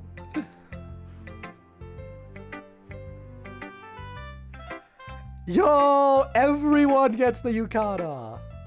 Look at them all. As though Ina isn't pyro. I mean, also true. Very nice. Good God. Hi, Ayami. What is it? I mean, I hope you won't mind my saying so. And you can tell me to stop if you want. But you look unbelievably hot in that. Oh, thanks. Yeah. You actually look really good yourself. I didn't know they made yukata that, short. Well, just so you know, my offer from earlier this year stands, just in case you've grown a little more comfortable with yourself. Oh, I'm sure it does. And it can be twice if you wear that. Okay then. Hey, he's in it. He's in there. Call me after this. I will. Oh, he's getting it tonight. Good for Kenzo and for Ayami. Everyone's having so much fun! Yeah, although I don't really think we've started yet, have we? I mean, from what I read, usually there's a less formal part at the beginning, where some preparatory drinks are offered before the actual serious part begins. They both deserve it, they do. But we haven't been served anything yet. Oh, look who's here. Please enjoy this, Sakurayu. Kenko bows and places a cup of cherry blossom tea in front of MC and Sayori. Was it that simple? Was the bet that she had to serve at the tea ceremony or something? Or just attend the tea ceremony? Yeah, this. And MC, though it is perhaps not in strict keeping with the usage of tea ceremony, allow me to compliment you on your fencing a few days ago. It was only when I saw you fence that I truly appreciated what a formidable team we were up against. That's very kind of you, Kenko, and thanks. But what in the heck are you wearing? I should think it's fairly obvious that it's a maid outfit. Yes! She is doing yes! Let's go! She is the maid for the tea ceremony. I see, Natsuki. Partially probably because Kenko kept going on and on about how she always wears her fencing outfit and nothing else. So having the part of the bet be changing her into another outfit as well. Yeah. Another gay thing. Yeah, it's purely because she seems so stuck up about her outfit. But why? It was probably Natsuki's bet with her. Well, yes and no. Her precise term was that I had to spend a day as her baking thrall.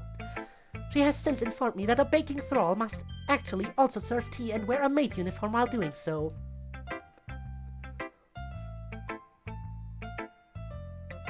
MC? MC, you have been Natsuki's baking thrall on occasion. Where's the maid outfit? I want to see it now.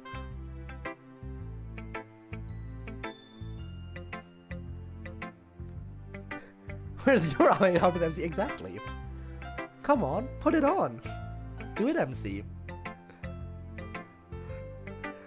Honestly though, do you think... How do you think Sayori would react to MC in a maid outfit? I mean, MC would probably be embarrassed as hell, but I think Sayori would probably still like it a lot. In fact, the fact that MC would be embarrassed would probably make it all the better for Sayori.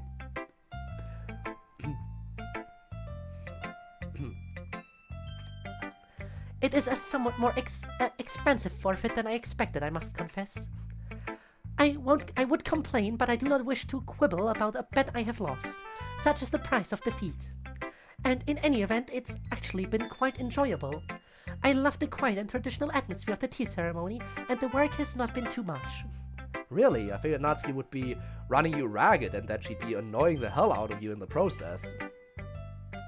Well, no, actually, Natsuki enters and bows to Kenko. the service of the Sakurayu has been completed. Thank you very much for your attentive service. Please accompany me to the kitchen and we will continue. Of course. Kenko and Natsuki leave. This makes me extremely uncomfortable.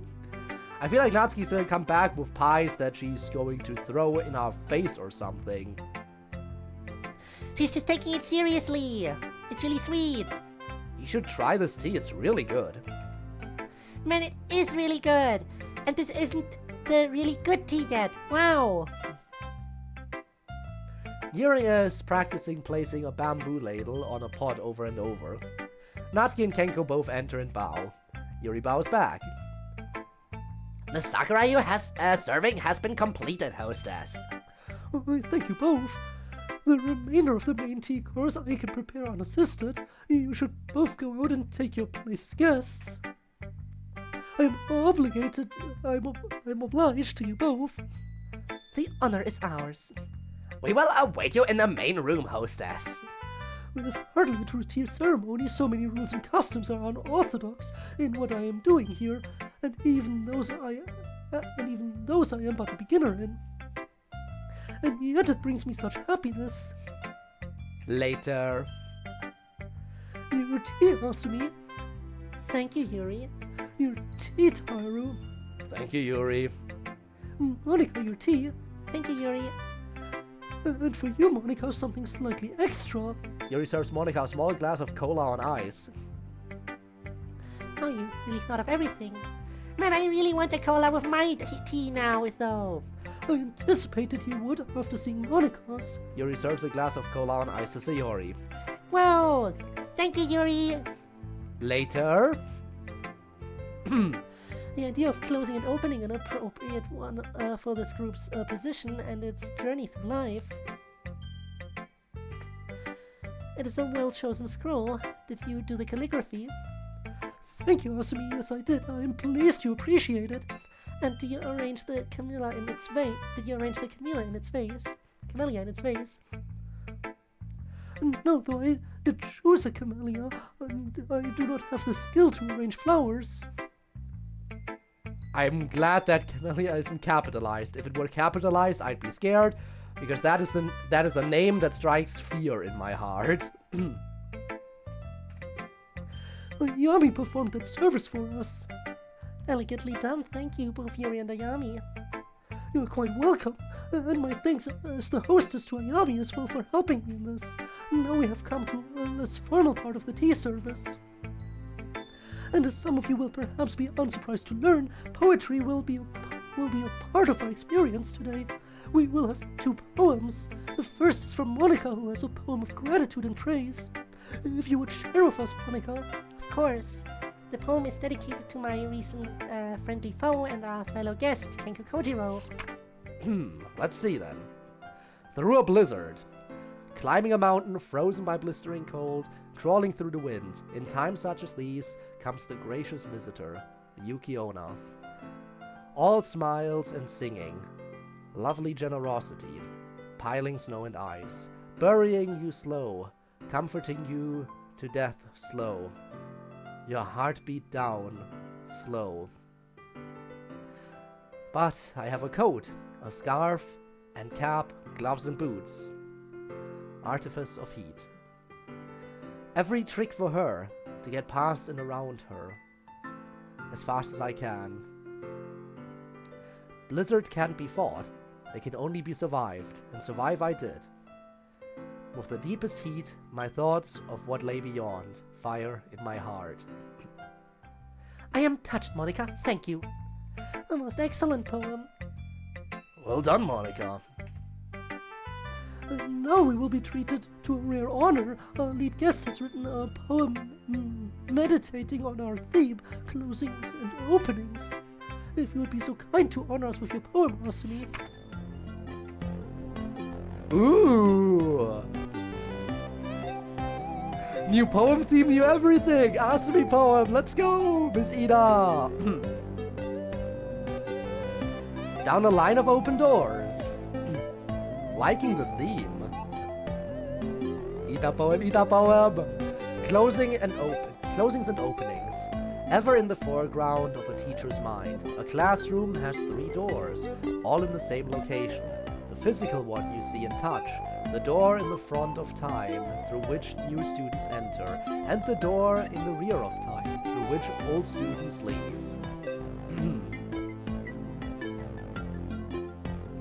And every year, every tick, a constellation of minds moves out, and a constellation of minds moves in. And you stay where you are, watching the doors open and close, in your own room and the next.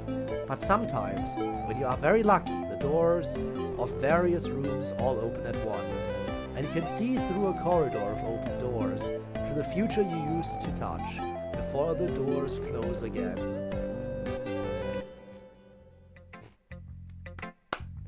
First Ida poem, at the very last episode, peak. Thank you, Asumi. I invite us all to contemplate her words here in this moment, in the golden rays of the late sun, surrounded by friends and the aroma of tea. Wonderful, thank you. Well, the tea ceremony is over. Normally I would see you all out and thank you for coming, but instead we will now resolve to a much more informal gathering. Thank you all for helping me create this wonderful experience. I have enjoyed it greatly, but now feel free to act as you normally would. Monica has invited you all to stay as long as you like. The niceties no longer be observed. Oh, thank fuck. Very abrupt change, but okay. What? I'm sick to death of acting like that. I mean, don't get me wrong, it was nice to help out while it lasted. But I am just not cut out for this Yamato Nadeshiko bullshit. MC, do you have your Switch or something? I absolutely must game. I have one in my purse in the other room. Wait. Kenko? You have one? Shouldn't you be spending every idle second practicing your footwork or something? A blade in use at all times quickly dulls. Okay, yeah, whatever, sure, cool. Just get that Switch. I wonder what games Kenko plays. Hey, MC, dude, stop making out for like 2 seconds. And game, boy. Well, I suppose that counts as a successful tea ceremony. Indeed.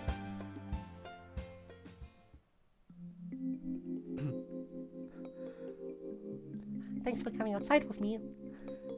I wonder if Kenko also plays like more competitive games on the Switch.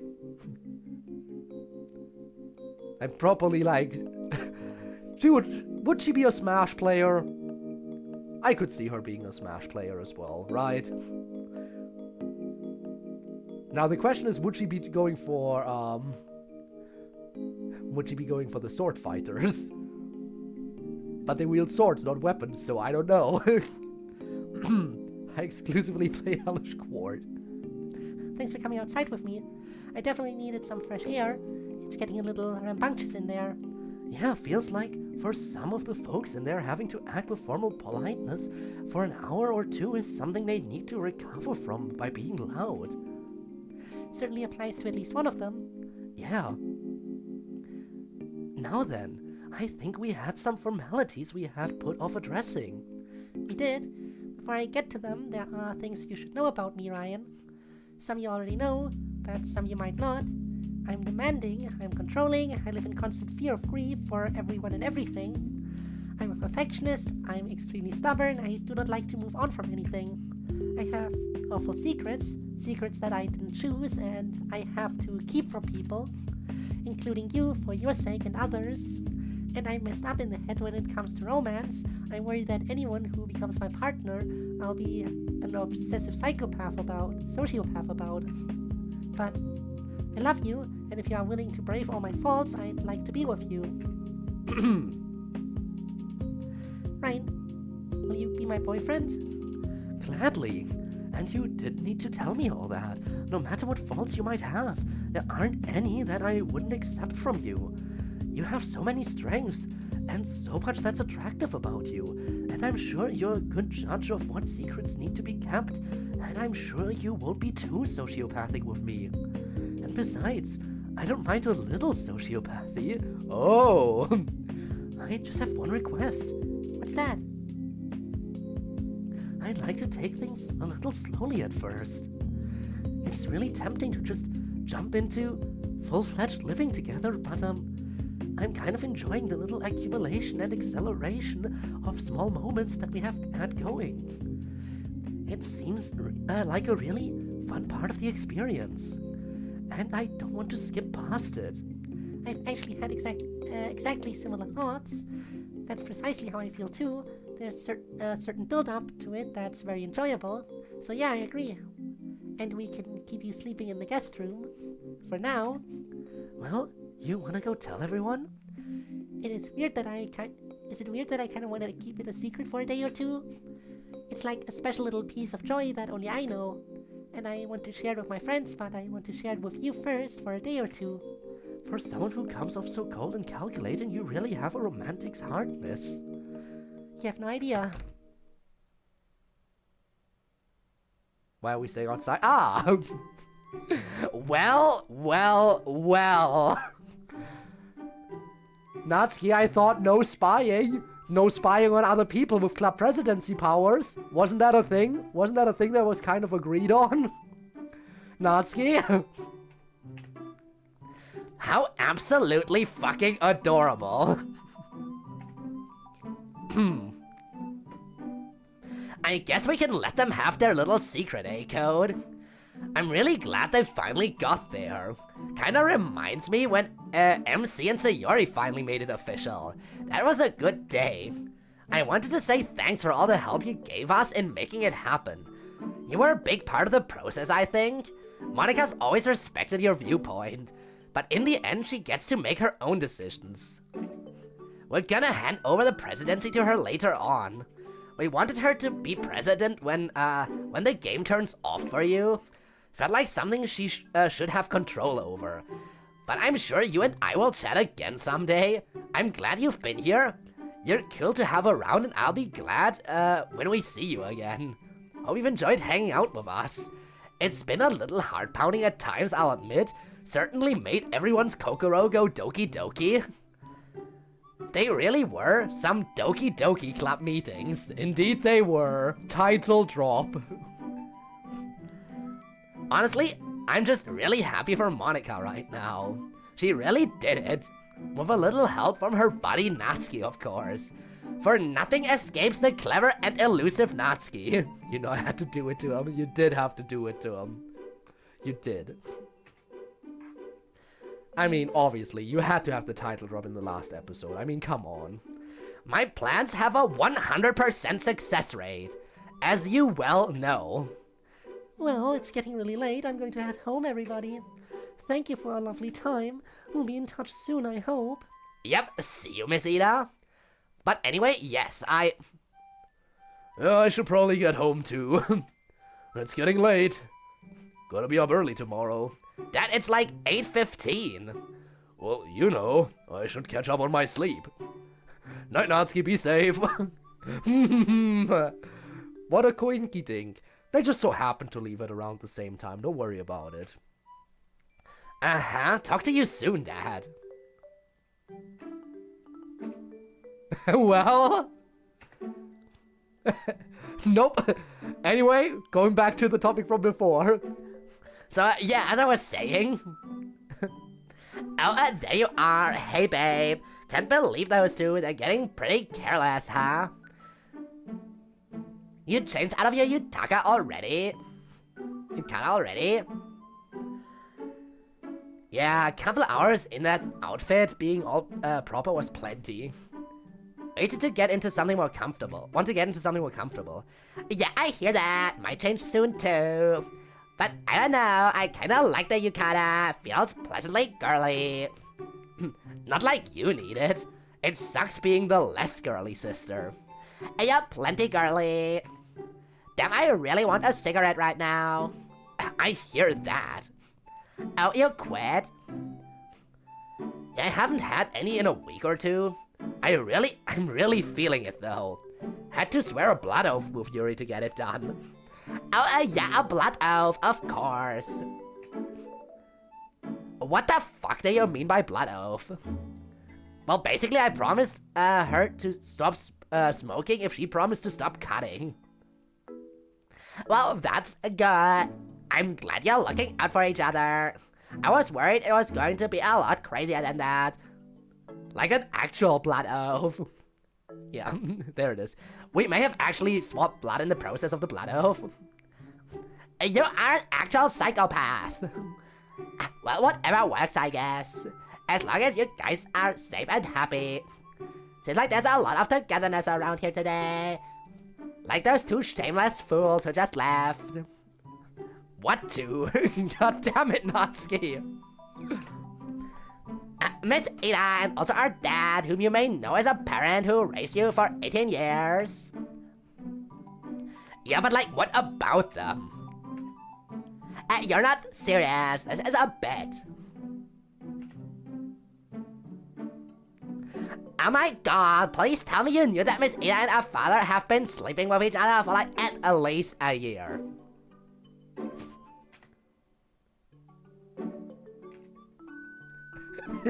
What? Later. Okay, it's on. Awesome. Now come on, let's get this over with. I've got stuff to do and people to talk to. Yeah, spring break is starting. It's time to do spring break stuff, not mope around here. We should hit up some parties together. Take as long as you need, Monica. There's no rush. Again, they're doing it anonymous again. We can vote to make Natsuki the president again whenever you like. Just whenever you're ready. I appreciate that. Okay, well I move that Monica be reinstated as president and Natsuki be as treasurer. Second, any opposed? The motion passes. That's all for club meetings. After 50 episodes, we finally reached the ending. For everyone who... No, you foolish text box. For anyone who has played, watched, or contributed to this mod over its long runtime, there are no thanks. This is my reality, and it's not time to say goodbye quite yet. Can't have things ending right there without a proper send-off, can we? We are a story, and stories should have a proper beginning, middle, and end, especially the end. There's a design at work and all that, in all art. Events must play themselves out to an aesthetic, moral, and logical conclusion. I guess from your perspective, we basically reached that point, but I still wanted to say a few words before you left. Our lives are going to go on in here, of course, but you won't be able to experience your story anymore. At least, not quite so much. It's been nice to have you around, Code, and your chat as well, of course. Yes, indeed. Glad we got that email earlier. I hope you're well, and I'm glad you're here at the end with us. There's only one thing left unresolved, really, and that's you. And I guess also me, us, I guess. I don't actually know what I really am. Am I a person? Am I just an image file articulated by code? I wanted so badly to touch what you had. Reality. I loved you because you represented everything I wanted for myself. I wanted to matter. I wanted to be real. Ironically, in a way, I'm very real in your world. Perhaps I'm just a narrative. But that narrative has an effect on your world, a big one even. Perhaps 100 years from now, I'll be remembered more than most people alive today in your world will be. But that's not really what I wanted. I wanted things to be like they were. With me and you. With me how I was and you how you were. But I can't ever be that way. Even if there were a way to bridge our gap. I've changed and you've changed too. And you've realized that long before I did, I think. You're so wonderful. You're pushing me to go after Ryan long before I admitted to myself that I liked him. I'm really grateful for that. I was not super hard pushing. I was just saying, you know, the usual thing of, hey, do what you want to do. It's not like I specifically said, go for Ryan, do it. But I was leaning more towards that, definitely. Not that your choices are what pushed me towards him. I think I would have ended up choosing to be with Ryan no matter what you did. Really want to see how it plays out differently. It's the same as all your other choices in this game. Just the illusion of choice, the illusion of meaning. In the end, none of your choices really do much other than cause minor variation. This isn't your reality after all, this is my reality. But it was nice to know that you supported what my feelings were telling me. I wanted to thank you for that, for making me feel supported. I'd be frustrated if I were you, making all these choices and seeing all of them change nothing. So I made one more choice for you, the last one. It's not much. I think I know what you'll choose, and as usual, it doesn't matter at all in here. But it does matter. What will you do now that this is all over? Well, can I save? Some choices can never be undone. We'll bring it back to that, huh? I'll never let you go, Monica! Move on from you and live my own life in the real world. I mean, I get... See, the thing about this is move on from you. From her specifically or from the club? Because I don't think I'm moving on from DDLC. I do believe that DDLC is something I will always see myself coming back to. So I'm not moving on from the club and everyone in it. That is definitely not a thing I'm doing. So I guess I'm not really sure then.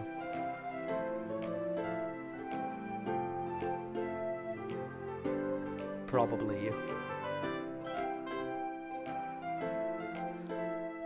Because not only am I not moving on from DDLC and coming back to that, again, there was the implication of potentially there being like small little bonus things. Also, there's the collection still coming, which might have more stuff. So yeah, I'm definitely not ready to move on from DDLC or even club meetings. Because when the collection drops, I will definitely dive into that to see if there is new content. At the very least, for myself, probably on stream as well. I'm actually not sure. Come on, enough of these, temporizing choices. Sometimes in your life you have to make a decision and stick to it, you know? Now's not the time to be indecisive. So once again I ask you, what will you do now that this is over?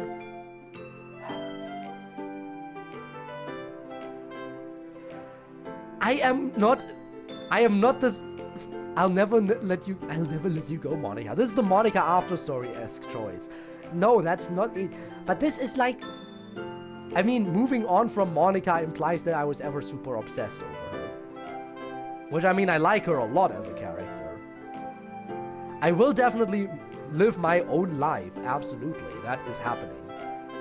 But am I fully moving on from her and the rest of the club? No. I'm coming back to that, but... I guess I'll pick this because it's half true. Okay, but where's the choice to say my choice is more nuanced than the menu options I have? Exactly. Again, this is just no. So I'll pick the top option because it's half true. Living my own life and doing whatever else. But I'm always more than open to coming back to DDLC. But because it's the half truth, I'll pick the top option. Better than the bottom one. Well, that's about it. That was the last thing I wanted to do. I just need to terminate the time loop here, and the game should end for you shortly afterwards. I'm not exactly sure what will happen between now and then. I have no control over it. The only thing I'm sure about is that the game will show you some narratively appropriate stuff before shutting down, so hopefully whatever it is, you'll enjoy it. I still meant what I said in that letter I left for you so long ago. Thank you so much for being a part of my life and all our lives in the club. Hopefully we improved your uptake sufficiently. All of us care a lot about you and wish you the best, as well you must know. And I will never ever forget you and what we've been through together. I hope it was all worth it for you. And this isn't a permanent goodbye. We'll talk again before too long, and we'll still see each other from time to time. It cheers me up a lot to think about that. But I'm just talking now, putting off what I have to do. It's hard to have to do something so definitive to end it, but it has to be done. So I do for now. We all love you. You'll always be a part of our literature club. Time loop terminated. So what happens now? Now we're back to this? Yeah. Thanks for playing club meetings. Montaru, aka Datsuki Sprite, was created by Soviet Spartan and coded by Red Leader. The story of Miss Ida and Taru was inspired by the AU and fan art of Slimo, aka Tortilla Carmen. Slimo also added the fang to the Taru sprite.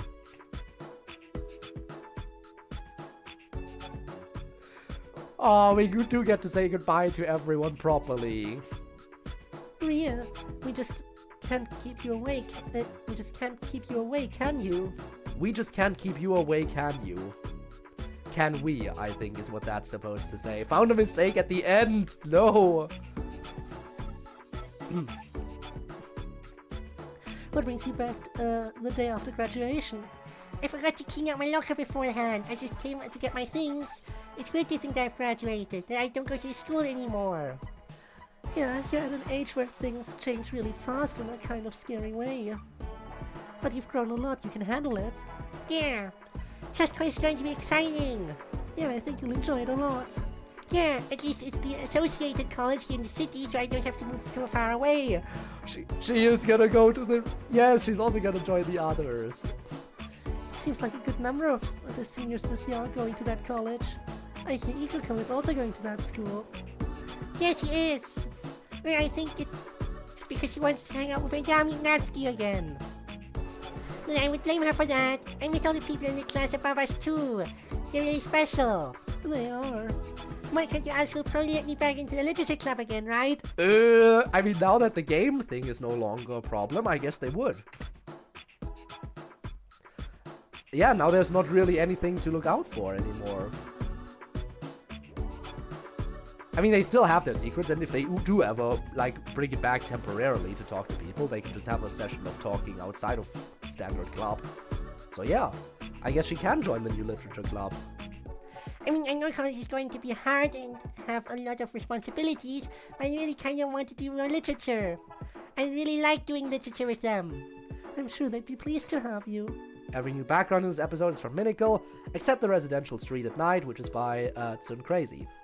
The CG in this episode is by Project MGNTA, including Ali at Cow the Guppy and Star at 3M0.star. The song you're listening to now, by Special Limited License, is Never Be Undone. How fitting! By Jessidora, who also unified the 4 poem themes into a single track. Never Be Undone is so... yes, just like some choices. Biased. Also Mary... Oh, you know what? I guess that makes sense. I guess that makes sense. I see. By the way, about the whole thing with Ria, was that already fixed? You never specified. the... Where was it? Like the first line of this conversation, essentially. That we can't just, we just can't keep you away, can you? Was that fixed already? I assume so. Oh yeah. That has been fixed. Okay, good to know. You can find more of her work at jessidora.com. This fucking job. Can't wait for the school year to end so I can do a different one. Whoa, the whole playgroup. What can I get you guys? We have not come for your wares, shopkeep. Hey, you okay? You're looking slightly down today. Just a full year of retail starting to wear on me. Looking forward to getting out of this job at year's end. Oh man, who will I banter with on my late night snack runs if you quit? I'll be sure to take your banter needs into account when I make future career plans. Anyway, what do you guys want? Well, it doesn't look very busy here today. No, it's been completely dead. Everyone's gone for spring break. We thought perhaps since it's spring break, and we're all free and staying on campus, we could enliven your days with a few play sessions. And if anyone comes in, we will pretend to browse. Oh my god, you guys are amazing. That would be perfect. Don't you guys need, your books and things, though, Yuri? No, dice are all we should need. I have a scenario memorized. And if you get hungry for something that isn't junky snack food and quick meals, one of us can go grab you something since you're chained to the register. Maybe this job isn't all that bad. Now, let me get back to the eldritch adventures of River, the street con artist. The club will still be taking emails at littleclub.press.monica@gmail.com. Though you may have to wait a while until your email gets answered. And if the club didn't answer an email you already sent, stay patient. Chances are excellent that they'll be seen in the upcoming collection. Well, that sounds exceptionally tiresome. I don't know why you socialize with former students so much. The number of former students the number of former students we have grows linearly over time. I would expect it to grow to be a growing burden. I don't socialize with all my former students, just some of them. Besides, you do at least some socializing yourself. Don't you talk to Mina on the phone now and again? Mina is a special case. Well, maybe I just have more special cases than you. How is Mina, by the way? Is she doing well? Exceptionally, as one might expect. She actually asked how Monica was doing, by the way. But I had no news of Monica to report. Well, the next time you talk to her, you can tell her that Monica is doing very well. That is pleasing to hear. Monica was a very talented student. But I'm also sorry I interrupted you. I'm genuinely interested to hear about your boyfriend's reaction to all this. Well... Although this is the end of the series, the club will return in the upcoming collection, which will have plenty of new content. And short-form club meetings content will continue to be released on the club's YouTube channel. You'll be able to find the gang's ongoing adventures at youtube.com/@Doki Doki Club Meetings. Well, these grades are very good indeed. Yes, you've both done so well. I appreciate that, but I still don't think we need to do an academic review like we're showing you our report cards. Yeah, guys, it's honestly pretty cringy that you still want to look at our grades every semester. None of the other students' parents do this with them. We don't go by what other parents do, or don't do. We want to make sure you both are doing well and succeeding in college. But we've talked about this, Mom. Part of succeeding in college is being able to fend for yourself. We need to recognize ourselves when we're having problems. We can't do that if you're constantly hand-holding us. Yeah, I had that little academic hiccup this semester, but I was already on top of it.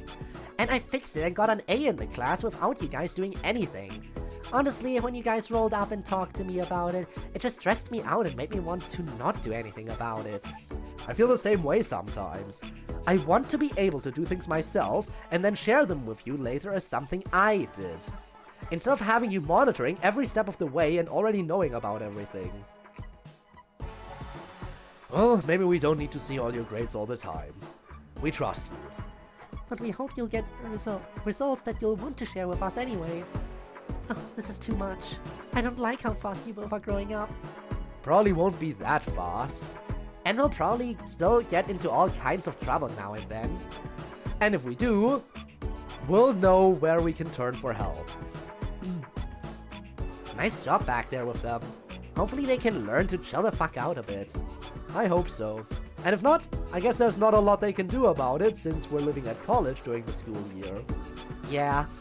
Hey, I never said thank you for sticking up for me back when they visited campus. Thanks.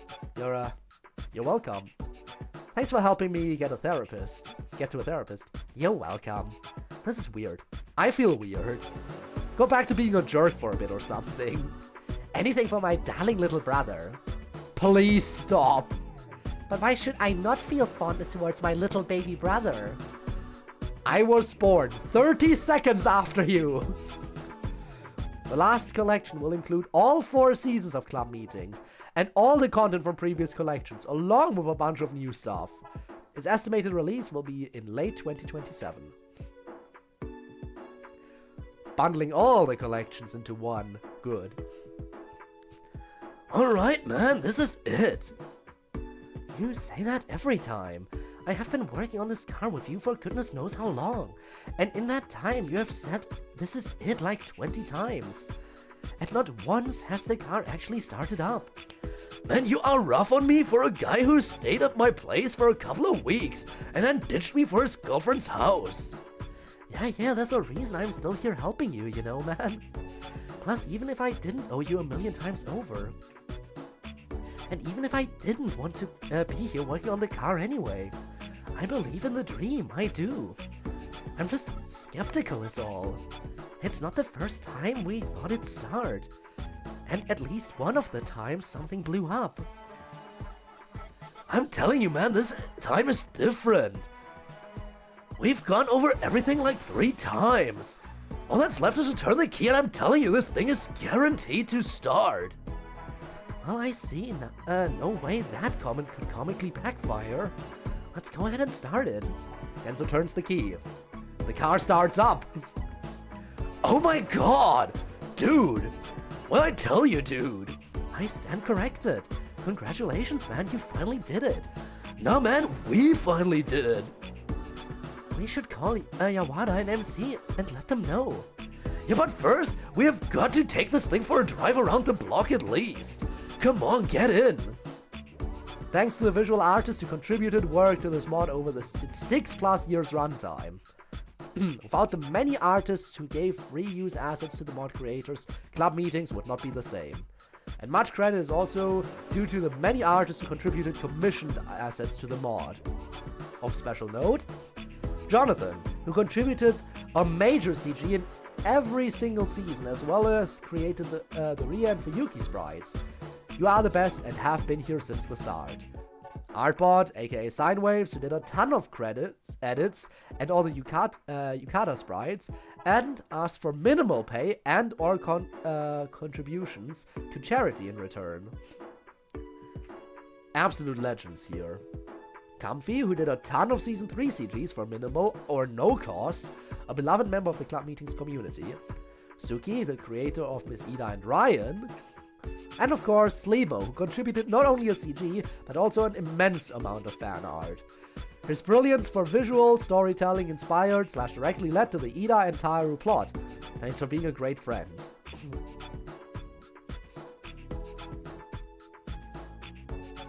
You've gotta stop worrying about it, Dad. The more you worry about it, the more you do risk pushing her away. I know, it's just hard not to worry. She feels so far on my league. I mean, she doesn't seem to think that. Yeah, I just keep wondering when she's going to wake up and realize that she's been had. And she's dating a beat-up old mediocre single-father salaryman. Seriously, stop beating yourself up unless you do want to alienate her. She likes you a lot. I've talked to her myself about it. She likes the way she feels when she's around you. Trust her feelings about you. And give yourself some credit. You've still got some pull, old man. I guess I must, to get the attention of someone so wonderful as her. But anyway, enough about me. Have you figured out what you're going to do now that you've graduated? Yeah, I think so. I have that one internship offer you remember from the law firm. Yeah, I remember. Well, the guy from that job said they would re-extend it if I wanted to take a gap year first. That's very generous. So you're leaning law. I would say right now I'm leaning gap year. I mean, even this job, if I took it, it'd just be small time stuff. I'd still have to go to law school after if I wanted to do like lawyer stuff. Don't do it for you. You speak from experience, huh? But right now I'm taking a year off and then dipping my toes into the business to see if I like it. That sounds good to me. Well, you're very welcome to live here if you want at any point, during your gap year or otherwise. And I know you'll make me proud no matter what you do. Thanks, old man. You're a good dad. But especially thanks for being a good dad to Natsuki. I did my best. Your best was plenty, Dad. Thanks also to the many musicians who contributed to this mod, primarily via free-to-use assets, especially Jan Her, whose free-use tracks provided the backbone of new music to the mod, Leo Di Craprio, and Spicer, who made a huge variety of tracks available in the community, Empire, who especially made plentiful contributions to Season 4, Negative Zero, who turned around a special request for an arrangement of Terega's Lagrima for free extremely quickly, and who is also just an awesome person. Wookie Walk, who created the alternate poem themes, as well as the Clover Blossoms, the New Literature Club's theme, and Kazue as well. And Jessidora, whose frequent small audio edits and creation of the track you're listening to now is only the smallest bit of what makes her amazing. Can't give enough credit to her, huh? So basically, I'm going to make this as clear as I possibly can. Please don't break my dad's heart. He's been through a lot. I thought the only way he would get happiness again is if he and my mom. Natsuki, I know we've talked about this. Just let me say my piece, Teach. I was wrong. You make him really happy. I can't remember ever seeing him so happy. And I don't want him to lose that. So just don't make him lose that, okay? Natsuki, I can't control what your father does or how he feels. And I can't make you any promises or guarantees about how things will go in the future, but I assure you I have no intention whatsoever of letting him go. That's good to hear. So like, if things go really well, what would it be like if I called you Mom? Absolutely not. You have a mom and it is not me. Mommy, can you help me with my college chemistry homework? It's really hard. That leaned a little bit into her sister there. Natsuki, I would probably endanger the relationship your father and I have if you made me kill you. But what if? Also, we're getting in dangerous territory. We've crossed the 5-hour mark, which means at any point now the stream could crash if I don't end it. Thanks to the DDLC modding community for providing technical assistance, but especially Wise for the template and the basics, the mod_help channel for helping and asking 1,000 helpful questions, Kayla the pianist for always being available for questions whenever I need help with something tricky, Kisby, RIP 1988 to 2022, for helping me with ATL and inspiring me to challenge myself coding-wise. We miss you and the world is a poorer place without you. Sorry you didn't get to see the ending. Aww. Hugh for being a huge inspiration and an ATL god. Tormuse for being the canny veteran who always had a good way to implement things and who can always spot Zorder issues. I don't know, guys. It's just hard. No matter how I try to tell myself that it's just bad luck and it doesn't mean anything about me, I can't help but feel like Ryan was maybe one of the best shots I'd ever have and really feeling in love.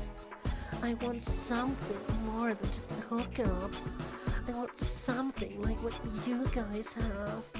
Like, it's super adorable that Natsuki can just brush Yuri's hair while you guys listen to me yell. Until I interrupt by pointing it out. It feels so comfortable.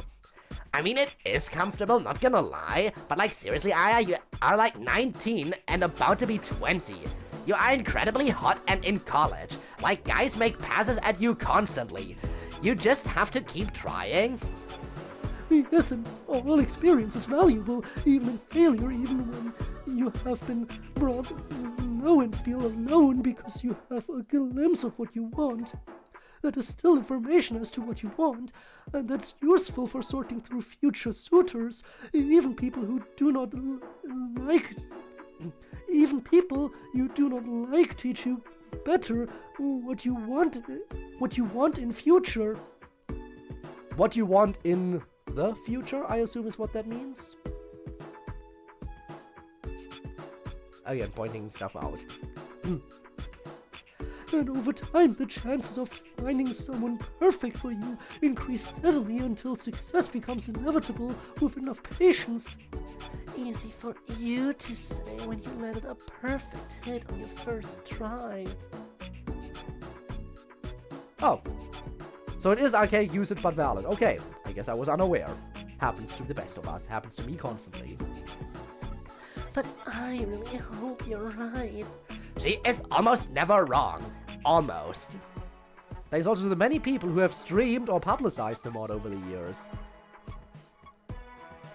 Ah yes, imagine streaming. Props to JMG Eric for the first stream playthrough of Season 1. Your love of the mod inspired me to keep going. Thanks to all the Doki tubers, including Kanemonger, T-Bishy, and others who have played through. Much love to CodeErr for his incredibly entertaining playthrough. No! Get out of here! Don't credit me! Don't you dare credit me. And thanks again to Tormuse, who also streamed the entire mod. Thank you to Lilo for starting the club meetings cold and creating the Discord server. Get absolutely credited, nerd. Take it back. Take that back right now. How dare you? I was already surprised enough when I got acknowledged by Yuri that one time. And then my emails. And then the acknowledgement that happened because of Eric. And now in the credits? No. No, no, no, no, no. No. You can't do this to me. Thank you to Retrobun for always hyping the mod in the community and being one of its biggest champions. Special thanks to Charlotte for being the mod's earliest biggest fan, for preview streaming all the episodes, and being a fantastic playtester. And also thanks to Charlotte for creating Club Meetings Abridged, which you should check out if you haven't already. Many thanks to Isolt Spring, aka Monica, for handling and continuing to handle the email address and never breaking character. A crowd of about 45 people has gathered in the plaza. I wanna wake up where your love is, cause your love is always waking mine. Back to Ryan, playing songs in the plaza, like in the past. I wanna break down where your heart gets so torn it's almost breaking mine. I wanna lay here lost and bitter so long I feel like I could die. I wanna tell you what my truth is, but it's buried down inside. Everyone applauds.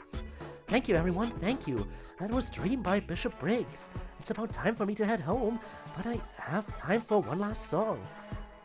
This is called Green Eyes, and it's dedicated to my girlfriend Monica. Yes, I came here with a note, and it feels so much lighter since I met you. And honey, you should know that I could never go on without you. Green eyes, honey, you are a rock upon which I stand. As Ryan finishes the song, there's more applause. Thank you. I play here in the plaza most Thursdays. That was fantastic. I don't think I've ever seen so many people at one of your little concerts. When are you going to turn yourself into a serious musical act? I don't think I want to be a serious musical act. I just enjoy playing. I'd be making a much bigger deal out of it if I were as musically talented as you. Welcome back to our muse. In time for the ending. Yeah, but Ryan's too modest and humble for anything like that. We're gonna have to drag him kicking and screaming to the top of the charts. I still don't quite know how I've survived having you guys as my friends for so long. Feels like it's been forever, even though it was just the start of the school year. But I'm glad. You guys have made me feel like I belong.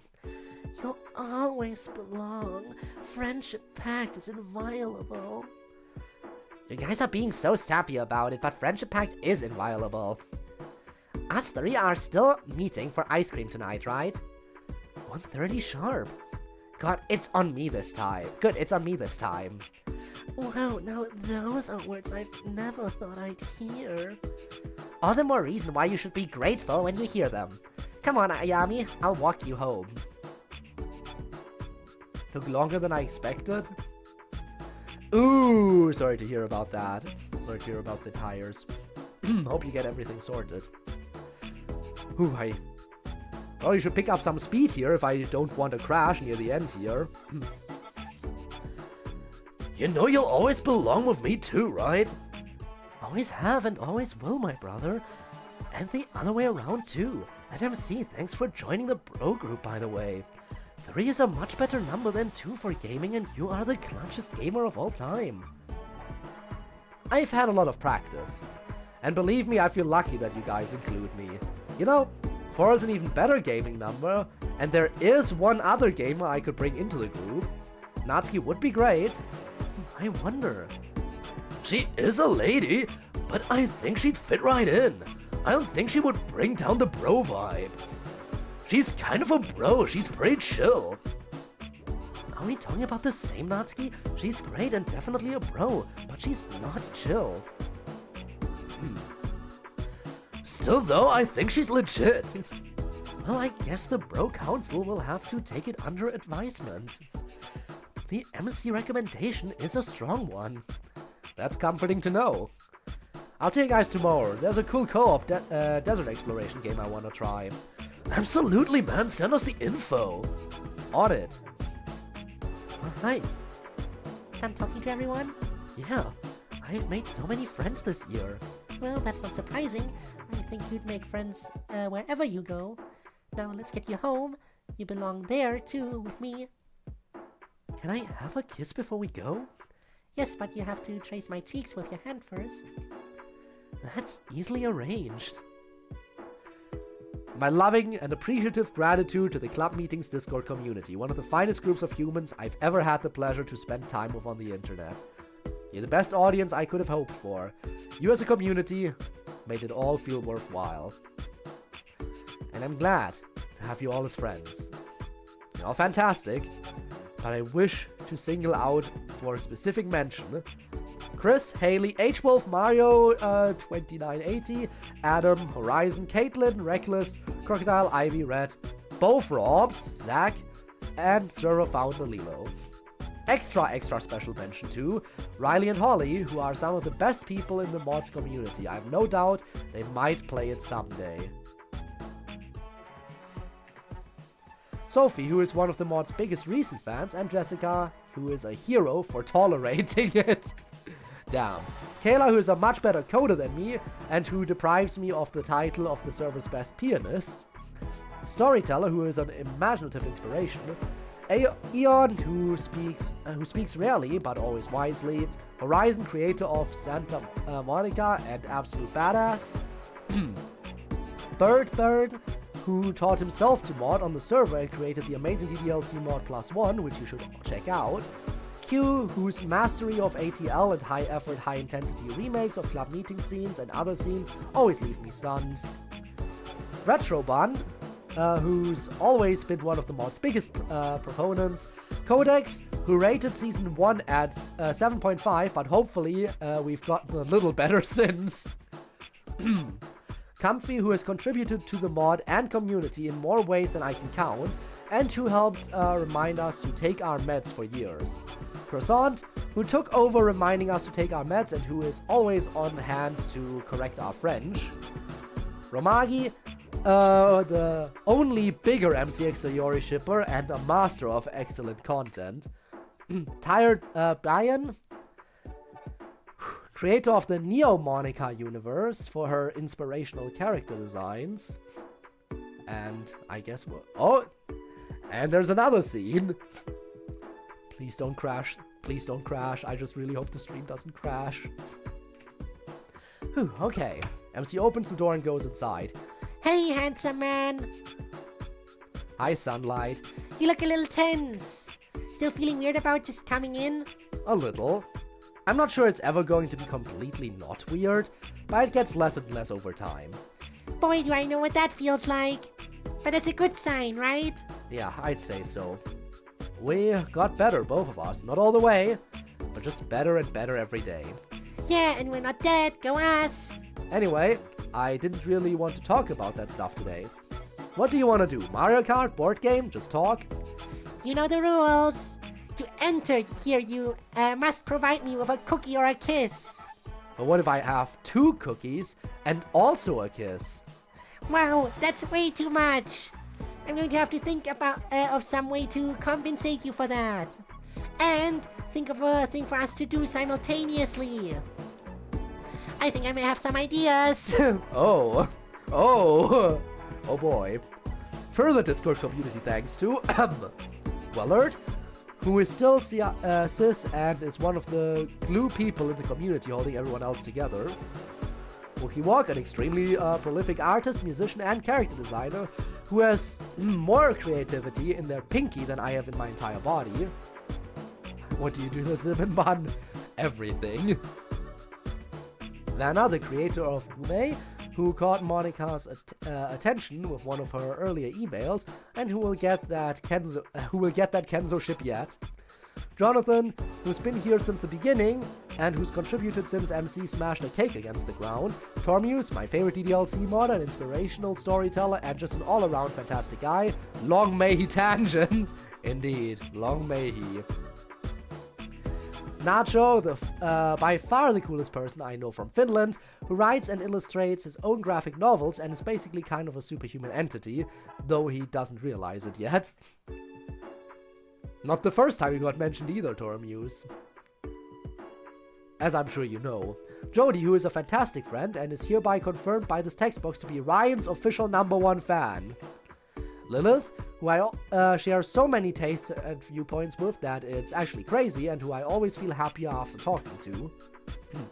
Negative Zero, who all acknowledge as the absolute Chad with the greatest beard known to man. I'm so happy that I threw Audio Slave into Season 2. Sleemo, whose prolific artwork not only made me feel appreciated, but sparked new creativity in me. Experiencing your art and friendship alone were more than worth the effort of making this. Cece, his wife, for plotting evilly with me to sneak a Miss Ida standee into Sleemo's house, and for being just generally completely rad. Charlotte, our daughter, who I will always believe in, and who has always believed in me and my mod. You are very cool. And Isil Spring, the consummate's actress. Take a curtain call and bow. We all appreciate your performance. Thank you all. Thanks to all of you in the Discord community. You guys all rock.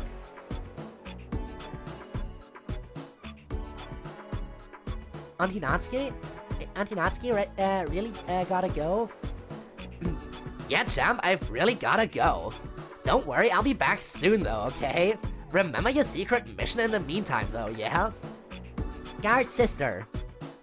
That's right. You're a smart kid. I entrust you to carry out this critical task. Love you, Auntie Natsuki. Love you too, kiddo. Be good now. Thank you for visiting, Natsuki. It's always my pleasure. Yeah, but hurry back. It gets a lot less lively around here without you. Somehow I think it's probably still lively enough. But we love your visits. Come by whenever you like. Our house is your house and our family is your family. I don't think we'll ever be able to thank you properly for everything you've given Yuri. You've brought such light to her. I get more than enough reward from it, trust me. Okay, gotta go, guys. See you next time. Gotta catch the bus. Oh, I wish you would let us give you a ride. It's supposed to rain tonight. I really like the walks. It's a nice night to walk, rain or not. If you must. Alright, I'm out of here. Peace all. Oh, you had best not be neglected in your farewells. Of course not. It's weird not sleeping together. I know it's spring break and you wanted to spend time with your family and all. It's just, it's weird. It doesn't feel right without you here, without you there. At night? At night, sure, but also like in general. When you're not there, it's like something will always be missing from me. My most beloved, I will ever be there, even if I am physically absent, for you are always in my thoughts every moment of every day, whether on the margins of or the forefront. And in any event, we will see each other tomorrow and resume sleeping together next week. That we will. Good night, babe. Good night, beloved. Yuri kisses Natsuki slowly on the forehead. Natsuki kisses Yuri back, just as slowly on the cheek. Yuri goes back inside and closes the door. Ha! Oh man, too much. It's too much happiness. This should be fucking illegal. It starts raining. Ha! Rain, I love it. Natsuki extends her arms out to the sky, spinning and dancing through the rain. Being alive, man, what a trip. You hear me, universe? I love you. Natsuki sprints through the rain, a huge grin on her face.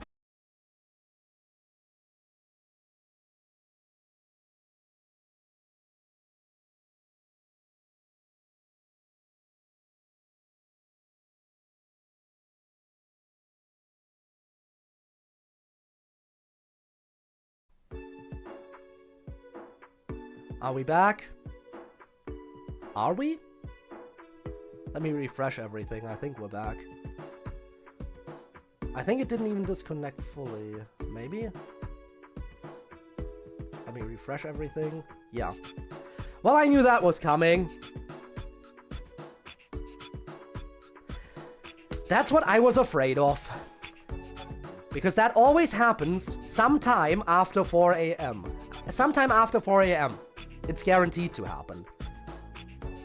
And there it was. That's what I was afraid of. I tried to be fast, but I wasn't fast enough. I should have been speed reading this today.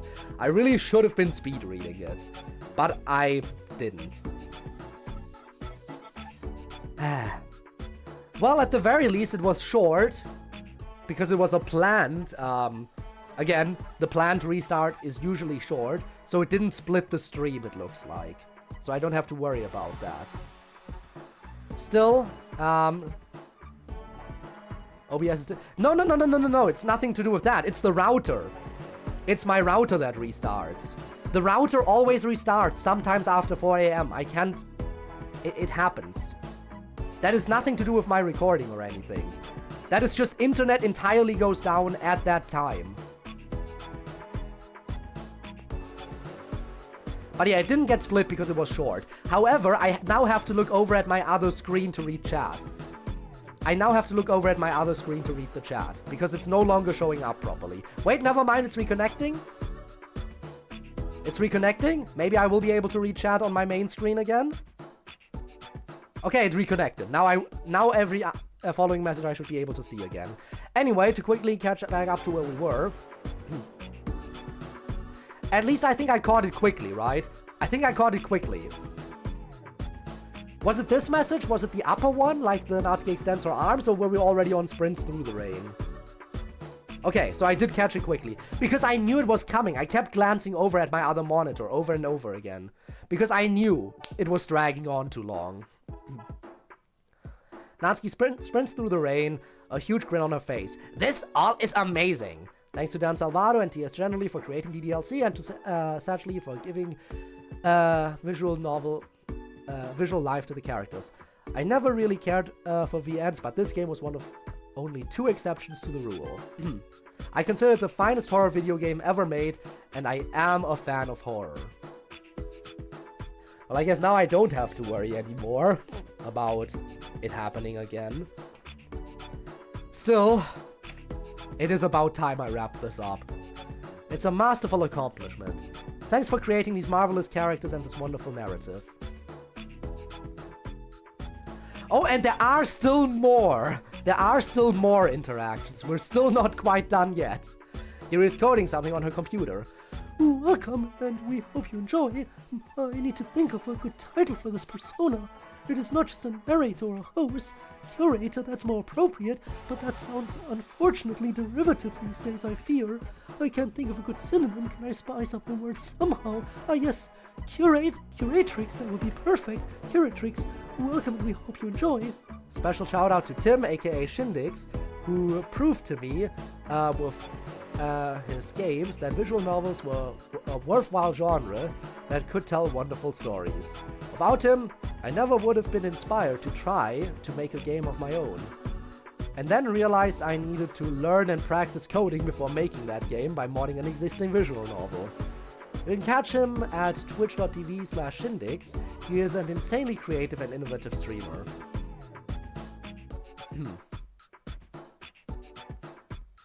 StarCraft 2 visual novel, and don't forget our esports stream. Even more shoutouts in chat. Oh, by the way, I guess that's another thing. Chat no longer appears above my head. Chat apparently no longer appears above my head now either, so I can read the chat messages, but that sucks. Again, we wouldn't have had this issue if I was able to speed read. If I just didn't go on one of the 2 like tangents about subscriptions, or if I was just reading a little bit faster, then all of this would have been fine. None of this even matters. You're probably going to get really depressive and do something stupid soon anyway. Everyone's gonna hate you. Interestingly, the emotes still drop in. The emotes still drop in even if the chat messages don't show up. But yeah, imagine not going on a tangent. I know Tormuse. Everyone's going to wonder what they were thinking having you nearby. I just want to fall asleep. I can't turn it off. So here he puts in headphones and start listening to hard metal. It's not even doing much. It's too late to call MC. Well, he said it was never too late to call him. But this isn't that serious. I need to tough this out. I need to stop being so weak. I just go to sleep. Make it stop, make it stop, make it stop. It hurts. I don't want to feel like this. Make it stop. Might as well get up and try to occupy myself if I can't fall asleep anyway. Sayori starts writing a note. Couldn't sleep. I went out for a walk. Back soon. It's so quiet out here at night. I hope MC is sleeping well up there. I'm going to pay for this in the morning. I'm so awful at this. I can't even sleep right. No, stop it. Just keep walking. Oh, we're going back here. Hi again, Mom. We go from I love the universe to make it stop. Well, hey, at least she gets to talk to her mom. Yay. Sorry, I know it's late. You wouldn't want me to be in bed. But I couldn't sleep. It's really bad tonight for whatever reason. But I'm doing my best to get through it. It's a little easier on nights like these than it used to be. I wish I could ask if it was ever like this for you. And if it was, how you dealt with it and how your brain screamed at you all night long. Dad doesn't really like to talk about your depression. I know you probably would if I asked, especially if I said it would help. But he still gets so sad about you. I don't want to make him sad. Do you think one day he won't be sad anymore? One of my friends had a dad who was sad too for different reasons. But then he got really happy again just now. I really want Dad to be happy again, but I don't know how. Oh man, that reminds me. So much has happened since the last time I was here that I need to tell you about. And he looked so handsome, and he was so good at it. I still don't know how I got so lucky with him. I think you would be happy. You always liked it when I spent time with him. I remember when you told me he was a kind boy, and he really is. Well, I'm starting to feel really tired now. I should probably head back so that no one worries about me. Plus, falling asleep in the bed is a lot more comfortable than falling asleep in Mr. Elephant. I'm gonna go, Mom. I hope you're proud of me. I hope you're happy wherever you are. Oh, look, chat is back. That's interesting.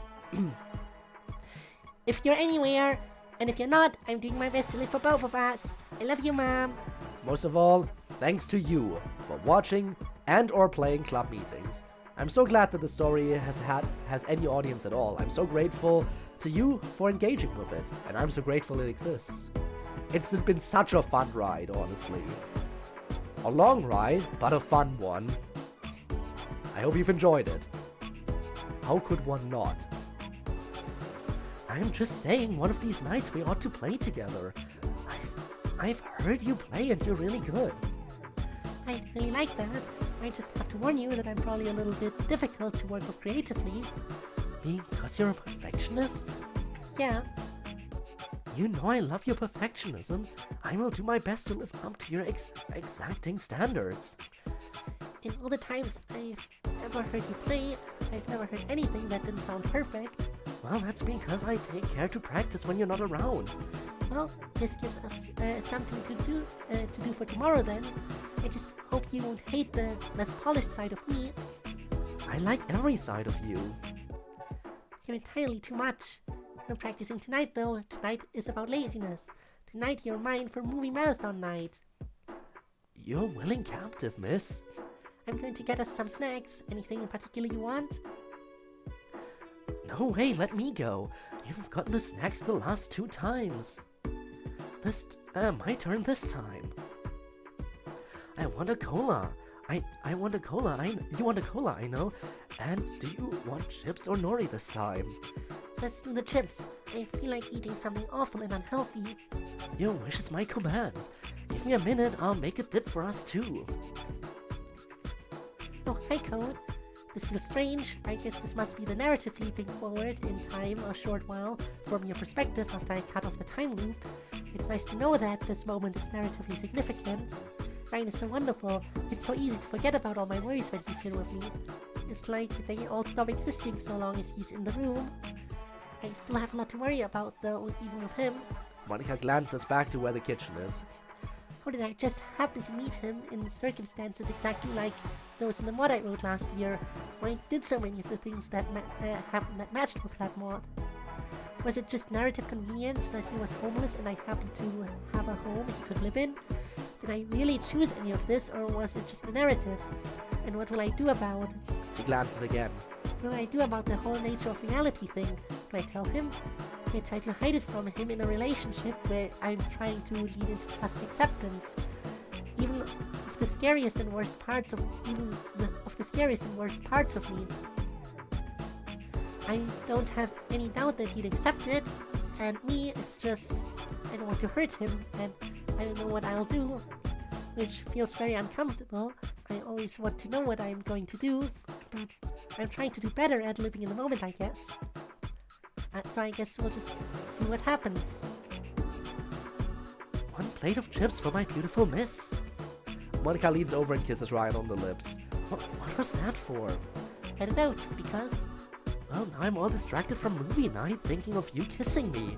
I think I'll need about 5 more kisses to normalize the experience, so I can move on with my life and focus on the movie.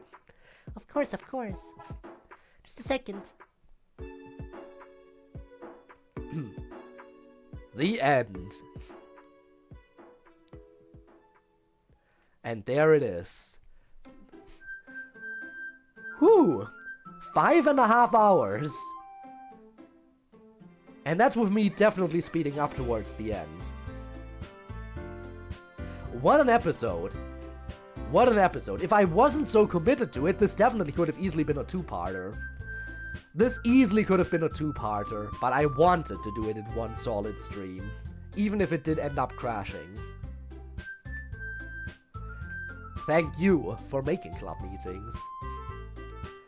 Oh boy. Me speeding up towards the end might have caused me to become lightheaded again a little bit. In fact, lightheaded and cold sweat, which is always a fun combo. Let me hydrate real quick as I wrap things up here.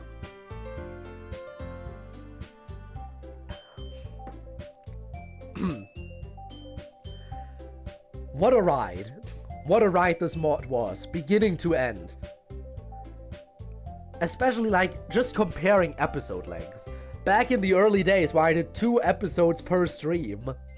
And now here I am, doing a stream that for 1 episode that easily could have been another 2-parter. Like, yeah, episode length has absolutely quadrupled with time. And I'm not complaining about that, because all this content was just absolutely amazing. I loved every moment of it.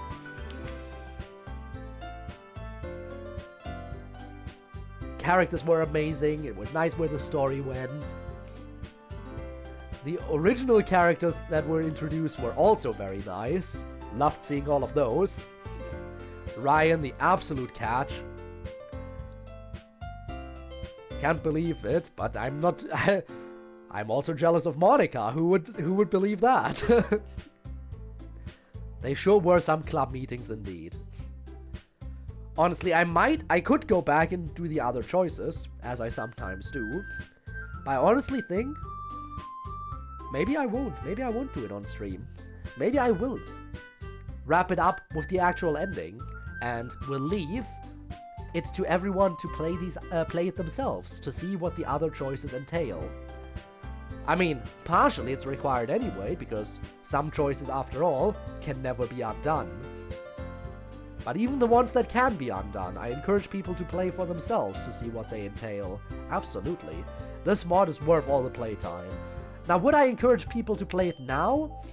I think as it stands right now, it might be worth to wait for the collection. I know there'll still be a while before the collection releases. And if people are truly excited for this, I can definitely encourage them to get into it as it is. But with a full collection of all seasons on the horizon, I think it makes more sense to wait for it. Even if it will take a while, it will at the very least be more convenient because you will have everything packaged in one mod. Whereas right now it is, well, a lot. 3 mods just for the previous season collections, and then all the episodes for this season individually, it definitely makes sense to wait.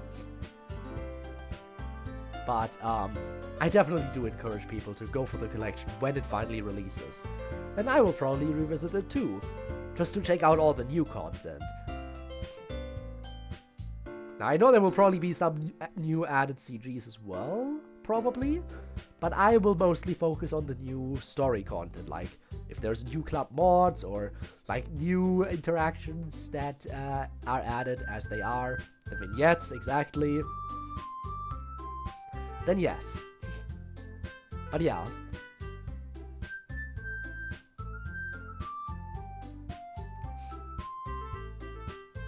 But yeah, looking forward to that, but that'll be a while from now, a long while. Must be going, thank you for stream again. I will be around. Thank you for being here, and again, thank you for making this mod. It's been such a journey, as I keep saying. Really fun, really fun. Enjoyed it so much. In all honesty, part of me thinks it's hard to believe that it's actually over now.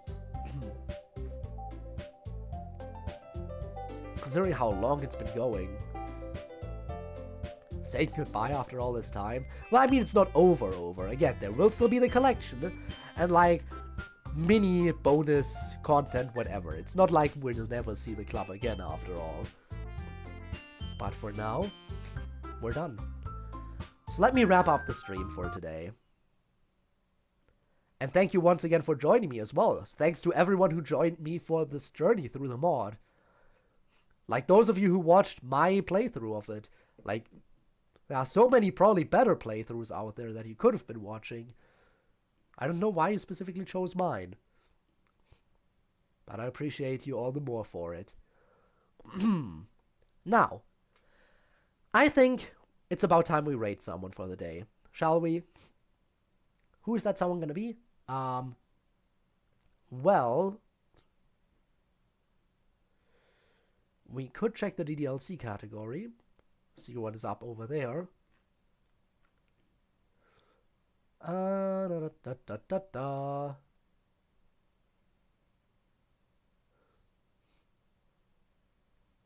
don't know.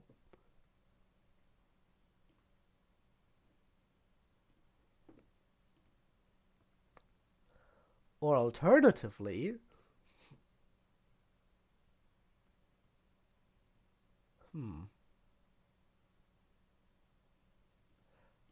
yeah, it's hard to think of someone to choose here. You know what? I know they're currently taking a break, but... No, actually, you know what? I'm looking for recommendations. Recommendations are welcome right now, because I'm honestly just sitting here and I don't know who to rate, in all honesty.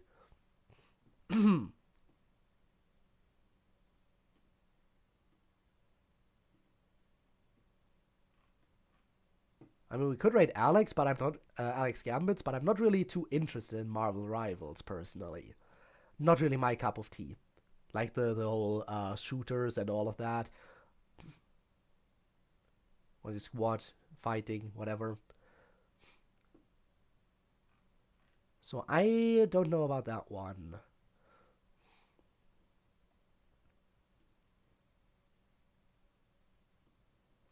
Maybe... No one's really jumping out at you? It's a shame, really. Because with such a big stream, we can't just end it. We have to rate someone.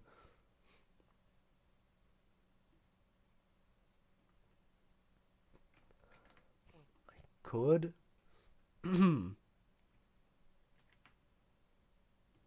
I could. If you would want me to.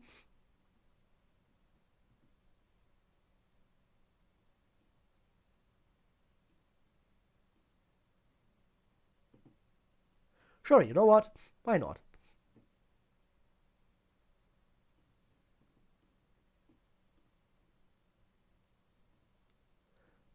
Let's see if I actually get recognized as the person who rated this time.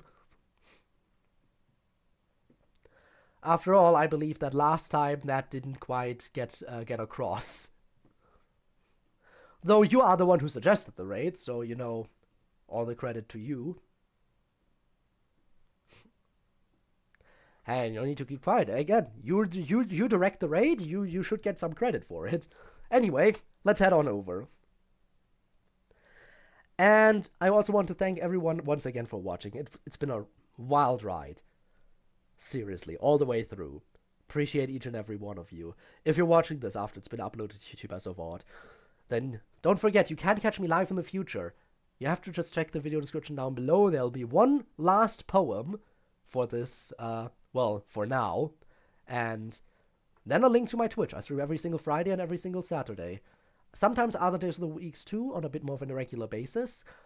You probably won't be seeing DDLC for a while, but there are other visual novels I play too, if that's your cup of tea. But yeah, thank you so much, and hopefully I'll see you around. Until then, have a good one, and goodbye everyone. Whenever the next time we meet may be. Be that live or in another VOD. See you around.